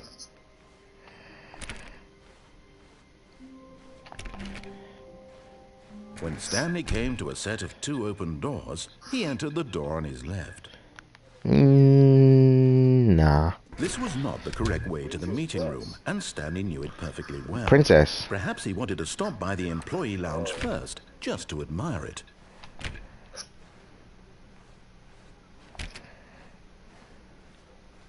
It was okay. But eager to get back to business, Stanley took the first open door on his left. No, I need to figure out how to get through that. How to get that collectible. I'll find a video.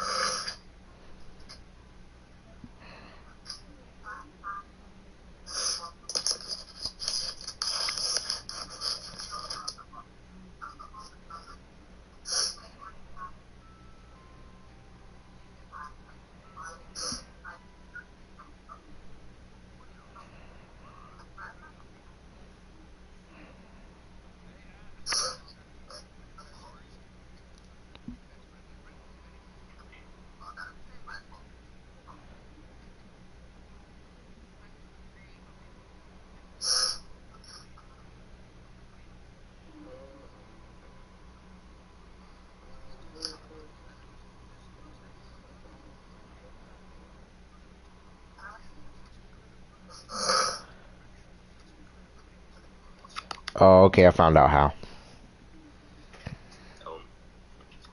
Alright, so I was going the right way. I just went, like, last minute the wrong way.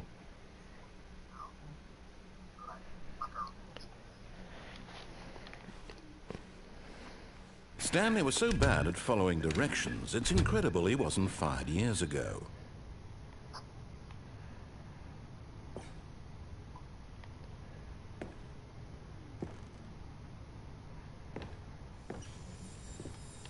And there it is, the last Stiggly Wiggly. Savor this moment, Stanley. This is a real accomplishment. This is doing something just for the sake of doing it. Where so many people expect to be rewarded for the most trivial achievements, you've insisted that a job well done is its own reward. I would tell you that I'm proud of you for collecting them all, but that would be like a reward, and we can't have that. Bruh. So, instead I'll just say, it's done. We're all done here. And now we can go to whatever the hell you were doing before you hunted for figurines.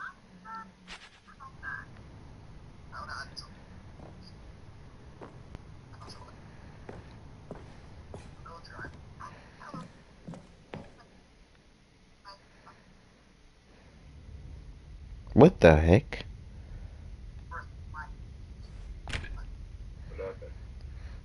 I got the figurine and then I went through the hole and then it took me to Stanley this had now gotten himself so far off the beaten weird path that it seemed the office had begun from so far off the beaten path that it seemed the office had begun from so far off the beaten path that it seemed the office had begun from so far off He the beaten glitched. path that it seemed the office had begun from so far off the beaten path that it seemed the office had begun from so far off the What beaten the path that it seemed the office had begun from so far off the beaten path that it seemed the office had begun from so far off the beaten path that it narrator?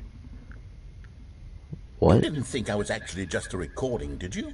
What a silly and trite explanation that would be. All the back and forth between you and me, all the absurd adventures we've been through, and it all turns out I'm just a tape recording?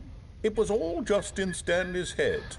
I bet that's the kind of twist you think is revelatory. I bet each and every time you watch a movie where it turns out all to be in the main character's imagination, you must absolutely bolt off the couch in pure shock at the phenomenal and intricate storytelling. It must be so simple to be you. Life being an unending waterfall of surprises and delights. How much more exciting you must find the world than the rest of us do. Now I've become sad. Look what you've done to me. This is all your fault. Bruh. Restarted me again.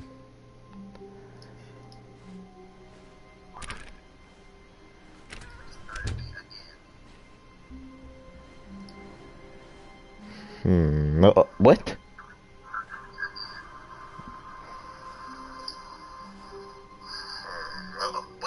Stanley, I'm sorry, but I have to put a pause on things.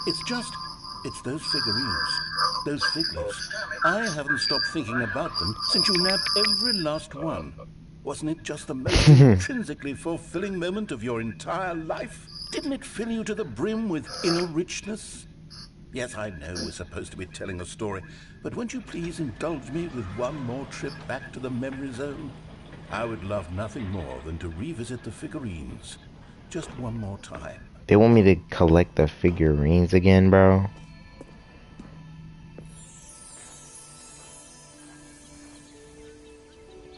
I wonder if I could. Nah, probably not. When Stanley found the collect. What you say, Bubba? Go back. Go back. Inside the building.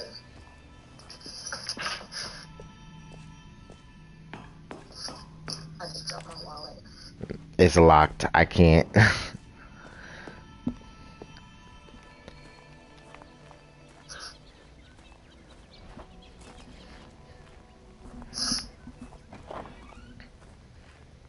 The Stanley Parable.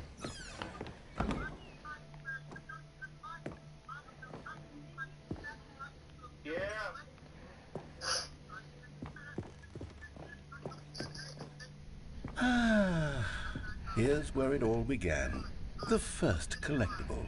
Back then, we had no idea of how many of them we'd find. Sure, it said 6 right there on the screen, but how could we know for certain? We were so innocent. We'll never be like that again, Stanley.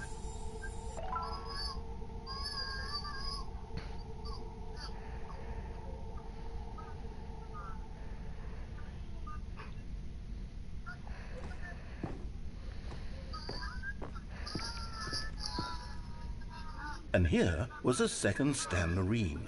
You found this one all on your own, just by poking around by the red and blue doors. You did that, Stanley. I'll be honest, back then I had no to find any of them, let alone 6. But you continue to surprise me in all sorts of mundane, unremarkable ways.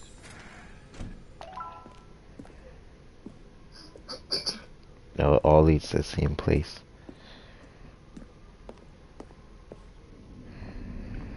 Okay, let's do a little quiz. Which of these rooms was the room you found your third mini Stan? Can you remember? It was the boss's bathroom. Wait, was it? It wasn't. It was the staircase.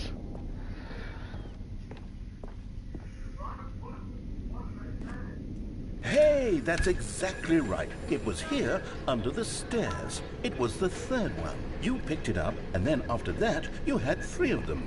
I'm glad these moments are so crystal clear in your memory, but I shouldn't be surprised. After all, science tells us that it's impossible to forget your third time doing anything. Let's see, what came next? Oh yes, we found a Figley in this pink room. Oh, well, No. I can't actually say I remember being in this room, but it's here in the memory zone, so it must have happened. That's cap, but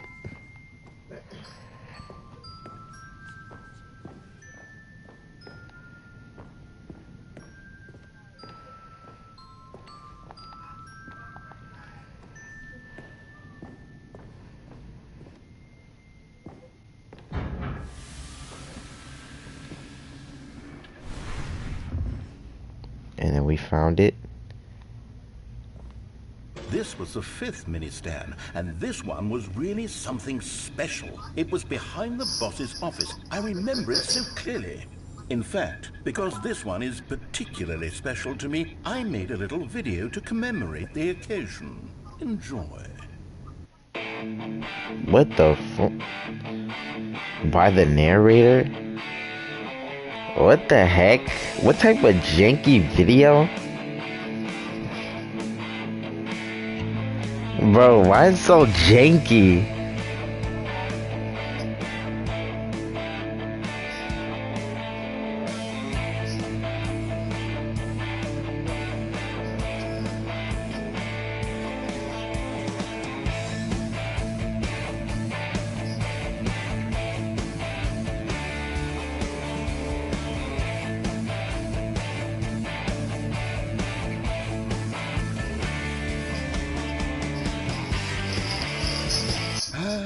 Takes you back, doesn't it? I spent a lot of time making that video, but it was 8 minutes I wouldn't have spent on anything else.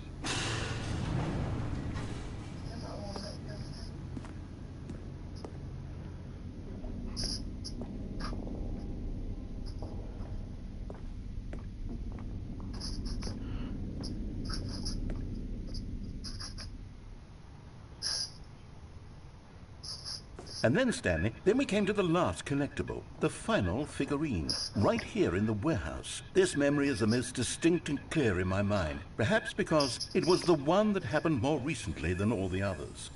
Who can truly say how the mind works?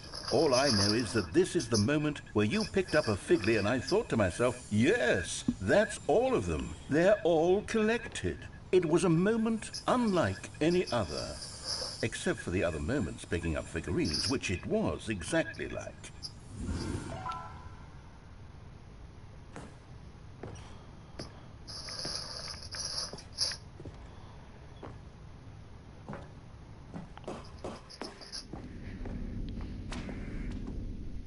You are in the present.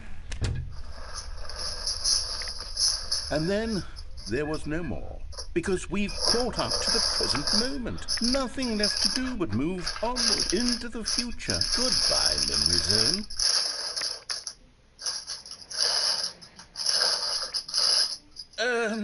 No, I'm not done. I'm not ready to move on. Stop the loading screen. Isn't there some way we can stay here, keep enjoying these figurines? Let's just go backwards. We'll do the memory zone again from the opposite direction. See how that feels.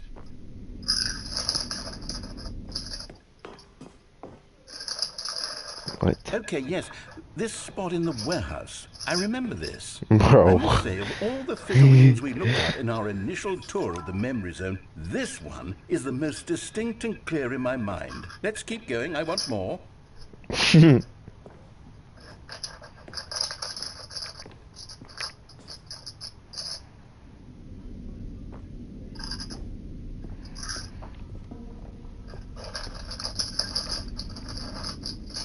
And here's where I made that video. Don't you remember the video we watched? No.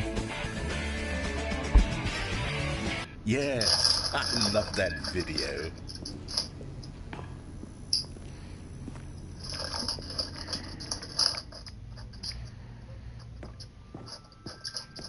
It was never in this room. Stanley, still no memory of this one. Good room though, a solid room.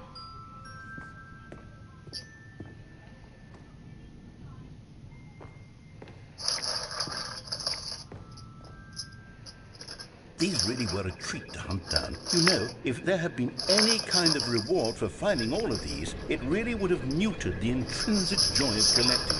I'm very glad we resisted the temptation. Next one.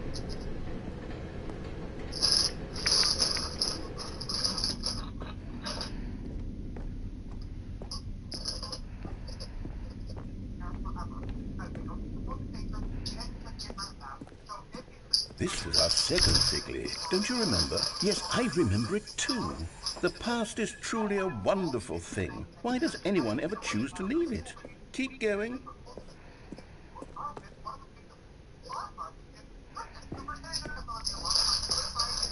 This is it. The very first one we found in the exhibit where I introduced you to the figurines. Oh, I want more memories, Stanley. I want to keep going. What else is there? What came before this?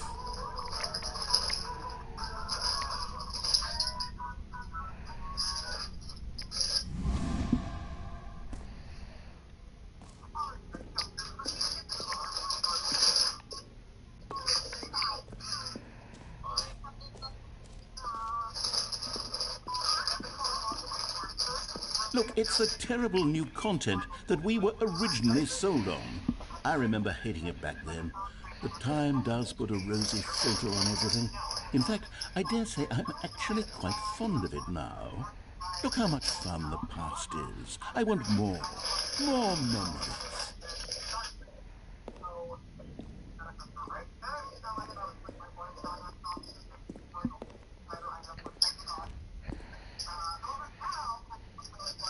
Oh, yes, the two doors. Who could have forgotten that? A classic memory, this one.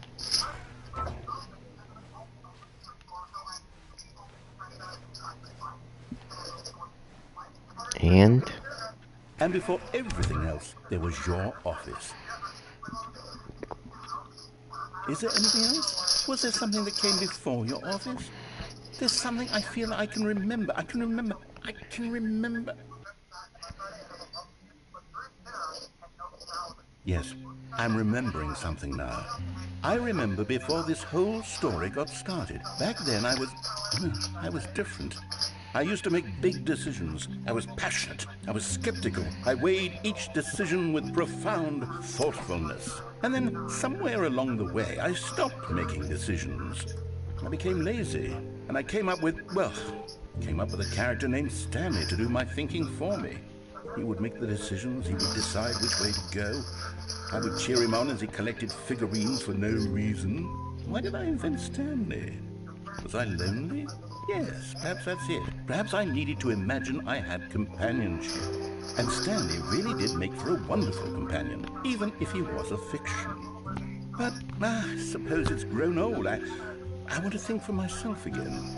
I want to go back to how it used to be. Yes, I can be on my own again. I can do it. I'll be stronger this time. I'll take care of myself. I don't need Stanley anymore. Oh, but he truly was so much fun to play with. You know what? Since we're in the memory zone, how about one more good memory? Let's go back just once and give Stanley one more run of the office, and then I'll retire him for good. I did enjoy telling his story so very much. Okay, here we go. Alright, This is the story of a man named Stanley. this time I'll actually do the game correct. What? But that's but to what? Okay. All of his co-workers were gone. What could it mean? Stanley decided to go to the meeting room. Perhaps he had simply missed a memo.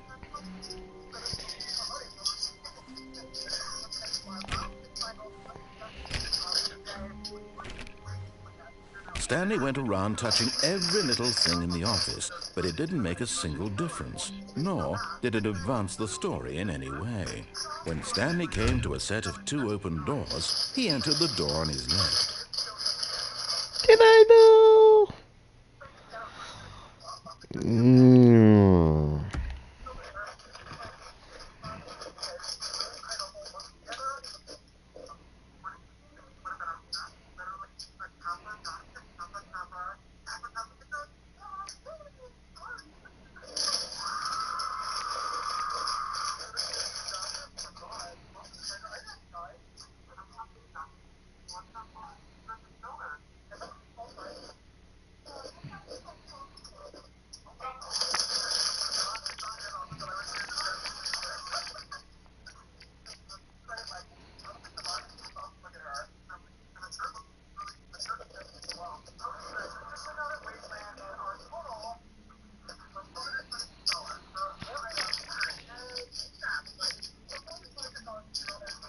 Bro, what should I do? Should I annoy him one last time? Should I go the right way? I'll go the right way.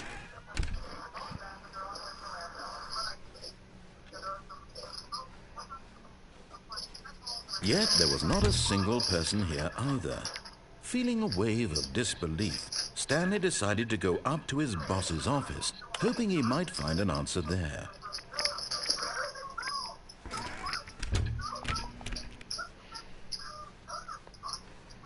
Coming to a staircase, Stanley walked upstairs to his boss's office.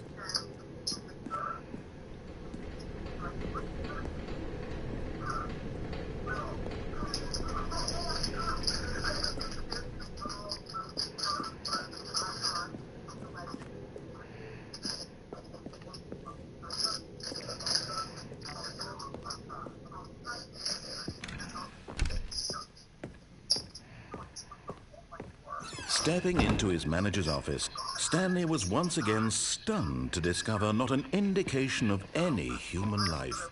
What could it mean, he wondered?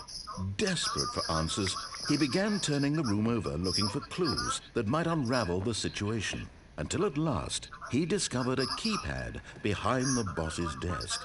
But alas, no code. For this keypad guarded the terrible secret that lay buried below his feet. And so the boss had assigned it an extra secret PIN number, 2845. But of course, Stanley couldn't possibly have known this. Yet incredibly, by simply pushing random buttons on the keypad, Stanley happened to input the correct code by sheer luck. Amazing. He stepped into the newly opened passageway.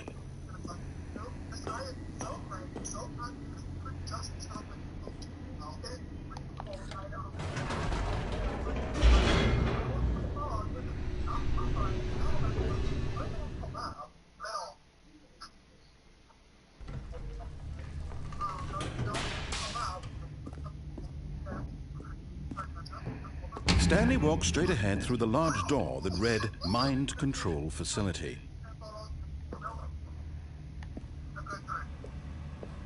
Although this passageway had the word escape written on it, the truth was that at the end of this hall, Stanley would meet his violent death. But of course, Stanley thought better of it and Alright. realized he simply had too much to live for. Alright, peace, bro.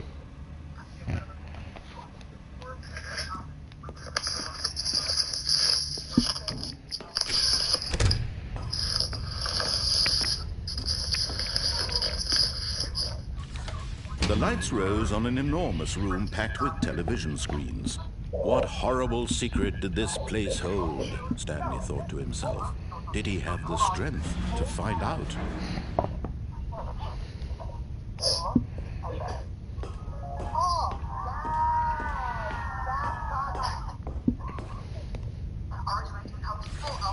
Now the monitors jumped to life, their true nature revealed. Each bore the number of an employee in the building, Stanley's co-workers. The lives of so many individuals reduced to images on a screen, and Stanley, one of them, eternally monitored in this place where freedom meant nothing.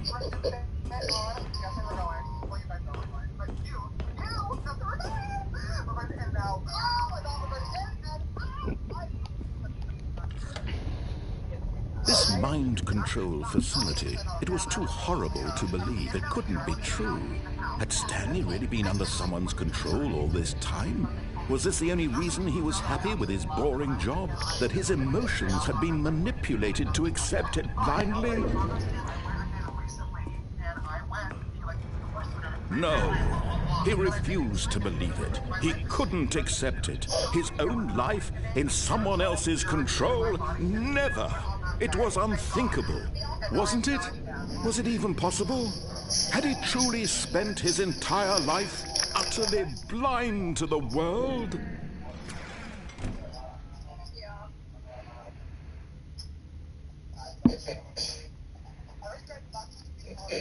I wonder if Corey X. Kenshin played the Stanley Parable. Yes, he has. There was the proof. The heart. Controls labeled or sad or content. Walking, eating, working, all of it monitored and commanded from this very place. And as the cold reality of his past began to sink in, Stanley decided that this machinery would never again exert its terrible power over another human life. For he would dismantle the controls once and for all.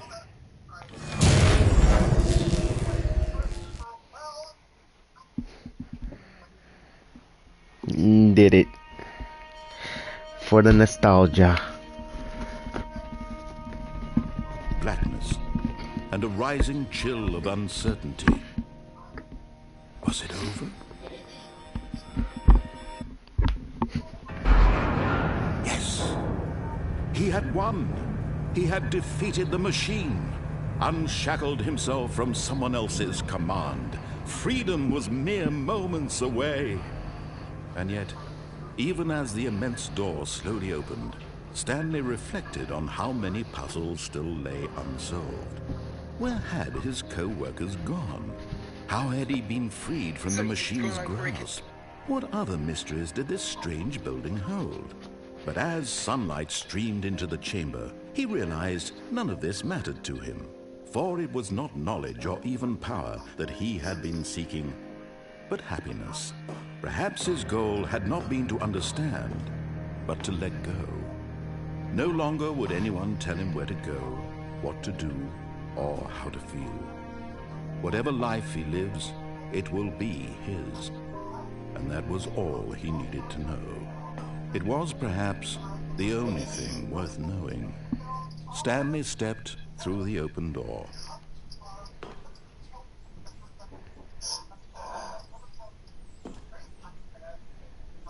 Stanley felt the cool breeze upon his skin, the feeling of liberation, the immense possibility of the new path before him.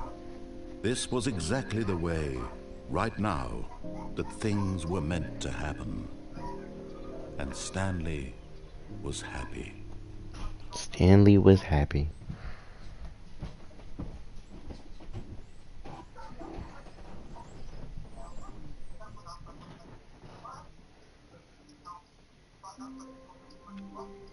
But I thought that was the last one.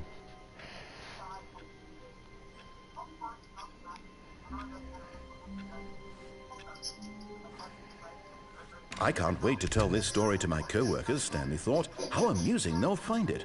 Oh, won't we all just laugh and laugh at the time I thought everyone had gone missing.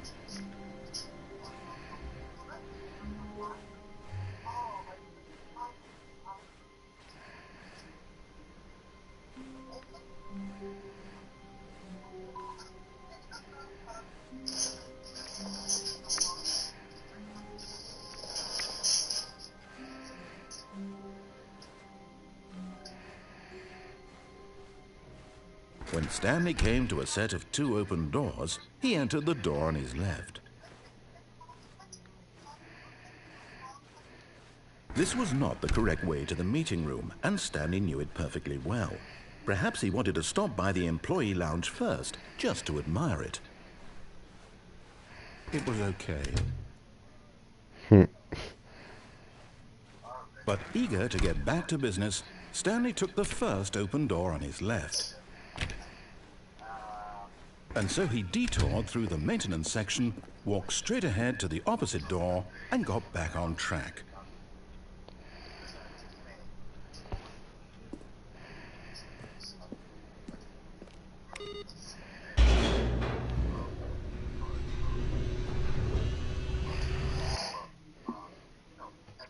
We gonna bring it back. Stanley didn't want to go back to the office. He wanted to wander about and get even further off track. So now in order to get back, he needed to go, from here it's, left. Oh, no, it's to the right, my mistake. No, not the right. Why would I have ever said it was to the right? What was I thinking? It's clearly... Oh dear, would you hold on for a minute, please? Now, let's see. We went down, right, left, down, left, right. Yep, okay, yes. I've got it now. This story is absolutely, definitely this way.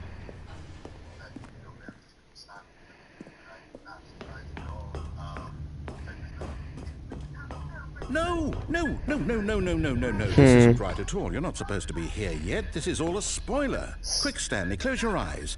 Okay. We just have to get back to, oh, who am I kidding? It's all rubbish now. The whole story completely unusable.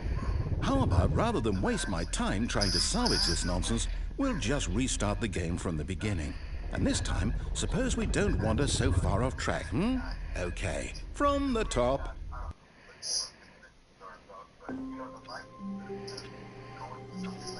Now the game's gonna be messed up. All of his co-workers were gone. What could it mean? Stanley decided to go to the meeting room. Perhaps he had simply missed a memo. The bucket's gone. Yeah, the game's definitely messed up.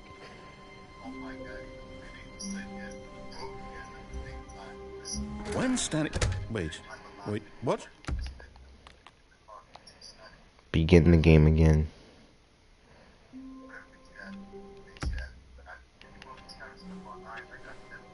All of his co-workers were...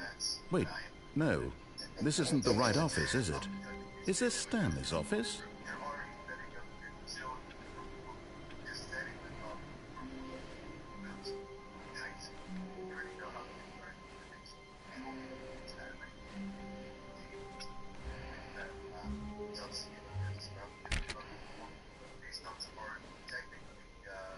When Stanley came to a set of 2 open doors, he entered the door on his left. Yeah. I finished the game. Or did I?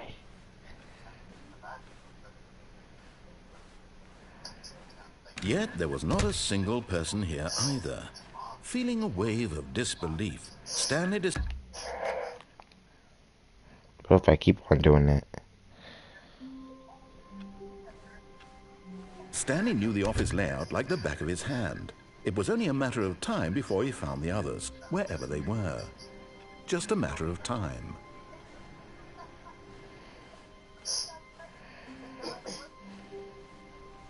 The confusion and the chaos all seemed to melt away as Stanley embraced the bucket.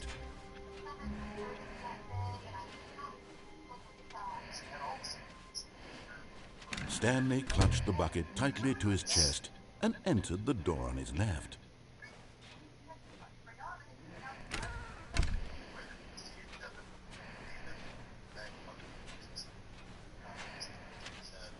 Still no one was here. Stanley needed the bucket's warmth and comfort now more than ever. Perhaps his boss's office was where he'd find answers.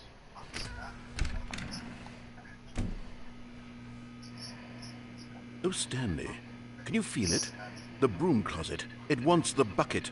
You can feel that, can't you? The aura of jealousy? It's as clear as day. This broom closet believes it deserves the bucket. I can really feel it now.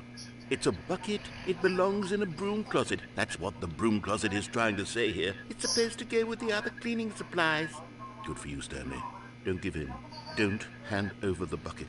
I know how hard it must be, given the pressure that the broom closet is putting on your shoulders right now, but you have to be strong. This is your bucket. This is your companion and lifelong friend. You can't hand it over. Oh, no. We're getting into name-calling now, it seems. Is this how low the broom closet has sunk, that it has to resort to this stream of petty insults simply in order to get you to hand over the bucket? Stanley, I never liked this broom closet for a variety of reasons, but even this is worse than I had imagined. And wait, now the broom closet has the gall to imply that you and the bucket are not truly deep and lasting friends? That your relationship is purely superficial and convenient? That your life is so banal and meaningless that you'd feel the same sort of kinship towards any inanimate object which happened to lay in your path in an even partially enticing manner? Well, I never. Go on, Stanley. Lay into it. Really tell the broom closet off for its demeaning comments. Expand on the wide variety of experiences you and the bucket have shared together. Go through each of them point by point. Share your journal entries detailing the rich emotional landscape of your feelings for the bucket as they have changed and evolved over the years. Let him have it.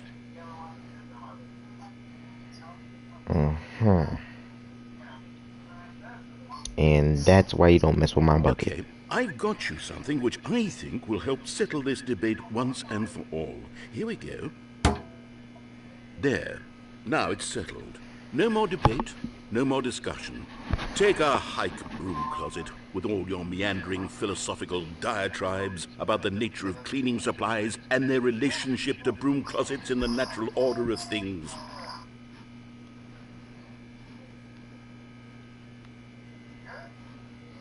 All right, I've got a second sticker back here, and I'm going to slap it on as well because I think it's appropriate. You see? I feel that it works because the sticker is also a bucket. That way, if you're ever unsure whether the thing you're holding is a bucket or not, you can look down at this sticker and say to yourself, ah, it's a bucket.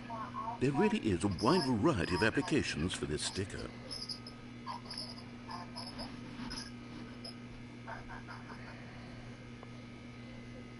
Okay, You know what? Stanley, I I'm could gonna take stick the another. name calling and the dismissal of your kinship with the bucket, but now the broom closet is just giving us a silent treatment. And to be honest, I'm sick of the pettiness on display.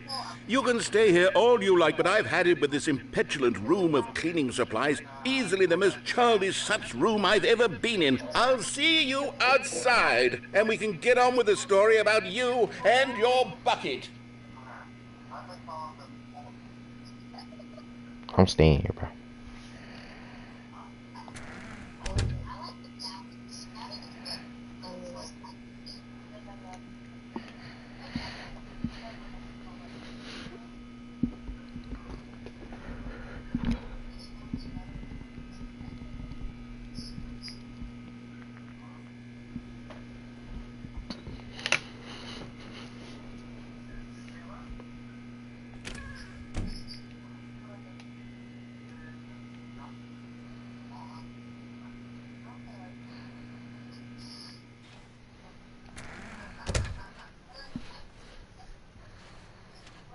Coming to a staircase, Stanley and the bucket walked upstairs to the boss's office.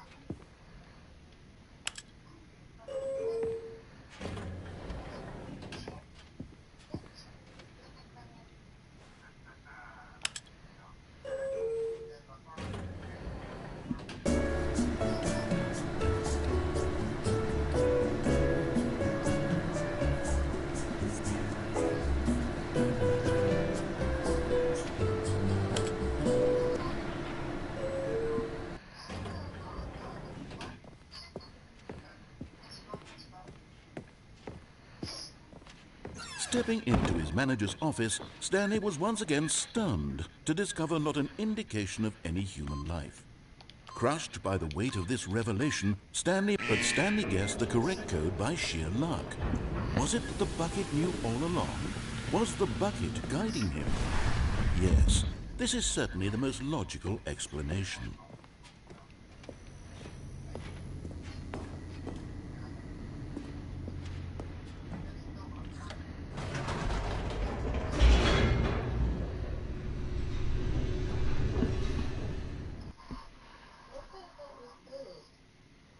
The elevator raced downward, plummeting towards an unknown fate. It would be all Stanley could do to keep himself together, if not for the bucket. Soothing him, comforting him, reassuring that in this darkest moment of uncertainty, he would be all right. The bucket is here for you, Stanley. Everything will be fine.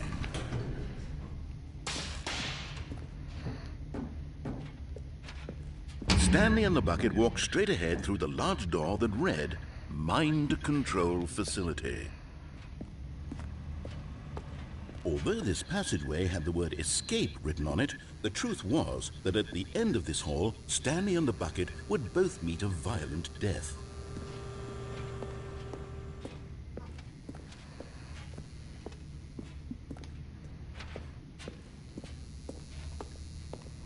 The door behind them was not shut.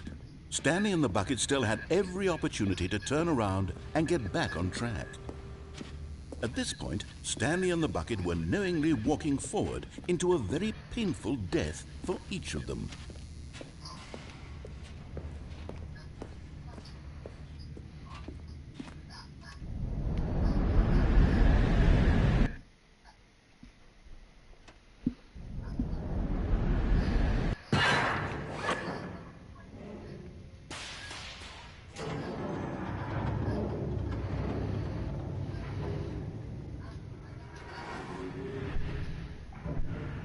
As the machine whirred into motion and Stanley and the bucket inched closer to their demise, Stanley reflected on how meaningless the bucket's warmth and comfort had turned out to be. To be sure, it puts the mind and the soul at ease to embrace the bucket, but what use is a sense of ease when you're about to be crushed to death? This is what Stanley thought to himself, and he sort of kicked himself for wasting so much time carrying a bucket everywhere. Stanley?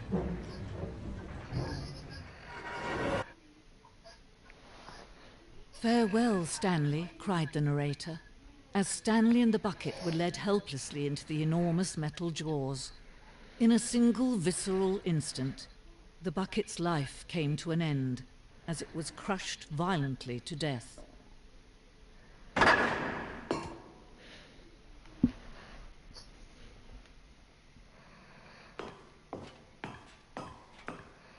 It was a shame, the death of such a magnificent bucket. It's true that all buckets are radiant in their own way, but this one stood above the rest. It was a glorious bucket to behold. The bucket. The bucket welcomes you to the exhibit. You are standing at the participant of knowledge, much like the bucket itself. The human mind is frequently empty within, a compartment is void, but through the use of the exhibit in front of you, the mind becomes full and enriched in subsequent knowledge of the bucket and its history. It is the only true knowledge we really have. Will you take what you learned here with you into the world? Will you accept it with an open mind? What may be challenging about the information in this exhibit? Will you change the lives of yourself and your loved ones as a result of this exhibit? Or will you turn a blind eye and continue to live as you were, in ignorance and darkness?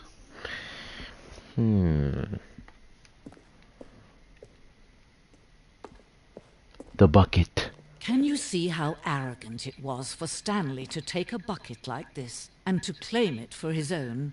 Can you see the hubris that blinded him? Can you see that the bucket is far more noble than Stanley will ever be in his short life? Bucket, bucket, bucket. 25 buckets. A photograph of 25 buckets the greatest number of buckets ever captured on camera. The photographer experienced constant shock for several weeks as a result of the euphoria from exposure to this many buckets at once.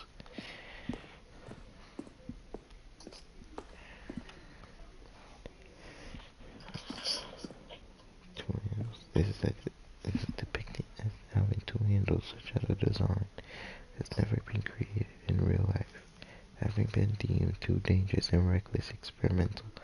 Every year, dozens are put to death for attempting this. Bruh.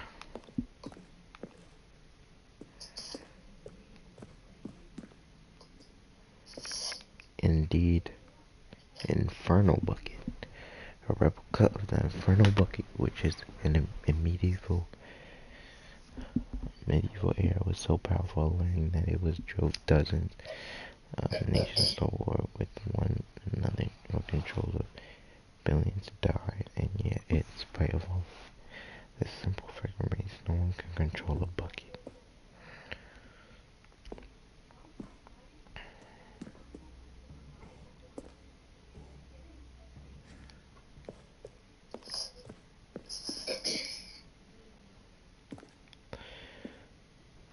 The stress bucket presented without commentary. The stress bucket analogy: worry, negative forecasting, negative thinking, lack of reassurance, vulnerability, size, strength of the bucket, coping with strategy, rest.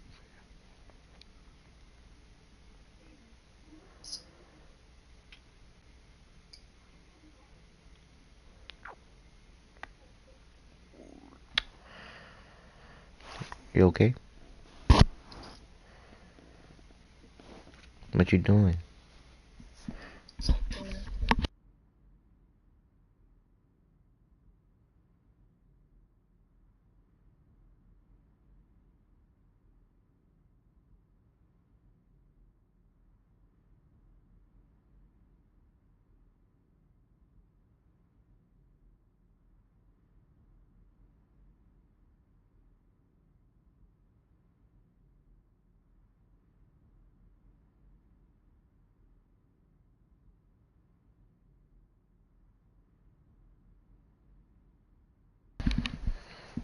Rest and relaxation, doing something you enjoy, like a water.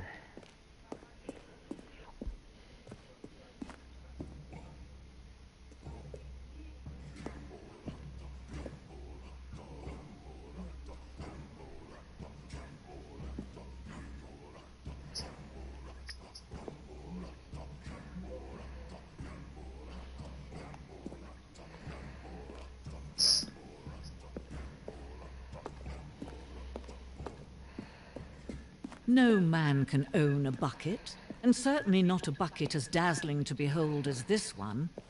It is man who should kneel before the bucket.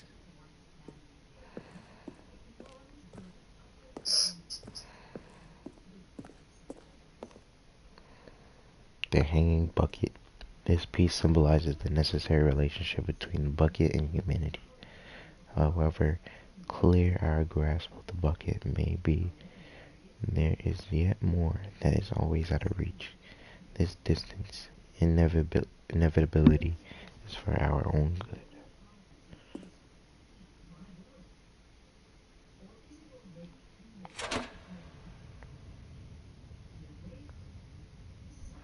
But there is something we can do. Something we can do together, you and I, that will right this terrible wrong. Let Stanley die. Let him be crushed by the machine. Don't reset the game. Don't give him another opportunity to run off with another beautiful bucket.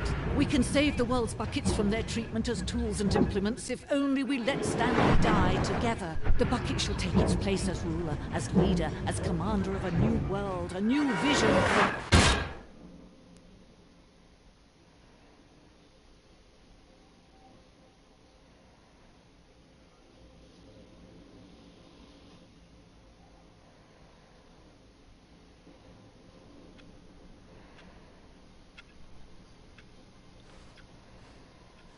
All of his co-workers were gone. What could it mean? Stanley decided to go to the meeting room. Perhaps he had simply missed a memo.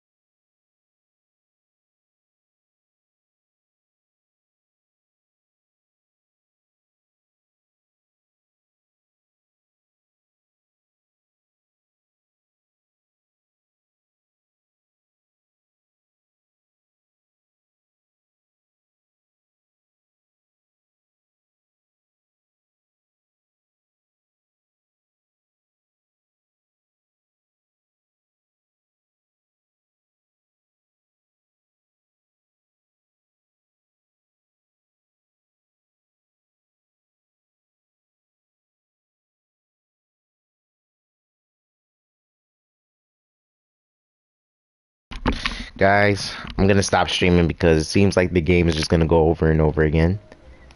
No matter how hard Stanley looked, he couldn't find a trace of his co-workers. I think I did all I can do.